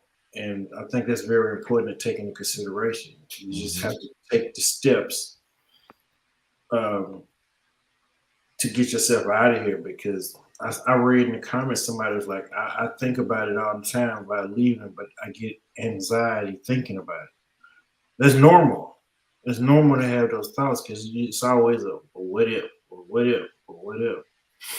Well, if you do your research and you listen to what the guys say, you get your consultations, do all this stuff, you'll be able to have a network of people when you hit the ground. And therefore, you have people to be able to assist you and help you build and keep you from having those fears. You can't. This ain't like I'm going to LA. I've been to LA a whole lot. I done hit Slauson and Crenshaw a whole lot. I ain't doing that in Colombia. You know what I'm saying? I need to know where to go, who to talk to, and what I need to be doing and what I don't need to be doing. Exactly. In that order. So you have to do these things because it's important. And then another thing, you have to try to, you just have to want more. I guess that's all I'm trying to say. Shout out to my man Wall reports he pulled up Isaiah chapter 4. He said Isaiah chapter 4 verse 1. In that day, 7 women will take hold of one man and say to this one man, we will eat our own food. What country in any time of human history where women can buy their own food? United States. Name one country. I can't say when England was at the top of England, when the Mongols in Mongolia was running throughout Europe, when Alexander the Great was so great, even when you had African leaders that were great all throughout Egypt, not one time was there women that could afford to say, we will eat our own food, except for in the United States. Hey, listen, we'll pay for everything. They're gonna walk up to one man and say, polygamy. Number 2, it says, we provide our own clothes. Other than creating clothes, when has it ever been in human history where women can say, I can buy that? Don't worry about it. Except for right now in the United States. If you only let us be called by your last name, and that's the term I was looking for, and take away our disgrace. I don't care how women talk crazy about men, they will always think being single or being without a man is disgraceful. We ain't got to say nothing. That ain't us talking. That's the Lord talking. We ain't got to say nothing. Women will always see being without a man, whether married or just in a relationship, as disgraceful. And they will say, listen, I'm willing to be the side chick of the side chick of the side chick, and let's go 7 deep with this. As long as you take away my disgrace. In other words, when you are with me, you my man. When you with them, you they man. I don't care what you do to them. Just be good to me. Ooh. Hey, the same thing that song said back in the 70s. SOS band. Just be good to me. That's what women are saying. Even in the Bible, women are saying that. So it is not uncommon for women to sit back and say that. So when these women are talking crazy, I say they just don't know what's coming down the turnpike. But we are on our go ahead, DMR. Hey Dre, I'm about to be out, man. You know, I gotta get up tomorrow morning. I thank you, brother. I salute you. The panel. I respect y'all. I love y'all, brother. Again, Dre, thank you for allowing me to be on the panel. I respect you, brother. And I love for you, man. And I will be contacting you about Cali, Colombia, all right? Hey, DMR, first of all, I ain't got nothing but love for you too, brother, man. I'm so happy at everything that I see that you're doing on Facebook, and I'm following your lead. I'm like, hey, if this brother doing it, I'm gonna tell you something, DMR. I'm gonna tell you a secret. I look at you on Facebook like I look at Ace when he got to 100,000 subscribers. Ain't no way in the world this brother gonna leave me behind. That's how I look at you. I say this brother he think he's slick. He think he real slick. He going on Facebook showcasing, hey, if I can do it, you can do it. I'm like, oh, no. I say, I'm not about to step. Go ahead. Dre, I respect you and Andrea for y'all things that y'all do, man. And look, I can't wait to meet you, man. I You mean, too. I'm I'm serious, brother. You are a success story. Your story, and I think about you all the time like that. He came from where he came from, and he's down in Colombia. You see what I'm saying? I'm serious, brother, about that from my heart. I mean that. I feel like crying right now.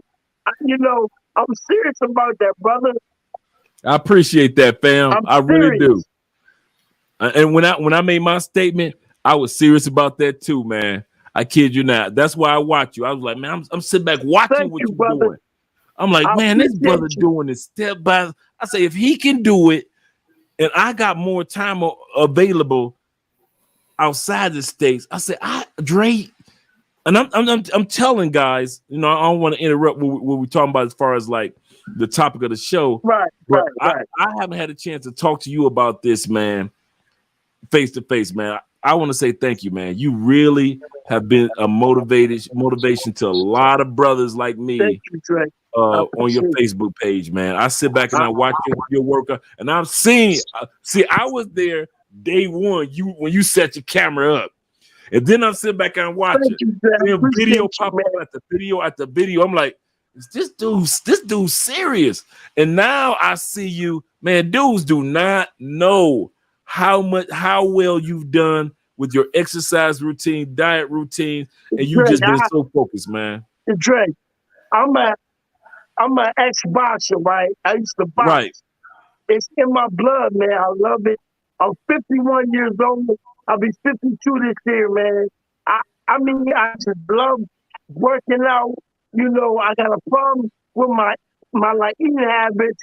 I do smoke cigars.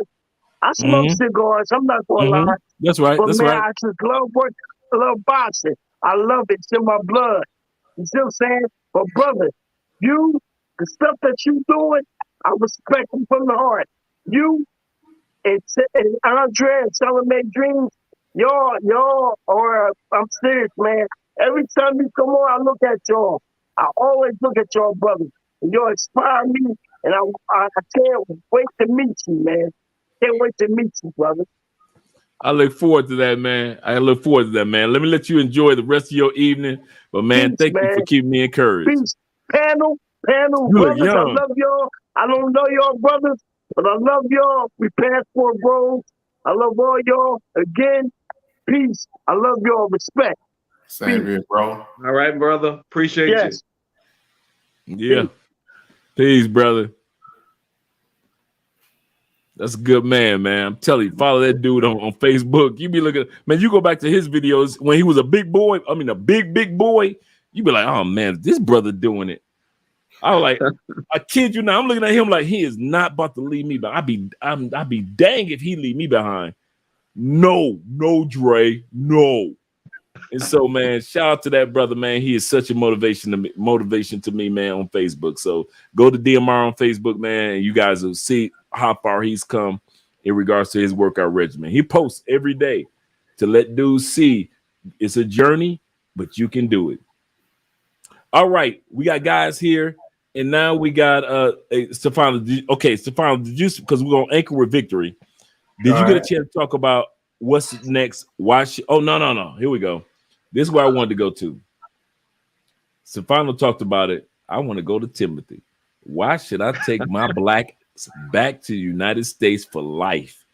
Not visit, for life. We ain't talking about. Come on now, sell it to me. I'm ready. You can bring. I was just about to say you can bring your black ass here, but I'll take your place in Colombia.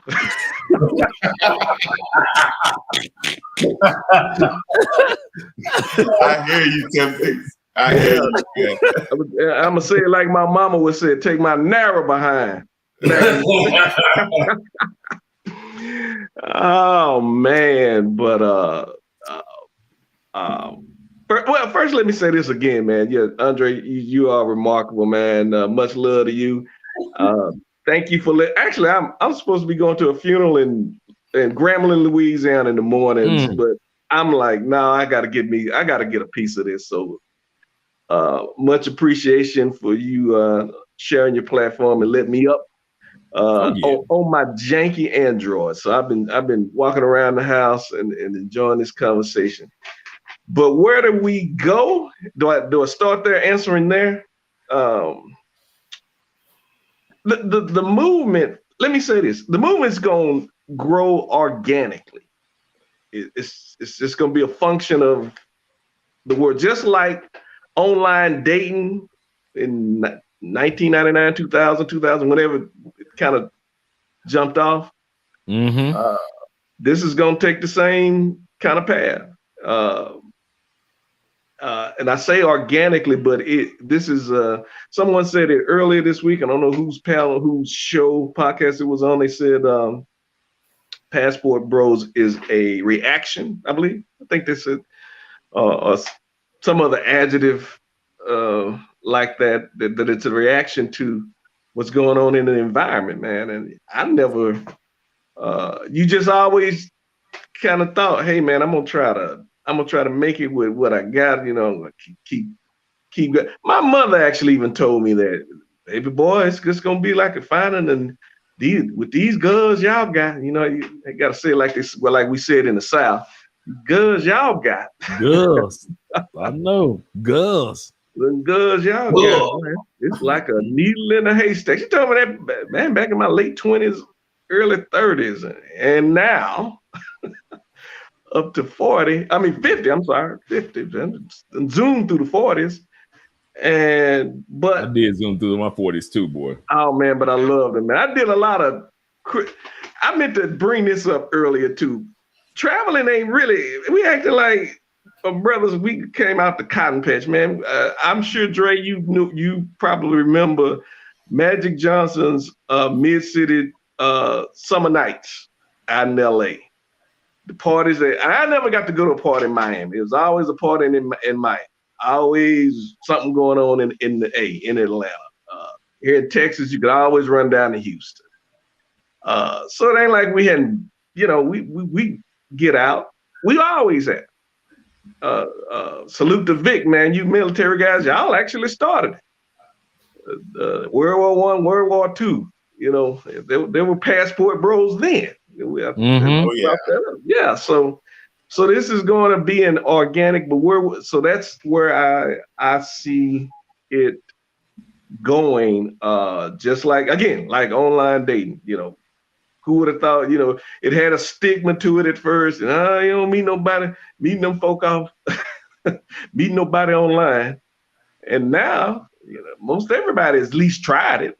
And so this iteration of dating, and it's the wave now. It's, to me, that's the only way I see it. It's the wave of the future, because I'm not the only one that's had that conversation, that come to Jesus with yourself, sitting on the bed or on the couch. You're like, I'm done.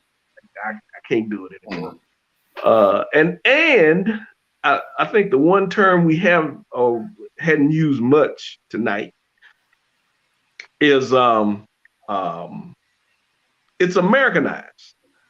I'll even go back to the experiences that I just mentioned a few minutes ago, man. I had 3 Mexicans. That was in 2018, I believe. It was right before my father passed away. And I was like, nah, I'm done with that. Let me try some spicy. And you still run into this. They are nicer. They're more accommodating. They do have still hold some resemblance of a family. Most of them still come from 2-parent homes, etc. But they're still Americanized. Because I done got flaked on by Rosa, Maribel, and a Maria at some point in time. So Stefano, I've said exactly what you said. I'm like, nah, I don't need them. I don't want a Mexican American. Give me a Mexican national. Don't give me a Colombian American. Give me a Colombiana. I got a saying, Tim. As soon as they touch the sword, they spoil. Oh man! Ooh, go back with that. What'd you say? Say that again. soon as they touch the soil, they spoil. I'm about to write that one down. I got, Yeah, I write got some that one juice down. one from you brothers tonight. Go ahead, Timothy. Yes, sir. My cousin has a good one too. He married a Mexican young lady in Cali.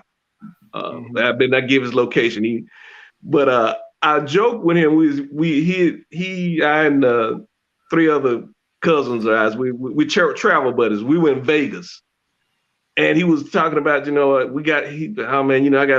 I had mixed emotions when I get to Vegas. Like, I got married. I was like, man, you married a chica and she got away. And you know what he told me? What? He says, man, the same problems. They just put some hot sauce on it. That's all you go get it. Extra. It's a little hot sauce. That's all you go get on it. He said, man, and so that the American mindset has ruined. If we want to go biblical, and man, I'm glad you brought that up. The Bible is so true. Whether you profess to be a Christian or not, it's almost scary. Western because that we're seeing in real time. Isaiah chapter 4, verse 1. I'm gonna add another one to you. Add this one to your list, Dre. I believe it's Isaiah chapter 3. I got my pen ready. I believe it's a passage of scripture that describes the daughters of Zion. My Hebrew Israelite brothers always talk about them. I won't get into detail, but it goes from their it actually uses the term haughtiness. I believe in the King James version, and talks about them prancing about with braided hair and anklets and all of that. What do we see? TikTok, Instagram, every day, every doggone day. So, given that, man, this is just global dating. Take it, just give it its proper term, man. It's going to be global dating. I don't know if it was you or somebody was talking about I think you mentioned this, probably a year ago or so. You said, when you got back, when you made that decision, when you got back to Tampa, it was like, hey man, WhatsApp was your best friend. You can talk to people all over the world. I didn't know. I didn't know that. I kid you not. I did not know WhatsApp was global while I was in the States. Yeah, and you can talk to people. I think there's a couple of them. Well, I know there. I'm pretty sure you. Yeah, it's a couple of them. I can't think. Yeah, it's a couple of others. I'm not. Look at when I make it to Colombia, I'll find out what. It's a movie on Amazon. And it has what's this guy? I had to find the name of the movie. I know it. I know there's a couple of others. So that people have said over the last couple of weeks, this is gonna fizzle out, and aside from all the other vile things they've said about Austin and everybody else who's talking about it online, and I'm like, this is the way this is gonna be now, because we've just gotten to the point where it's the taste has gotten so bad in our mouths. It's like, nah, I ain't no more. I'm not going there at. So to kind of put a cap on that, I think, Dre, maybe you, Ace Live, other brothers, y'all are giving us the lay of the land, the landscape. And by the way, I need to book a consultation, man. You got me hyped, man. I was really gonna try to do when we kind of hit our downtime at work. I'm gonna just run down to Mexico. That's easy. I've been to Mexico. I've driven across the border. I've gone on a boat. I've flown down. So Mexico is is a stomping ground. But now I'm like, oh man, y'all, you done made it. You guys tonight have made Columbia, and it was on my list. It really has been on my list. But now you got me hyped. I'm out. It sucks to be me. I ain't gonna be there. And is it March? There's you said a bunch of guys are coming down. Oh yeah. Yeah. So and think about this. You said something again a while back. You can tell I've been paying quite a close attention to you, my brother. You said the flight's so close, and I thought about that. I was like, man, from you when you were in Tampa, that's what a 3-hour flight.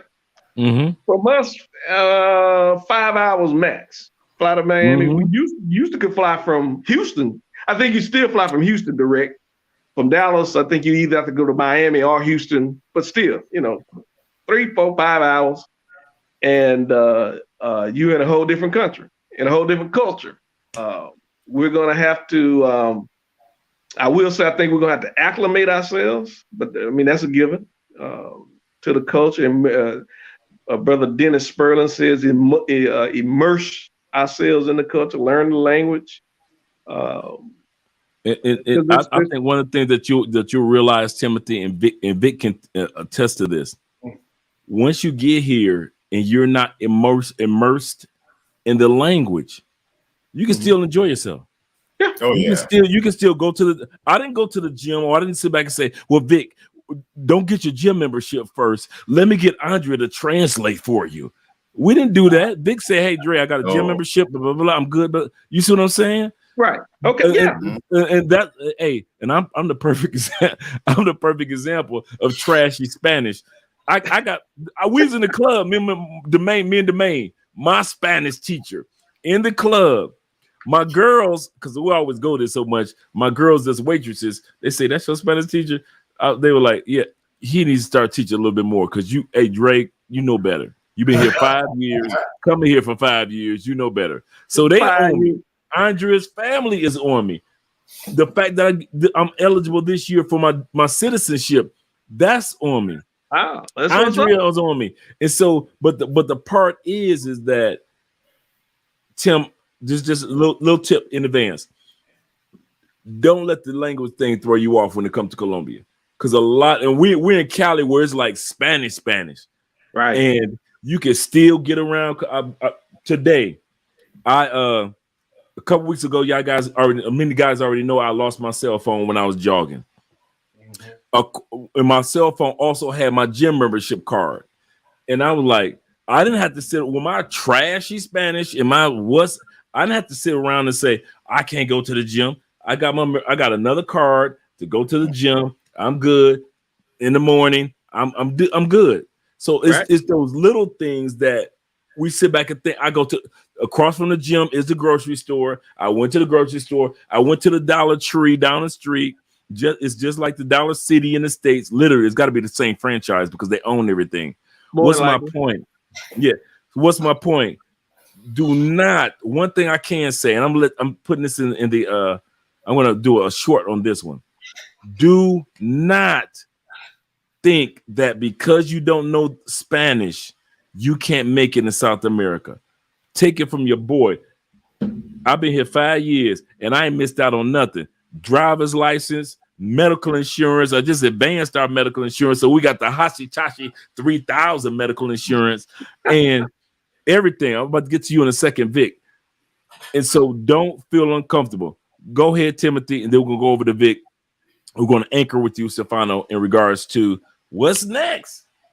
Well, and with that, I'm gonna hop on. I got the Spanish101.com. So yeah, I'm gonna have to go on and knuckle down and get a little more on it. But no, I'm just gonna, as we say, an old football term. Since we know Texas is the football state, you gotta suck them up and get on the field, man. There you go. Draw them up and get on the field and play. So yeah, I was kind of you know how it is, family and job and all of that. But I'm like, no, man, I'm gonna take that.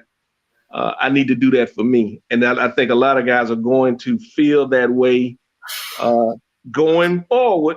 Hey, man, this because it's going better you as a person. It's going to better your health, man. You talked about all the health benefits just being there. the food. You did a whole thing. Do you remember that last year? You did this whole thing about how the stress.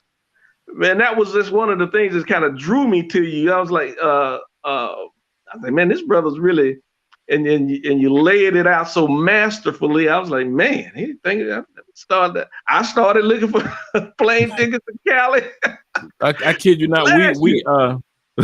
We pay 84 cents for copay for medical exams. So when I go to the doctor's office, I pay 84 cents, and if it's EKG for the brain, or if it's anything that's got to do with my weight, or anything that's got to do that, they'll sit back and say, okay, we need to get you a nutritionist. My nutritionist is part of my medical, 84 cents. Wow. Life insurance, I pass on, boom. All the life insurance goes to Andrea automatically. We only pay $120 a month. Ambulances, that's including our life insurance. Cosmetic surgery. I want to make this nose look like Michael when he first started with the little surgery. Right, with the little that's nose. off in there. If I want to get the laser eye, that's in there.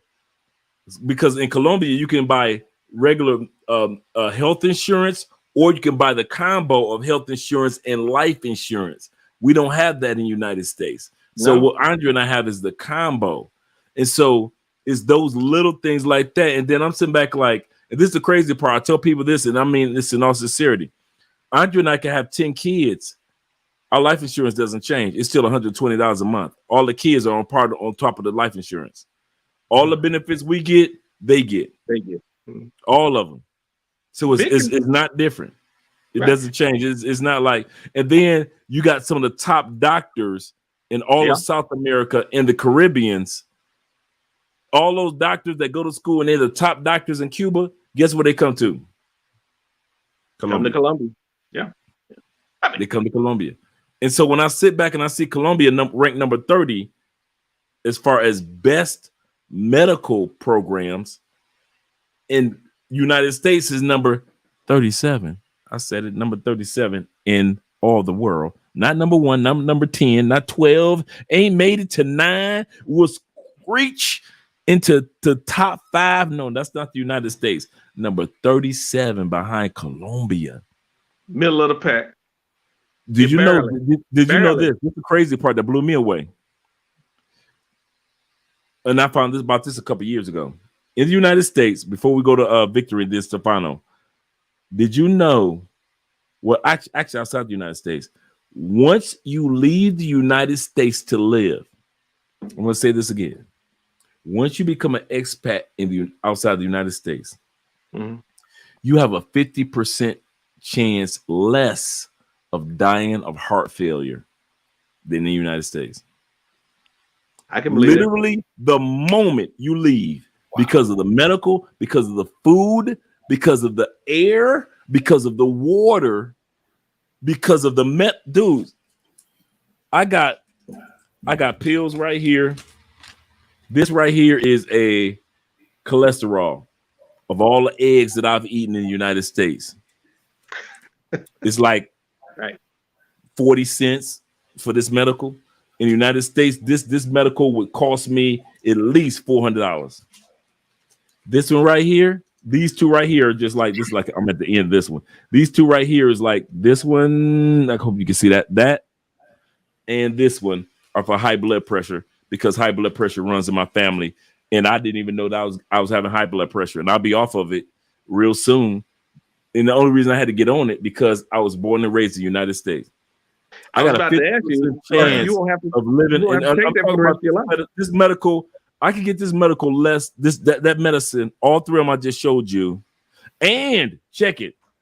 I got a sprayer for snoring. United States don't tell you this medication for snoring.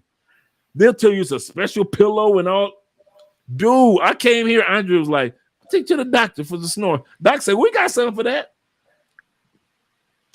Twice a day, bam, bam. I don't snore. Every blue moon, Andre hear me snore.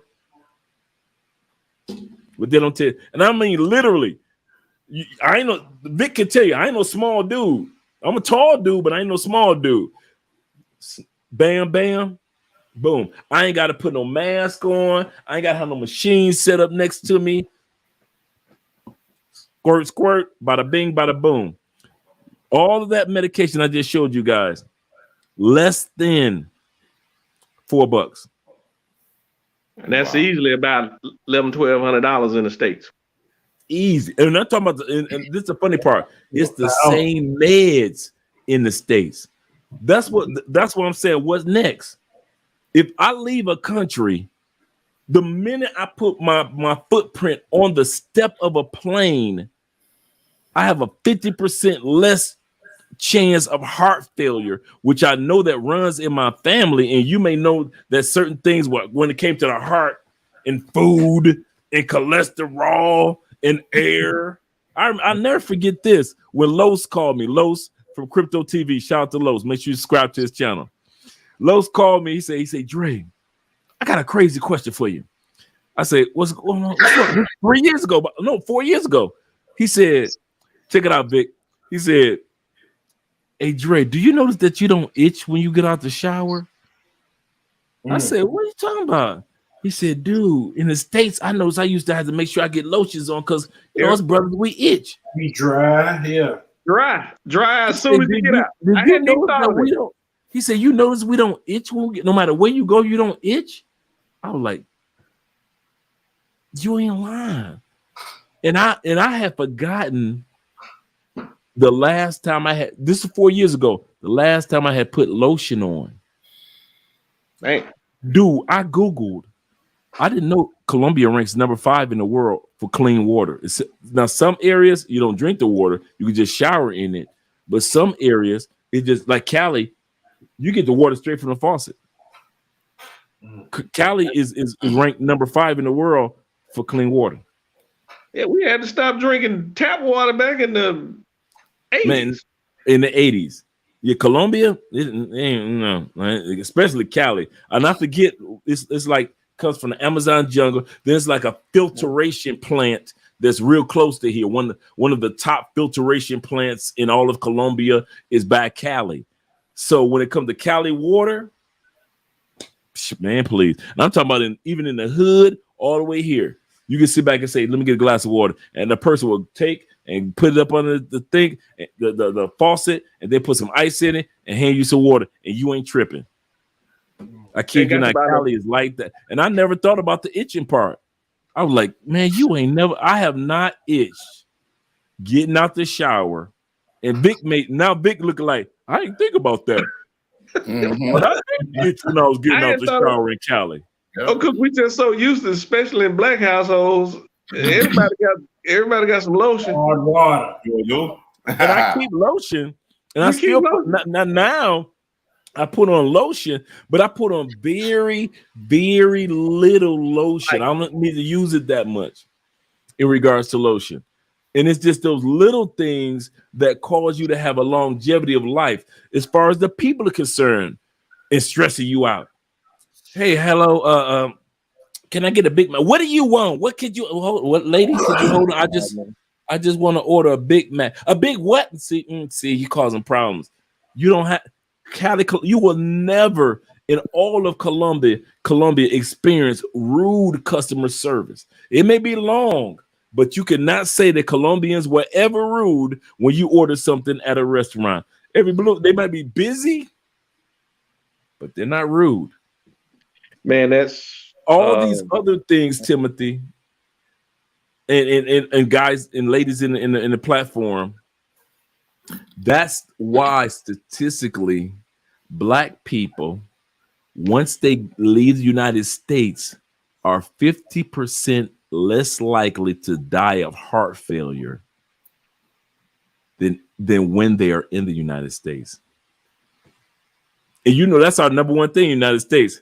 You gonna die of something that got to do with your heart, your food. You know, Big Mama cooked the greens and the macaroni and cheese. Fat back in the green.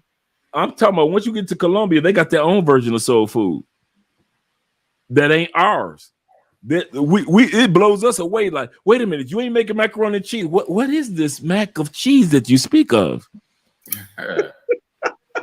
But let Victory speak in regards to his experience here down in Cali, and why should a dude get his passport or a lady get her passport and move to another location? Why is that? America is my country, 'tis of thee. Come on, why should I move? Man, why should you move? Mm-hmm. Well, why should you move back to the United States? That ain't gonna never happen, though. Let me put myself on mute. But why should we move? Because I mean, the world is getting smaller now with technology. Yeah. You know, so people are making more connections. The couple of love, purpose, and passports, he mentioned it. You know, the dating scene is now people online dating is just a normal way of life now. You know, so and not only that, not just dating, you get a chance to see what other on the internet, you get a chance to see what other types of, you know, countries are like, places are like, but and it clicks a light on in your head to say, well, wow, I really would like to actually be there. You know, Right. so excuse me. So, you know, you only live once. And I think it is up to us to teach the younger people to, hey, get your passports, let's go. Sometimes they learn by following you, or sometimes they learn by listening to you. So, excuse me, my children, they learn by following me. Mm-hmm. You know, I'm originally from Ohio. When I left Ohio, when my children became of age, they followed me to where I am. They followed me to Florida. I'm in Florida now. They followed me to Florida. I told them I'm moving to, I have plans to move to Colombia in the future. Hey, they told me, look, Dad, it's not like, you know, you taking us to school, you buying our clothes and stuff. Now we're up, we're gone, we're on our own now. We get our passports. I ain't got no problem to come over there to see you. So, Nice. you know, so it's like us, we really don't have a reason here to stay. You know, we got this country here. It gives us all our lives. It's like this American dream, this American dream, this American dream. And in some aspects, as far as us as African Americans, we had our thumb down on this. And then they put our own people against us too by providing equal opportunity to have double quotas and things like that, whereas African American men end up being down at the bottom of the barrel. You know, so it's always been a struggle for us. So why not take our resources and go elsewhere? It's not like you can't find a job online now, you know, because COVID was one of the best things that ever happened to us because it made people think outside the box. Now people are working jobs remotely and things like that. There's really no excuse, but like what Andre has mentioned multiple times already, to use the United States as a corporation, as a business. Because right now with Zoom and you know, Microsoft Teams and things like that, I mean, and what we're doing right now, you know, we have resources to where we can conduct business online. So it's really no excuse not to, you know, just to, you know, shrink the world that we live in by traveling, by going other places, by meeting new cultures and things like that. So no excuse, no excuse. Go experience some things that you never experienced before. So when I first went to Colombia, I went to Cali. And I met a few people online before I went to Cali. That's when it was safer. Now, if you go to Medellin, I would suggest anybody meet anyone online. But in my time of getting ready to go, preparing to go there, I'm talking to people, I'm using Google Translate, things like that. When I got there, I knew a little bit of Spanish, but when I was there during the time, I was forced to speak Spanish because I was in the culture. And the more you speak it, the more you pick it up. So I was there for about 5 or 6 days, but I knew 5 times more Spanish when I left than when I got there. So, one of the biggest things is we can't be fearful of change, because that fear will creep in, but you can't let it stop you. So, hey, get your passport and make the move.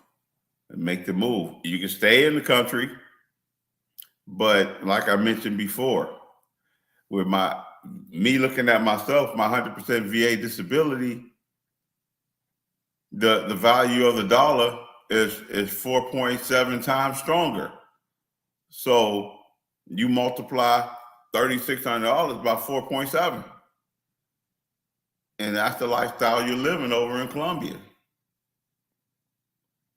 So it really is kind of like no excuse. So that's it. That is true. And we're going to end this with Stefano.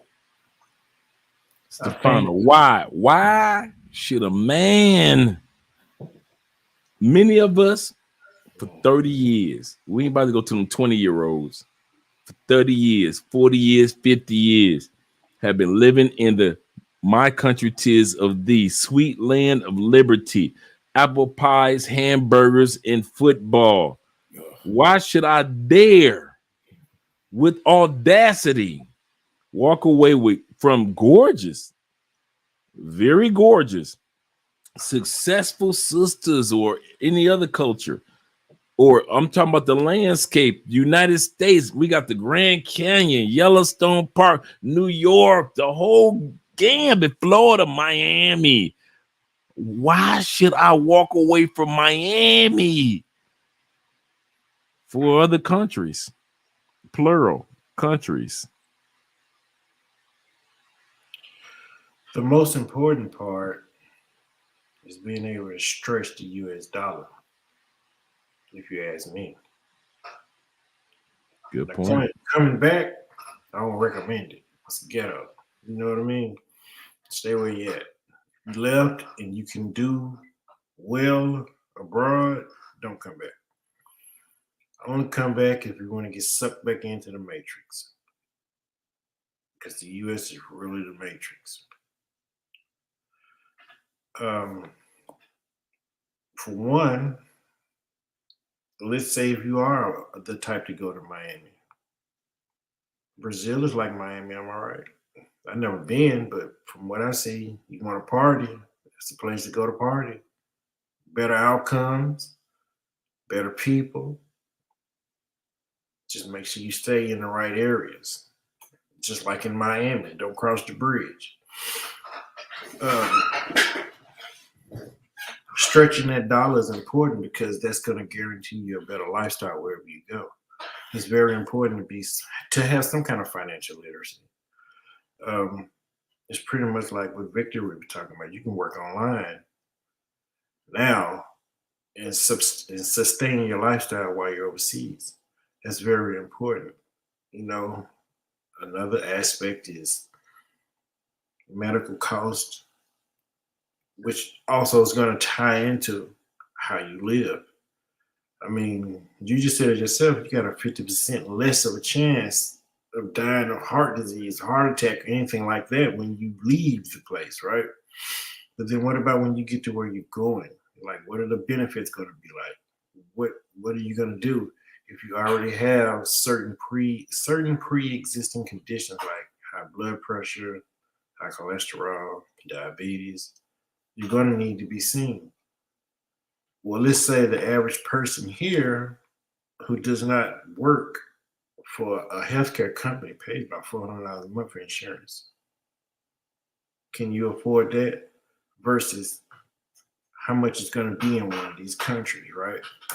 That's another burden automatically lifted off of you right there. Just thinking about, I can take care of myself how I need to take care of myself instead of saying, I don't know if I can go to the doctor. I don't know if I can pay for it this month, right? All kinds of benefits. And peace of mind. A lot of people say traveling is therapy.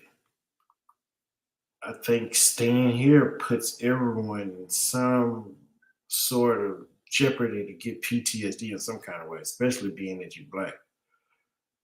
Gotta have to talk with your kids. Gotta talk to them about being stopped by the cops, how to talk to the cops. Gotta do all this. You don't have to do all this overseas.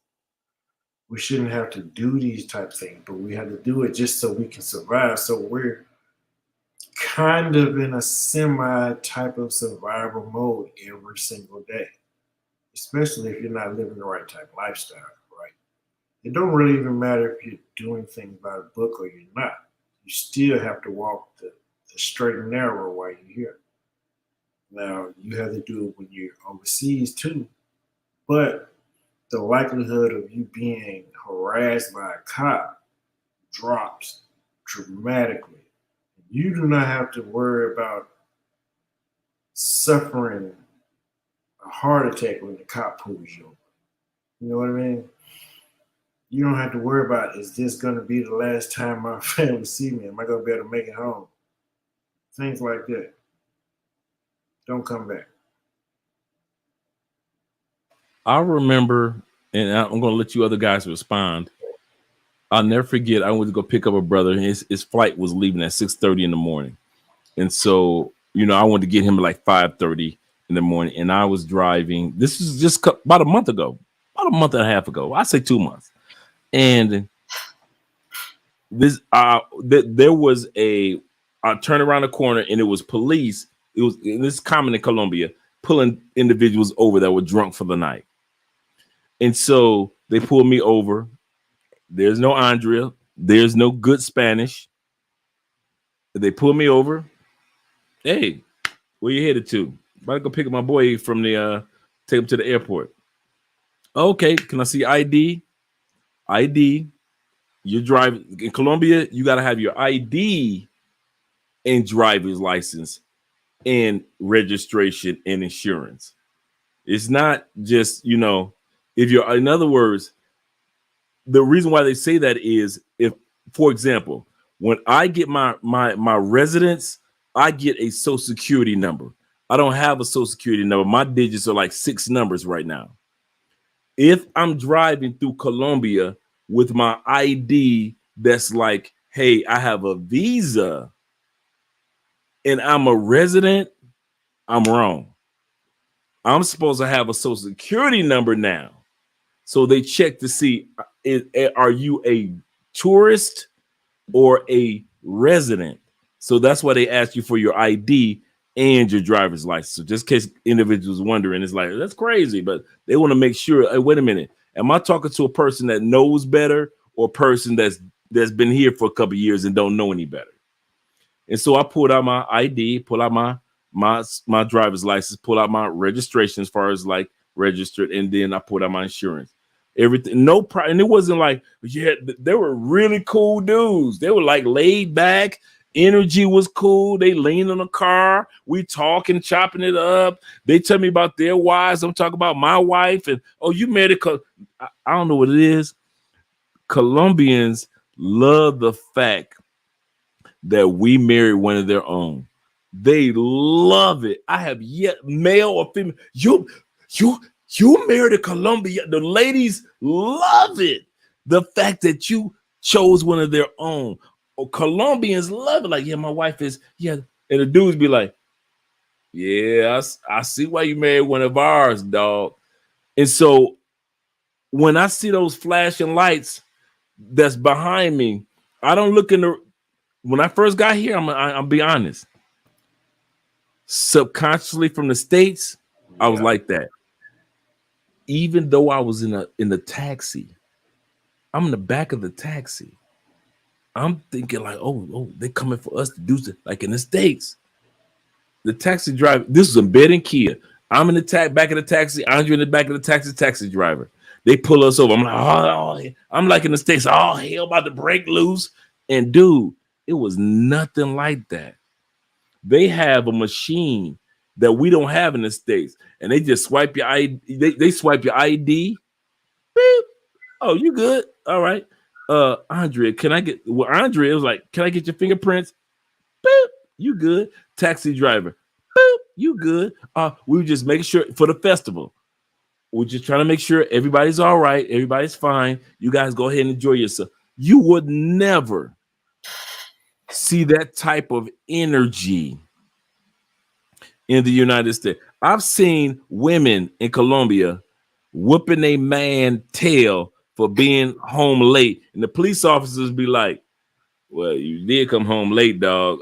We just trying to make sure that she don't stab you. But if she whooping you up, go on, take that butt whooping, because you came in at 6:30 in the morning. Why you calling us? We video, but Colombian police quick to videotape something, right? Yeah, we videotape. This going on Instagram right here. Oh, girl, hit him again, girl. That's Colombia. But when it come to men, domestic violence, she was cheating on me. Girl, you was cheating. Go and take that. Hit her again, dog. Hit her again. Oh, there we go. This is going on Instagram. So Colombians don't discriminate in regards to, well, he's a man. He shouldn't put his hand. Man, Colombians be looking like, man, listen, girl, you was cheating. Is he supposed to not knock you upside the head because you was cheating? So that's how Colombia is. So if you want to come down here, you got a woman. And now I'm not condoning that domestic violence at all, and they don't condone it at all down here at all. But if they see it's a situation that they look on the computer, oh yeah, this is her third time cheating on him. Yeah, we see that she's been cheating on a regular basis. We're not about to break this one up this time. We about to go and let him go and whoop that. And they will sit back and let him tear into her tail, dog. And ain't nobody going to jail, though. She ain't going to jail. He ain't going to jail. Why? Because the Colombian police already know from the records, this is their 7th call. Ain't nobody leaving anybody. They're going to go in the morning. They're going to get up because both of them drunk and make sure the kids get to school tomorrow morning. So the fact that I don't have to stress when I'm driving about, and I still sometimes do that. Yesterday I did. I was like, I ran through a red light at night. Now, my driving instructor already told me at night in Colombia, you can run red lights at 8:30. I run through a red light, and it's a police officer right behind me. I was like, they about to pull me over. They going to take all the mental gymnastics of the States. Conditioning. They just rolled past me like I was invisible, dude. They're like, man, we got other things to take care. We ain't got no time to be. They don't. It's not like that, and that's not the first time I've gone through a red light, and the Colombian police officer will be right there in his motorcycle, and he'll sit there, and I just ride through that red light, and it's cool. Why? Because they tell you at 8:30 at night, as long as you look both ways, you can go through a red light. In the States, they don't tell you that. You sit up there in the States, it's 1 o'clock in the morning, you drunk. Still sitting at that light till the third grade. And the police officer, and all of a sudden, police officer come up behind you. Like, if I had 15 more seconds, I'd have been at the house. You see what I'm saying? Yeah. Yeah, and I didn't believe, because I watch my Uber drivers. That might be me. You got another window open? Oh, okay, that's Vic. That was Vic.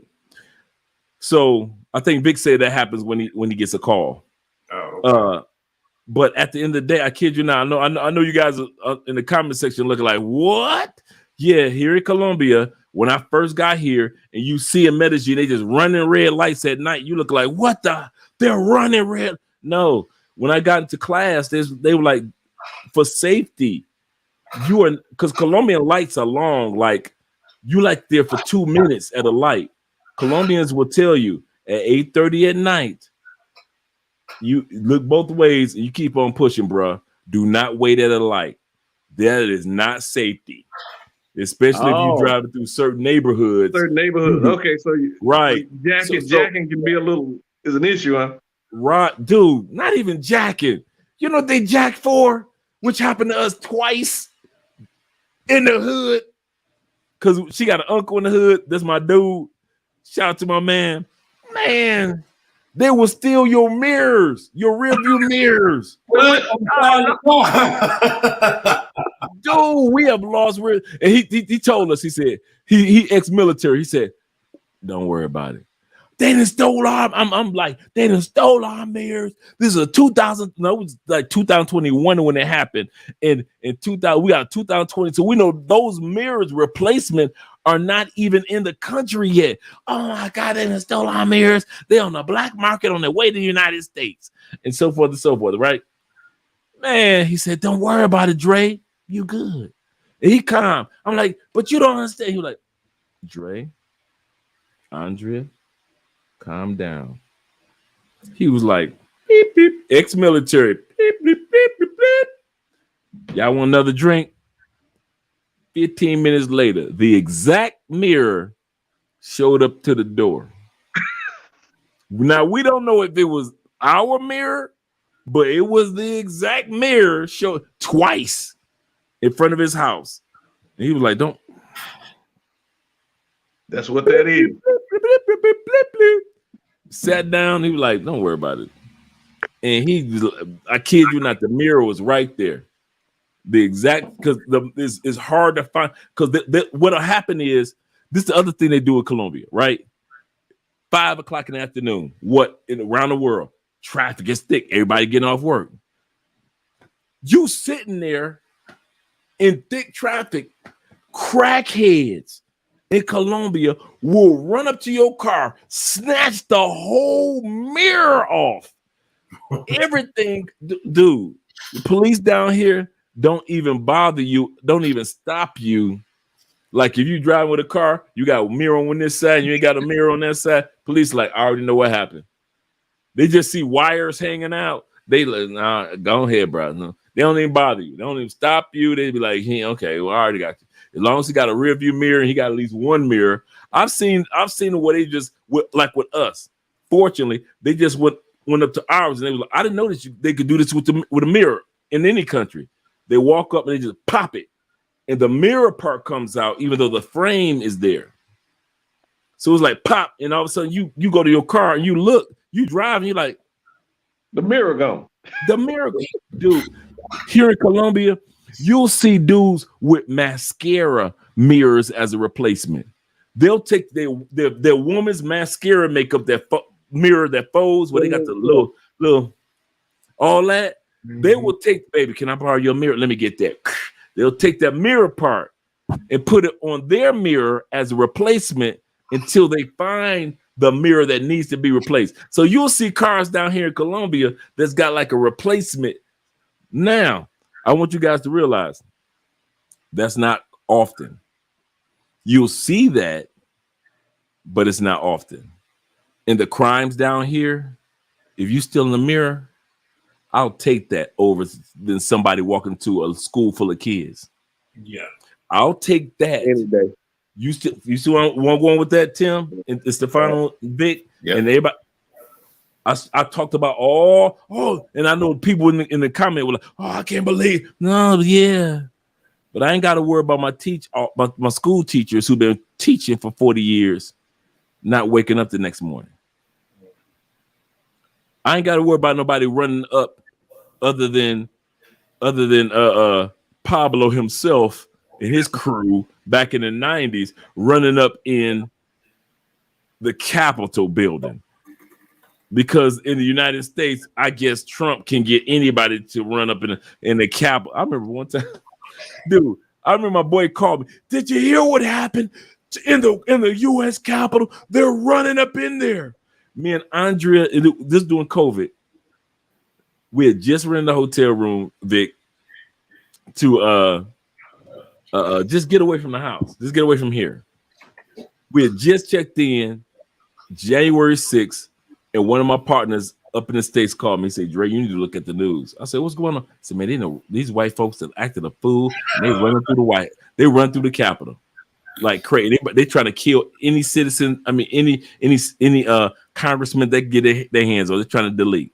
And so I'm like, I turned it on. I probably turned it on for 15 seconds. I kid you not. I was on a balcony with a multi-million-dollar view.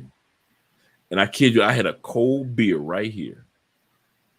Man, I literally took my phone, turned it upside down, and put it over to the side.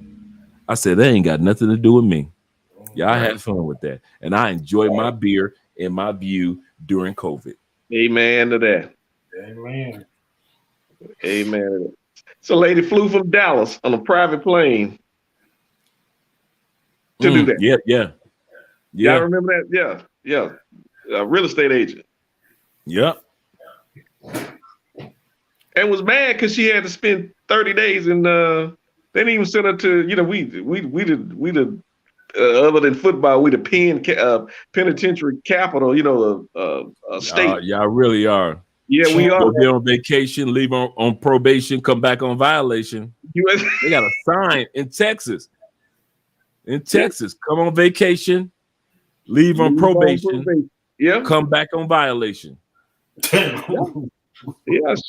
but she didn't even go to one of the. I forgot where it was. Like some audition that they have a lot of. We have a little basically like a prison camp, and she put up a fuss about.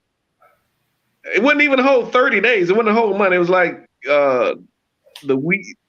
She got out the weekend before the month end or something crazy like that. And we were like, "This is insane! You participated in something that hadn't happened in 100 years, violently, and all you got was 30 days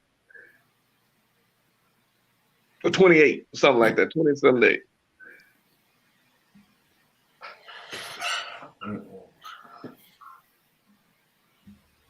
Philly said, "I hate working in Texas."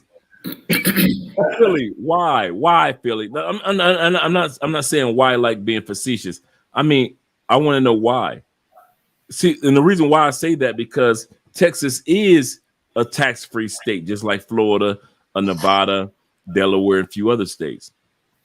And go ahead.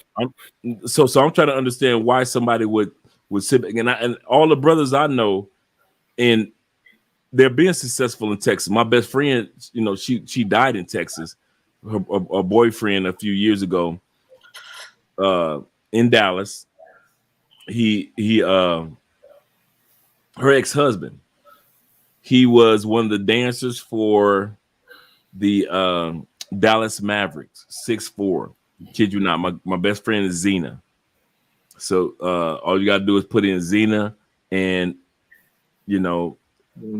I have to Google it. I don't remember that. Dallas Mavericks dancer.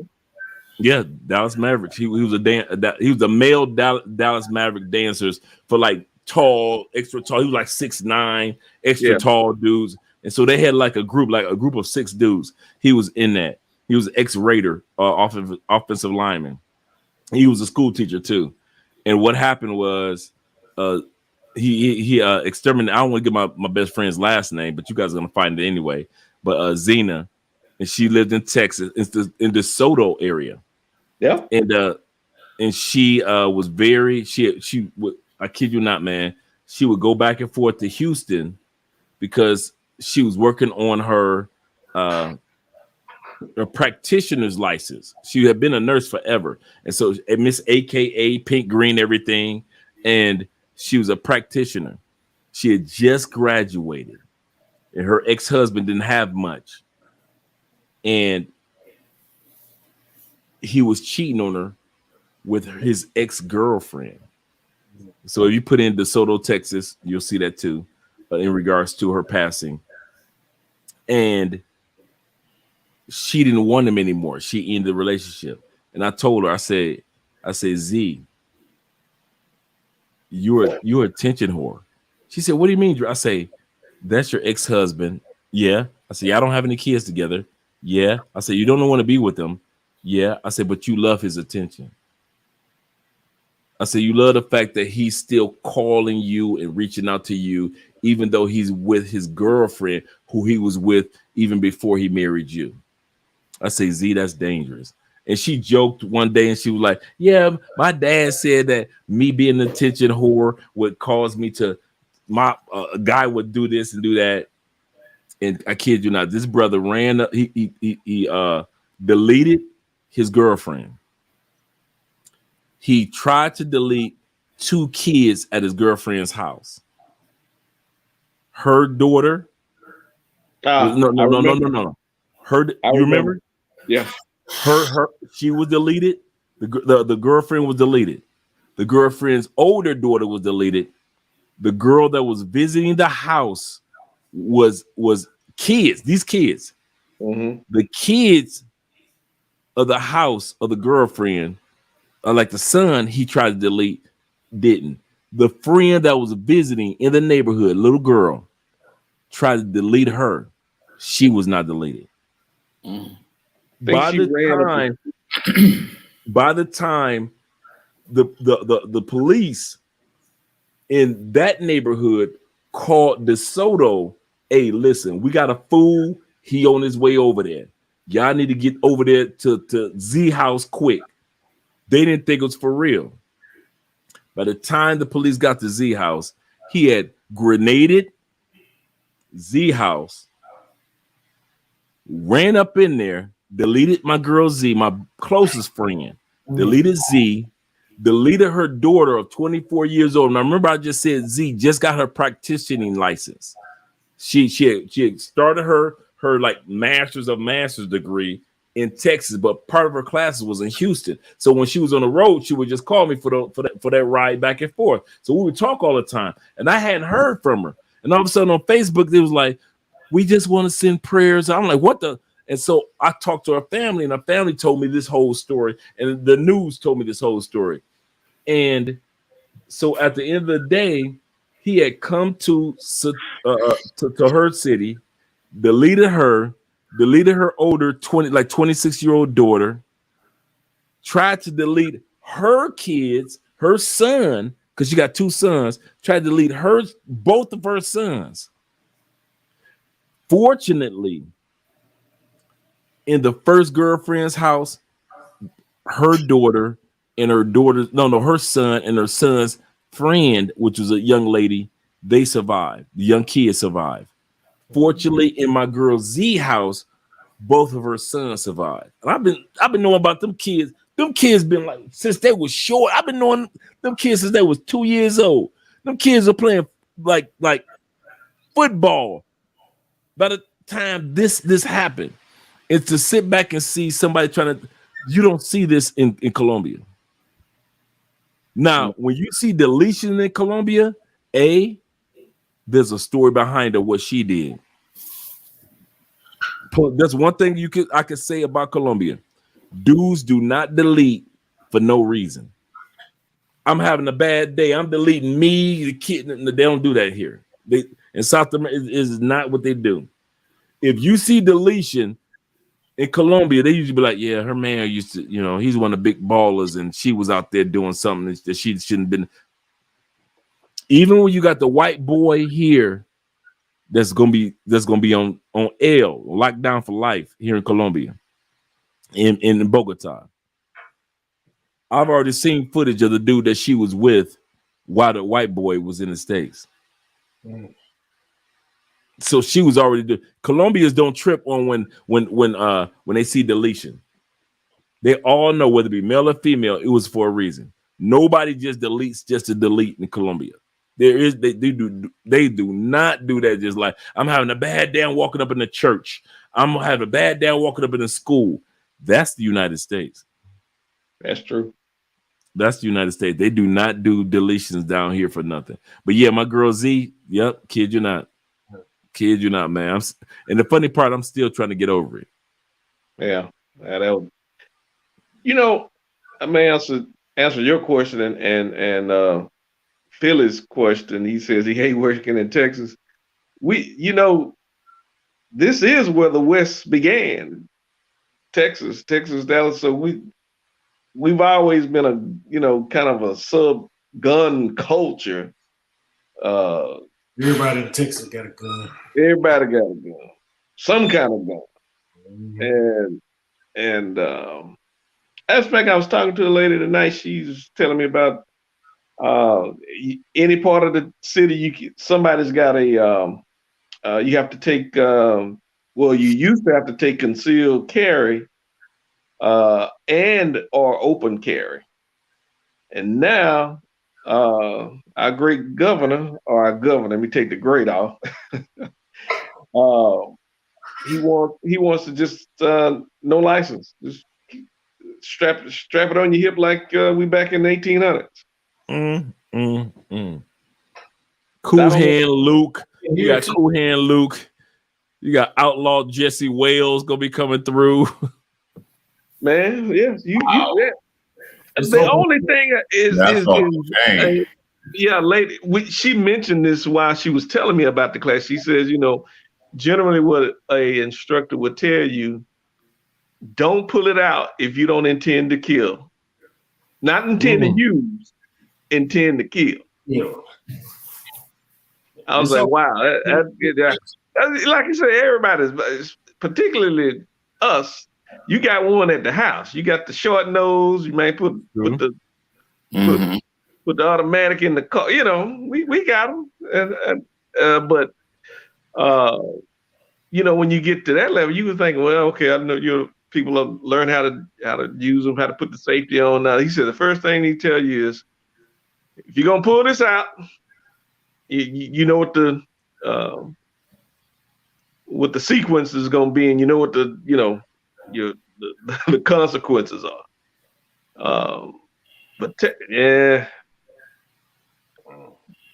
We something. I have to. That is a drawback, man.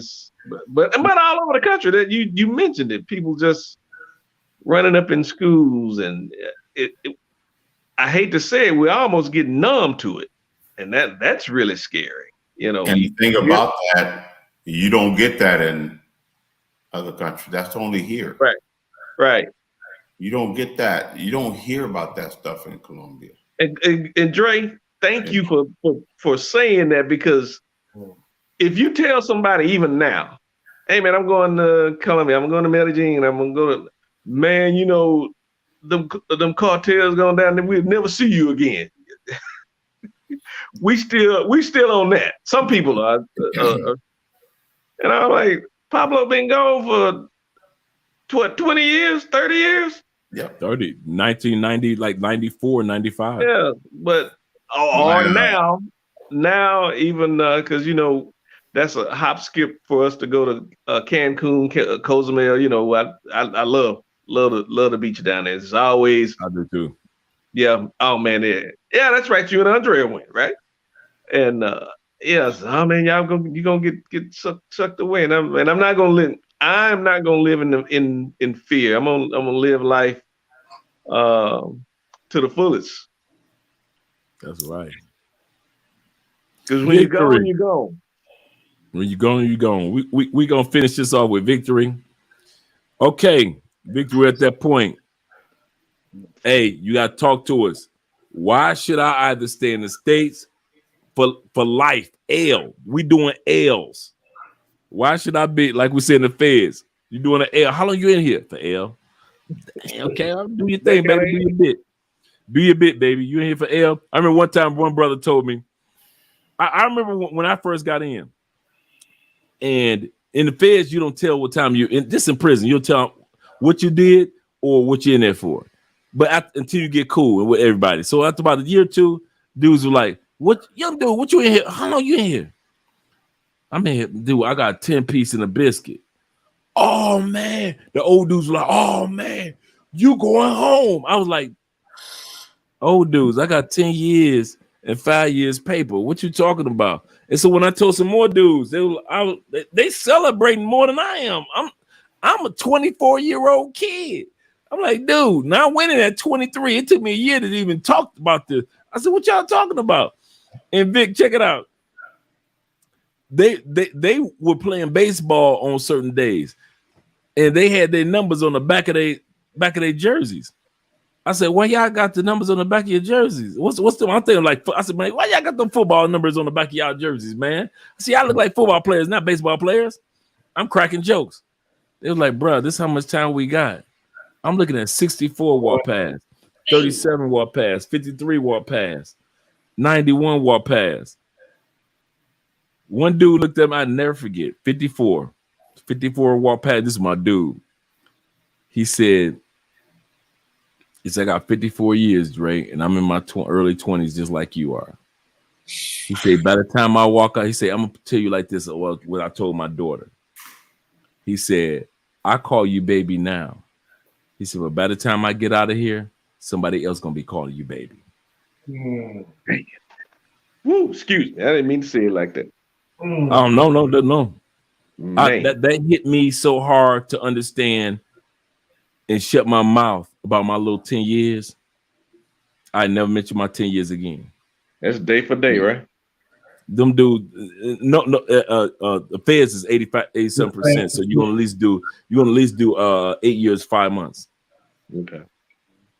Actually, it's like 8 years, 7 months because you're gonna do a halfway house and blah blah blah. And then by the time you get done, you're done with your 10 piece. And then you got to do your 5 years probation. But I was a dude that was doing so much in the community. They were like, he ain't going nowhere. And they let me off. And then my probation officer was like, you ain't gonna get this coochie. So let me go ahead and get you off of probation. like in a year and a half. I was like, girl, you don't need to stop playing because you know I'm gonna lick your booty. So stop playing. You trying like, you know what? She was like, hard to get that. Dude, I kid you not. She was like, I got a story with her. Dude, I'm sitting back. She transferred my probation to Detroit. I'm in Detroit. But I was in Florida enough that I'm smashing a chick. I'm not Florida, but at that time period when they let me go, it was Indiana where they originally picked me up 10 years prior. And so they let me go in. So I'm doing good in Florida. I'm in Indiana. Great. Everything's great. I'm trying to go back to Detroit where my mom and everything is. So they said, we're going to transfer you back to Detroit. So they transfer me to Detroit. I ain't got no business in Indiana. I'm at a 5-star, like $200-300 a plate fundraiser. I glance over. Who do I see or who sees me on a date in Indiana when I ain't got no business being 3 states away? Your PO. My PO, my original PO, who I was trying to get that booty. But you do make that double take. Dude, I glanced. She looked at me and all she did was shake her head like, She ain't reach out to nobody. Because I was, I did so many, like I said, I did so much in the community. No matter where I went, as far as improving the community, it wasn't one of those. He going back. Like, girl, you don't want this to go back. And I kid you not, we both made eye contact, and I took my glass of wine and I was like, cheers. And she looked at me like, you ain't got no business even being in this state. I can violate you with one phone call. Wow. I got fair stories. I'll never forget that. We glanced at each other. She was like, and I was like, and she just shook her head like, you ain't got no business being here. So that's what you, and then she gave me the female look like, so that's what you with tonight. Oh, that's what you doing. That's what we, so you didn't, you don't want me no more. I'm like, don't give me that look, girl. There you go. All right. She a sister. She still had to go there. She was a sister. I kid you not. I was at a fundraiser. So when all you dudes that think that Fed dudes can't do fundraisers, don't lie to yourself.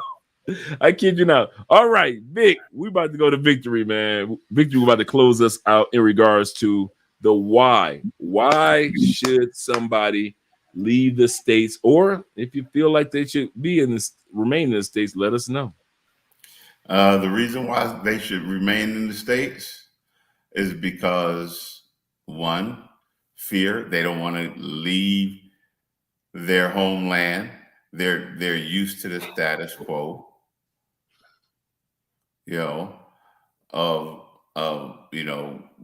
just going to their family's house for Thanksgiving, going to the corner store to get this, going to the corner store to get that, doing the same old routine each and every day. Meet the same old girl in the same neighborhood that you grew up in. Like you said, when you take a trip, it's 50 miles away to the nearest largest city. Oh, I've been here, so why would I want to leave? This is my world. I'm living a great life, so them people, let them stay where they're at. They may not have the mentality to be able to handle what's outside of the United States. I mean, you go someplace like, let's call it the for example, the one of the main places people first go to is like the Dominican Republic. Don't let it be Sosua. It's your first time. All right. So, the mentality, they don't know how to handle that. They wouldn't know how to deal with that. Especially someone who's never been out of the United States before, and you're going to put them in a situation like that. All right. Number two, you got to learn how to deal with the people. You got to learn how to deal with the police officers. You got to learn how to deal with the laws and the rules and regulations. You try to bring your Americanized, ways to another country and expect that country just to live by your standards. It don't work like that. So, but a reason to leave is you want to gain wisdom. You want to learn about different cultures. You want to do different things in life. Not everything is just about women. And you just want to grow, self-grow, like right now, even if like in Medellin, they're having this, internet, like this IT superhighway going on. There's growth in different career fields that is broadening outside of the United States. Grow yourself, grow your mind, grow your thought process, grow yourself as an individual. So those are the two things that I think the reasons why you should stay and why you should go. So that's it. And I'm hoping that, by this time next year, all my kids are leaving the United States, or at least left once, because none of them have left the United States once. But I do want them to leave and experience what's going on in other countries. I think I've instilled in them the wisdom to do so. So we'll see what happens. I got a question for you, based on a statement. Yeah. Barry says, I'm 25 and I feel like I'm too young for this conversation. I feel like I need a black woman in America divorce or something. You gotta be joking. In other words, he feel like he's just too young for this. When we got men that are wishing, men on this panel that wishing. Wow. I was their age when do you know how much I wish that I was 25, perfect age, 23 in Austin age, perfect age, and I started using my passport. Man, listen, y'all think I'm dastardly and I'm tying them to the train tracks now. Could you Barry, and I want to hear what the other guys have to say as well. Mm-hmm. Could you imagine at 25 being international as dastardly as we was in the States at 25? Well, I'm in the feds, but you guys at 25. Can you imagine, Timothy? Man, Let me take the lead first on this one. Go ahead, Vic. Man, look, I got my passport when back in 2020. I am 56 years old right now. And the only thing I can really do is forget all my 20s, 30s, and 40s. I blew that with other stuff. So what I can do is I understand, like when I'm moving to Colombia, there's no GMO foods over there. It's a healthier lifestyle for me over there. You know, I want to learn different things. I want to learn salsa dancing. I want to increase my Spanish. I want to immerse myself in the culture. Man, look, Barry, you being 25 years old and you got your whole life ahead of you to make business transactions internationally. Don't even think about limiting your life or selling yourself short by saying you need to get with a divorced woman or something like that. That's an Americanized mindset that you got going on, thinking that what's in America is it. That's not it. You take a trip to Colombia, you take a trip to Dominican Republic, you take a trip because, and I say those two places because from Miami, it's only a 2.5-hour flight. So outside of the, United States, it's a 2.5-hour flight. It's a quick flight to learn someplace different. Have your mindset, and if you want to go and do things that is gonna, increase who you are as a person, increase your self-awareness, increase your value as a man, I suggest you go ahead and give it a try. Travel and don't have any fears in doing so. Just use wisdom in doing so.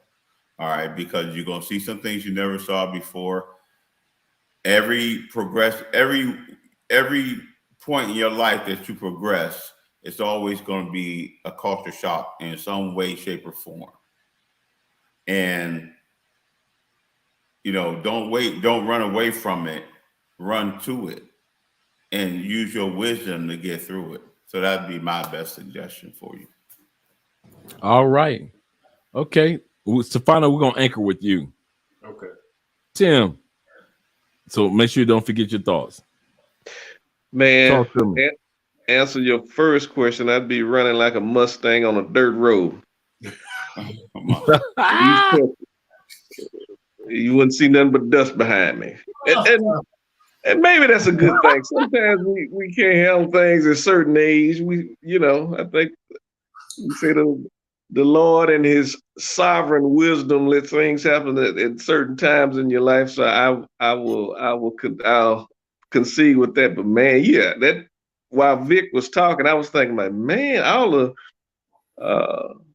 Spanish women I've known that I've met here, that are maybe from Colombia or from Belize or wherever.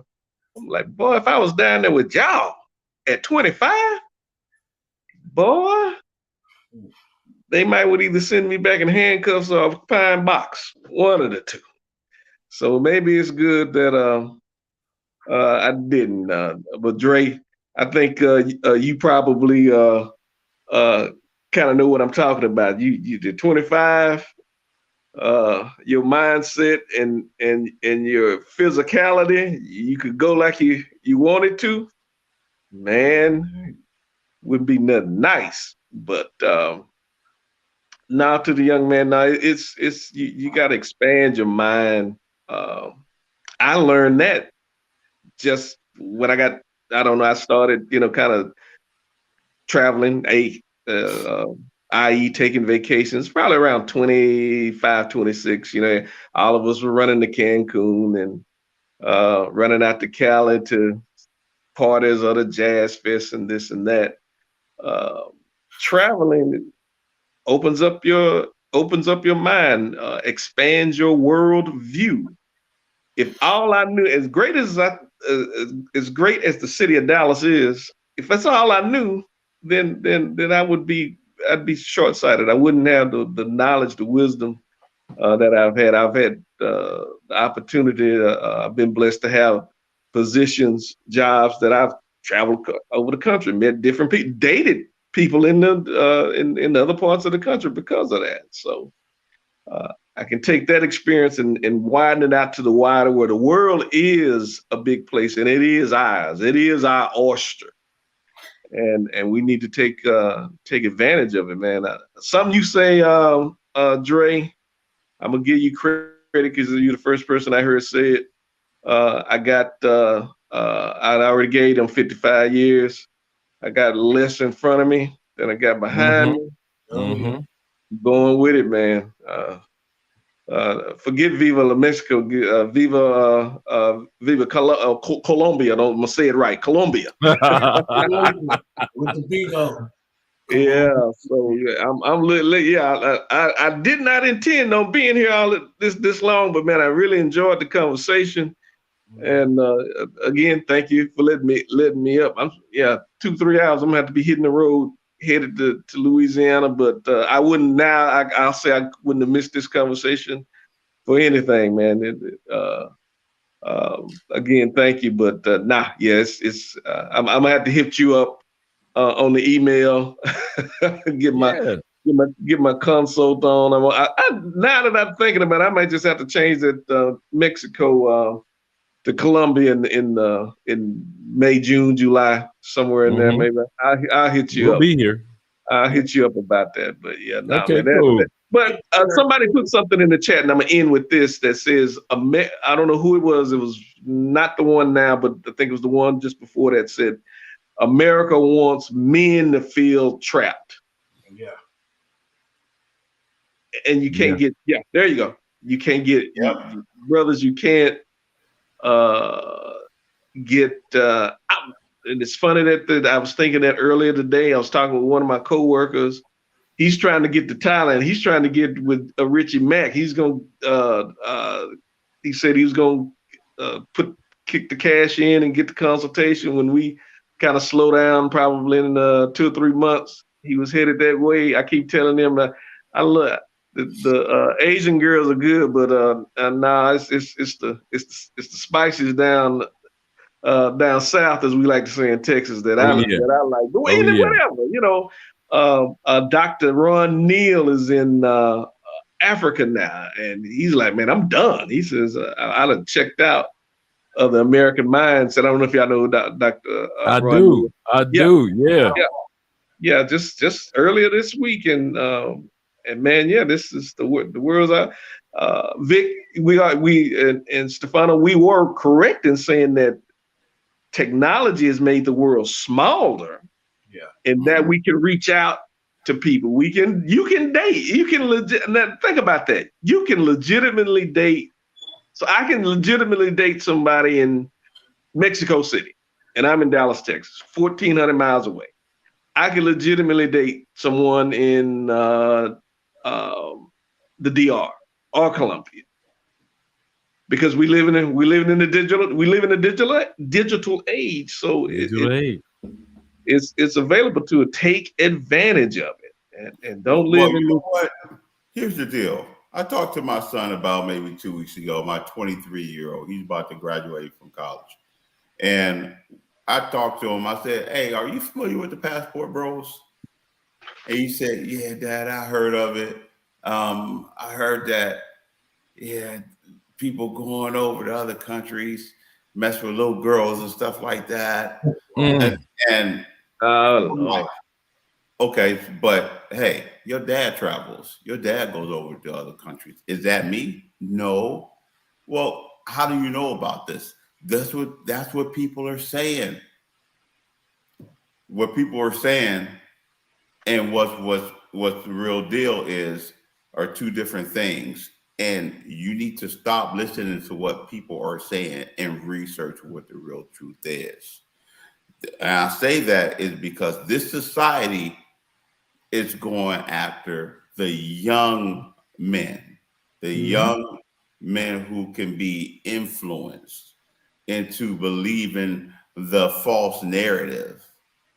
So you guys who are in this chat line, who are on this live stream that are listening, don't take what everyone says for face value. Do your own research. Don't believe me. Do your own research. You know, even if the research means to go travel and research it for yourself, you know, because if you do that and you come up with something different, then you can make a sound judgment decision if that's what you want to do going forward in your life. But don't let someone else's narrative based out of emotions and fear restrict your mindset from going forward and exploring things in your own life. Excellent points. Excellent points, Vic. Stefano, we're anchoring and finish this live stream with you. Tim got to get up in the morning. Vic got to get up in the morning. I'm going to sleep until in the morning. And so I'm pushing 24 hours over there. I ain't mad at you. So in regards to why shouldn't I stay in the red, white, and blue when it's so amazing there? People from all over the world. Hey, in the last 2 years, statistically, we've had over 1 million people show up to the borders of the United States. But what they don't tell you is we've had over 1.3 million American citizens move over to Mexico. Especially those from California. A lot of people from California. Oh, the California dudes, man, they tearing up Mexico City. Tijuana, Mexico City is nothing but the United States now. Wow. I said I gotta go first down south. You know what I mean? Because they've already hit it. The cost of living is increasing as we speak right now in Mexico, just because they're gentrifying the areas down there. But the question is, why should you leave, right? Drake? If the question is, why should you leave? The answer to that question is simply like I stated earlier, just to enhance your life. If you want to stay, the reasons you stay is if you still got family here, you still got things tying you to the country, that's why you stay. But if you're someone like me, the parents are gone, your kids are grown, then it's time for you to try to plan out the rest of your life. And by doing so, and traveling along with that, you will be able to expand your palette.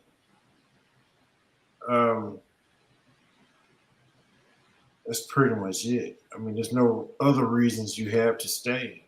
If you're not tied here, leave. Because in the upcoming years, it's only going to get worse. And I know the guy, Barry, he said he was just being sarcastic, but it's a little bit of truth and every bit of sarcasm too. So right. You got to be careful. Got to be careful. Don't get caught up in the mindset. One thing I would ask you is, how many people around you think like you do? If they don't, get rid of them. You need to be around like-minded individuals all the time. That's pretty much it. That's so true, man. In regards to the people that's been around you, because they will try to, and this is just my last little closing, not too long. We've been here 6 hours, so that's enough. even Richie Mack texted me. He was like, "So you still live? Okay, I'm editing and I'm watching your show." And so good morning. So we do that. Yeah, oh yeah, it's morning over there. And it was 6 in the evening over there now, and it's 6 in the morning over here. And I want to say I appreciate you gentlemen for being on. I have nothing but love for you guys, man. I love you, and I mean in all sincerity, thank you very much for being on this live stream with me. This was very important to me in regards to the misconceptions that people have about Passport Brothers, and I'm glad Victory talked to his sons about this. And when I've heard stories of other individuals getting passports for their sons, it's opening up doors for men to have opportunities. We know statistically that most men, no matter what race, they're not leaving the United States. And technically, I don't need you to leave the United States. I need you to keep your tax paying right there in the United States. Pay your taxes, have your babies. Your babies need to pay taxes. Your babies' babies needs to pay taxes. I don't have no problem with black men getting women in the United States pregnant in regards to relationships, not just in general, but in regards to being in relationships, whether it be marriage or just stability, common law. Do your thing, baby. Had them taxpayers. Why? Because you are the reason why the American dollar is going to stay strong for us and our kids. And you're the reason why the American passport will continue to stay strong in 94% of the world. Not because of us. We gone. We get tax breaks. We gone. But you that want to, the 72% that want to stay in the United States, please stay there. 72% of all Americans will live and delete within a 50-mile radius of the hospital in which they were born. 72%. Wow. If you were born in Philly, you're gonna pass on in Philly. If you were born in Dallas, you got a 72% chance of passing on to Dallas. If you're born in any parts of Ohio, you got a 70. All you Ohio players, roller coaster. All y'all, all that funk that came out of Ohio, dude, sleeping on that.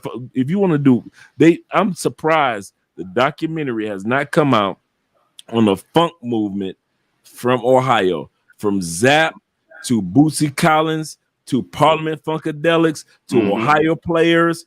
There's so much funk music. Funk really did not start anywhere else but in Ohio. People sleeping on Ohio for real. And so even if you're Ohio, I'm telling you now, stay there. Why?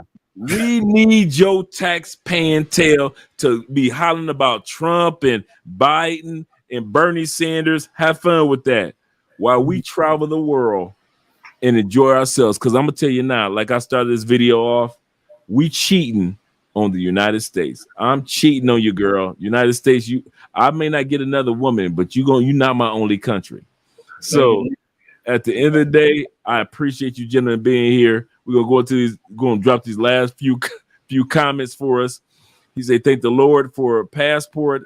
I've seen many men suffering out here in the States. And I think about that with my military brothers.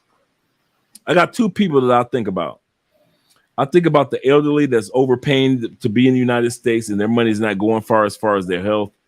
And I really think about my ex-military brothers as far as, I'm like, man, if he could just make it out the United States, man, his mind would, make it back out the United States, his mind would be so much better. Less stress. We got psychologists, psychiatrists, we got spiritual leaders. The church, man, me and Andrea stay in the church. We stay in the church. You talking about somebody, a lot of people sleeping on Andrea. Andrea is like Bible study. Like Andrea be like, babe, what you doing right now? You want to go to church with me? That's Andrea. So dudes sleep on that side of who we are. I think I'm about to start singing. And so at the end of the day, guys, it's so many opportunities out here. He said lots of baby boomers have retired and will retire in 2023. A lot of people don't realize 2030. A lot of people don't realize it is true what they say about Social Security running low on its trust in 2033, 2035. That means that there's less than 10 years left of Social Security to where you only be getting 80% of the benefits. Let's say I retired in 10 years at 66, which is my retirement age, I will only get 80% of my full-time benefits in the United States if I did that. In And that's the age you're supposed to retire. 2033. But here's the kicker. Medicare's trust fund runs out in 2026.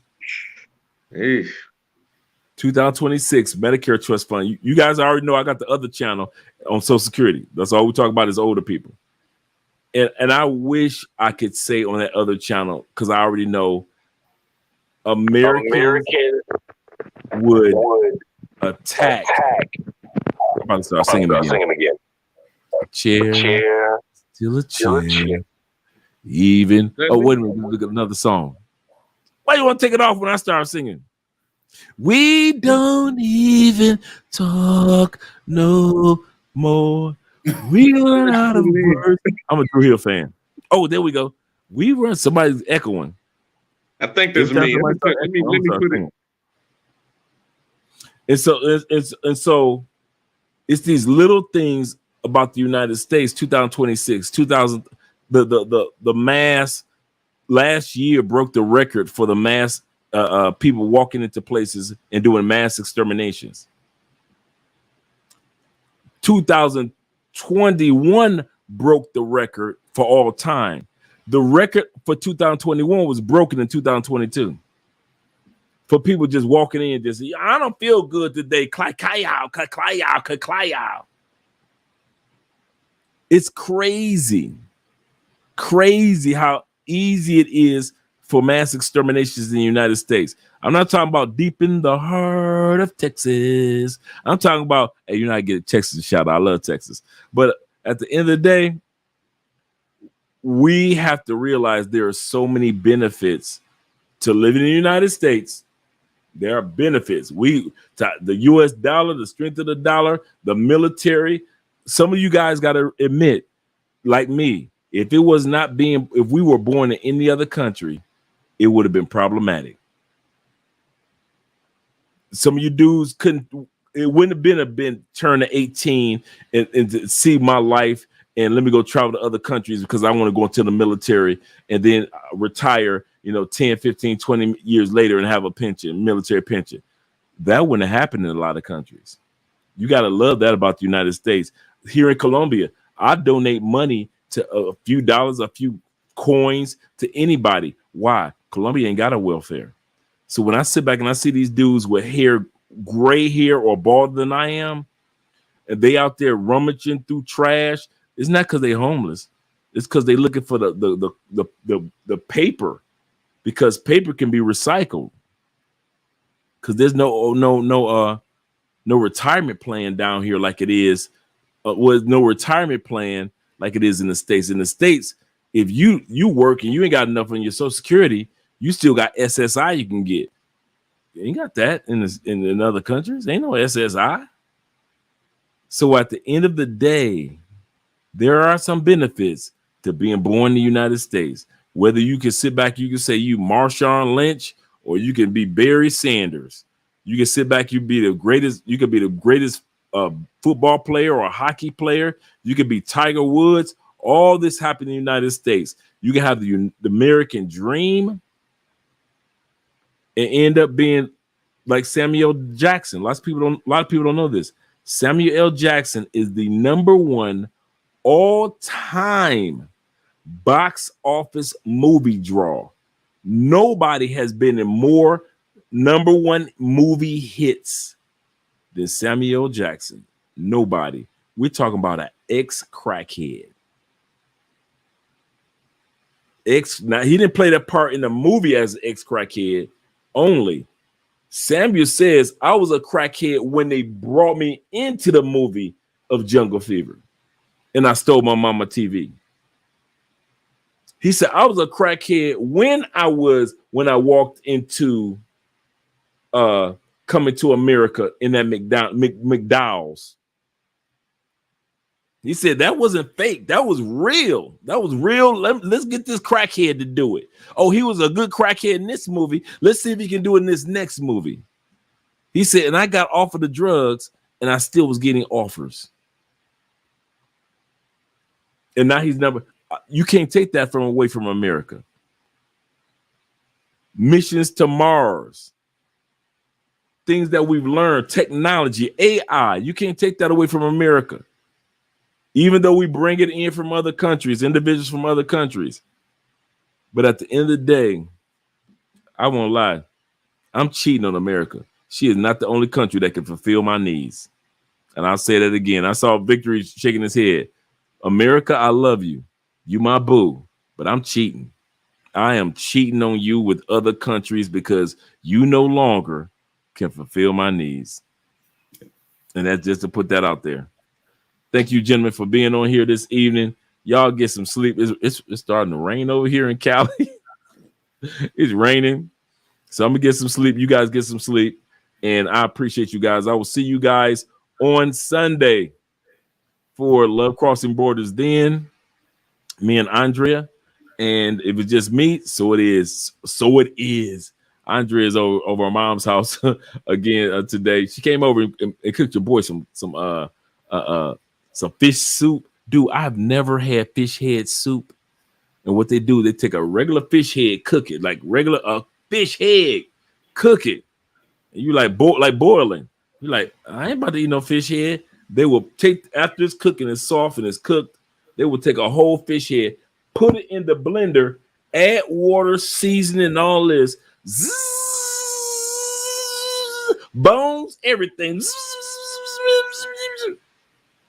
put it back in a pot, bruh.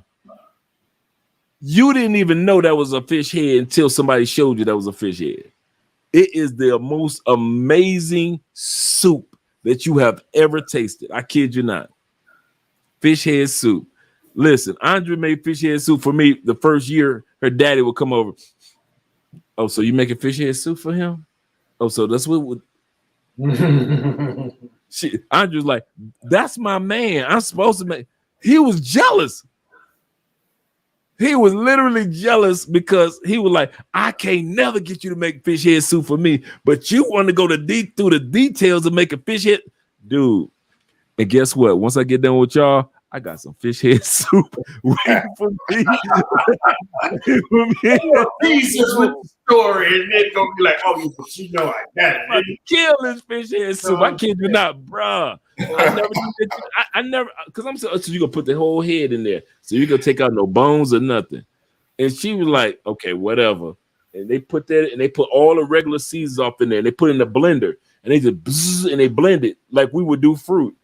And it's just the bones chopped up, everything's chopped up so fine, man. All of it, and they just put it back in the pot, and they put more seasoning and warm it up, bruh. Oh my god! And you can pick which fish you want. You look like, let me get some of that trout over there. I ain't never had a head of a trout. Let me get 2 trout heads. I'm gonna add this right quick. That's the only thing kind of drawback. I'm there again. I'm gonna text. Everything got to be barbecued, sauced up, or gravied down. And I know it ain't good for me. I know it ain't good for me, but I guess I'm gonna have to get used to fish head soup and what's the other the seasoning? What's the popular seasoning out there? Adobo you talking about? Yeah. Shout out to Randall for the $3 super chat. I ain't forgotten about you, brother. I'm gonna tell you something. Do not get it twisted. And Victory will tell you this. These sisters down here, they got their own version of soul food that ain't got nothing to do with macaroni and greens and cornbread. Oh, yes, sir. It is these Afro-Colombians down here. That's why when people go to Medellin and they be complaining, the food is bland, it's got no seasoning. I say, because Medellin ain't got no brothers and sisters. You come to Cali, brothers and sisters are in most of the restaurants. And the fish head soup I got, the reason why it's so good, because it's a sister that made it. I'm talking about they got a whole new version of food that came from Africa. And it's their version of soap, their fish, their beef, what, dude? The recipes are so strong of Afro-Colombians. You can go to Cartagena, right off the Atlantic Ocean. and you get recipes from brothers and sisters food. You be like, what in the world is this? I've never had, and I don't have this apart, and you don't get the itis. You're not ready to pass out and go to sleep. You're ready to run a marathon after you eat Colombian food. Man, let me get out here and book me a flight. I'm finna go. Then you come to the Pacific side, because Cartagena is Atlantic. Colombia is one of the few countries in the Western Hemisphere. It's actually the only country in the Western Hemisphere that's on the Pacific over the top and the Atlantic on this side. I mean, no, the Pacific on this side and the Atlantic over the top. So they've got recipes up there, those brothers and sisters, where Los is, right? And then over here in Cali, them brothers and sisters coming with whole new recipes. And I love when you guys come down and I take you to the Pacific Coast restaurants and I just sit back and watch y'all eat. And then the amount of food you get, but like you calculate like, okay, this cost me $15. Why is they bringing Thanksgiving dinner out here for $15? Man, listen, I'm telling you, there is no way in the world I'm going back to the United States other than visit. Like I said, I'll be paying taxes in Antarctica before I come back to the United States. South Pole. All right, guys, let me let you guys get some rest. Thank you, gentlemen, for being here. I'm about to put this to the end. I'm Andre, Love Crossing Borders. We got my man Victory. We got my man Stefano. We got my man. We got Timothy in the building. And at the end of the day, these guys have given some great reasons why to stay in the States and some great reasons why to leave the United States. It's all up to you. Live the life that you deserve because, hey, at the end of the day, you deserve it.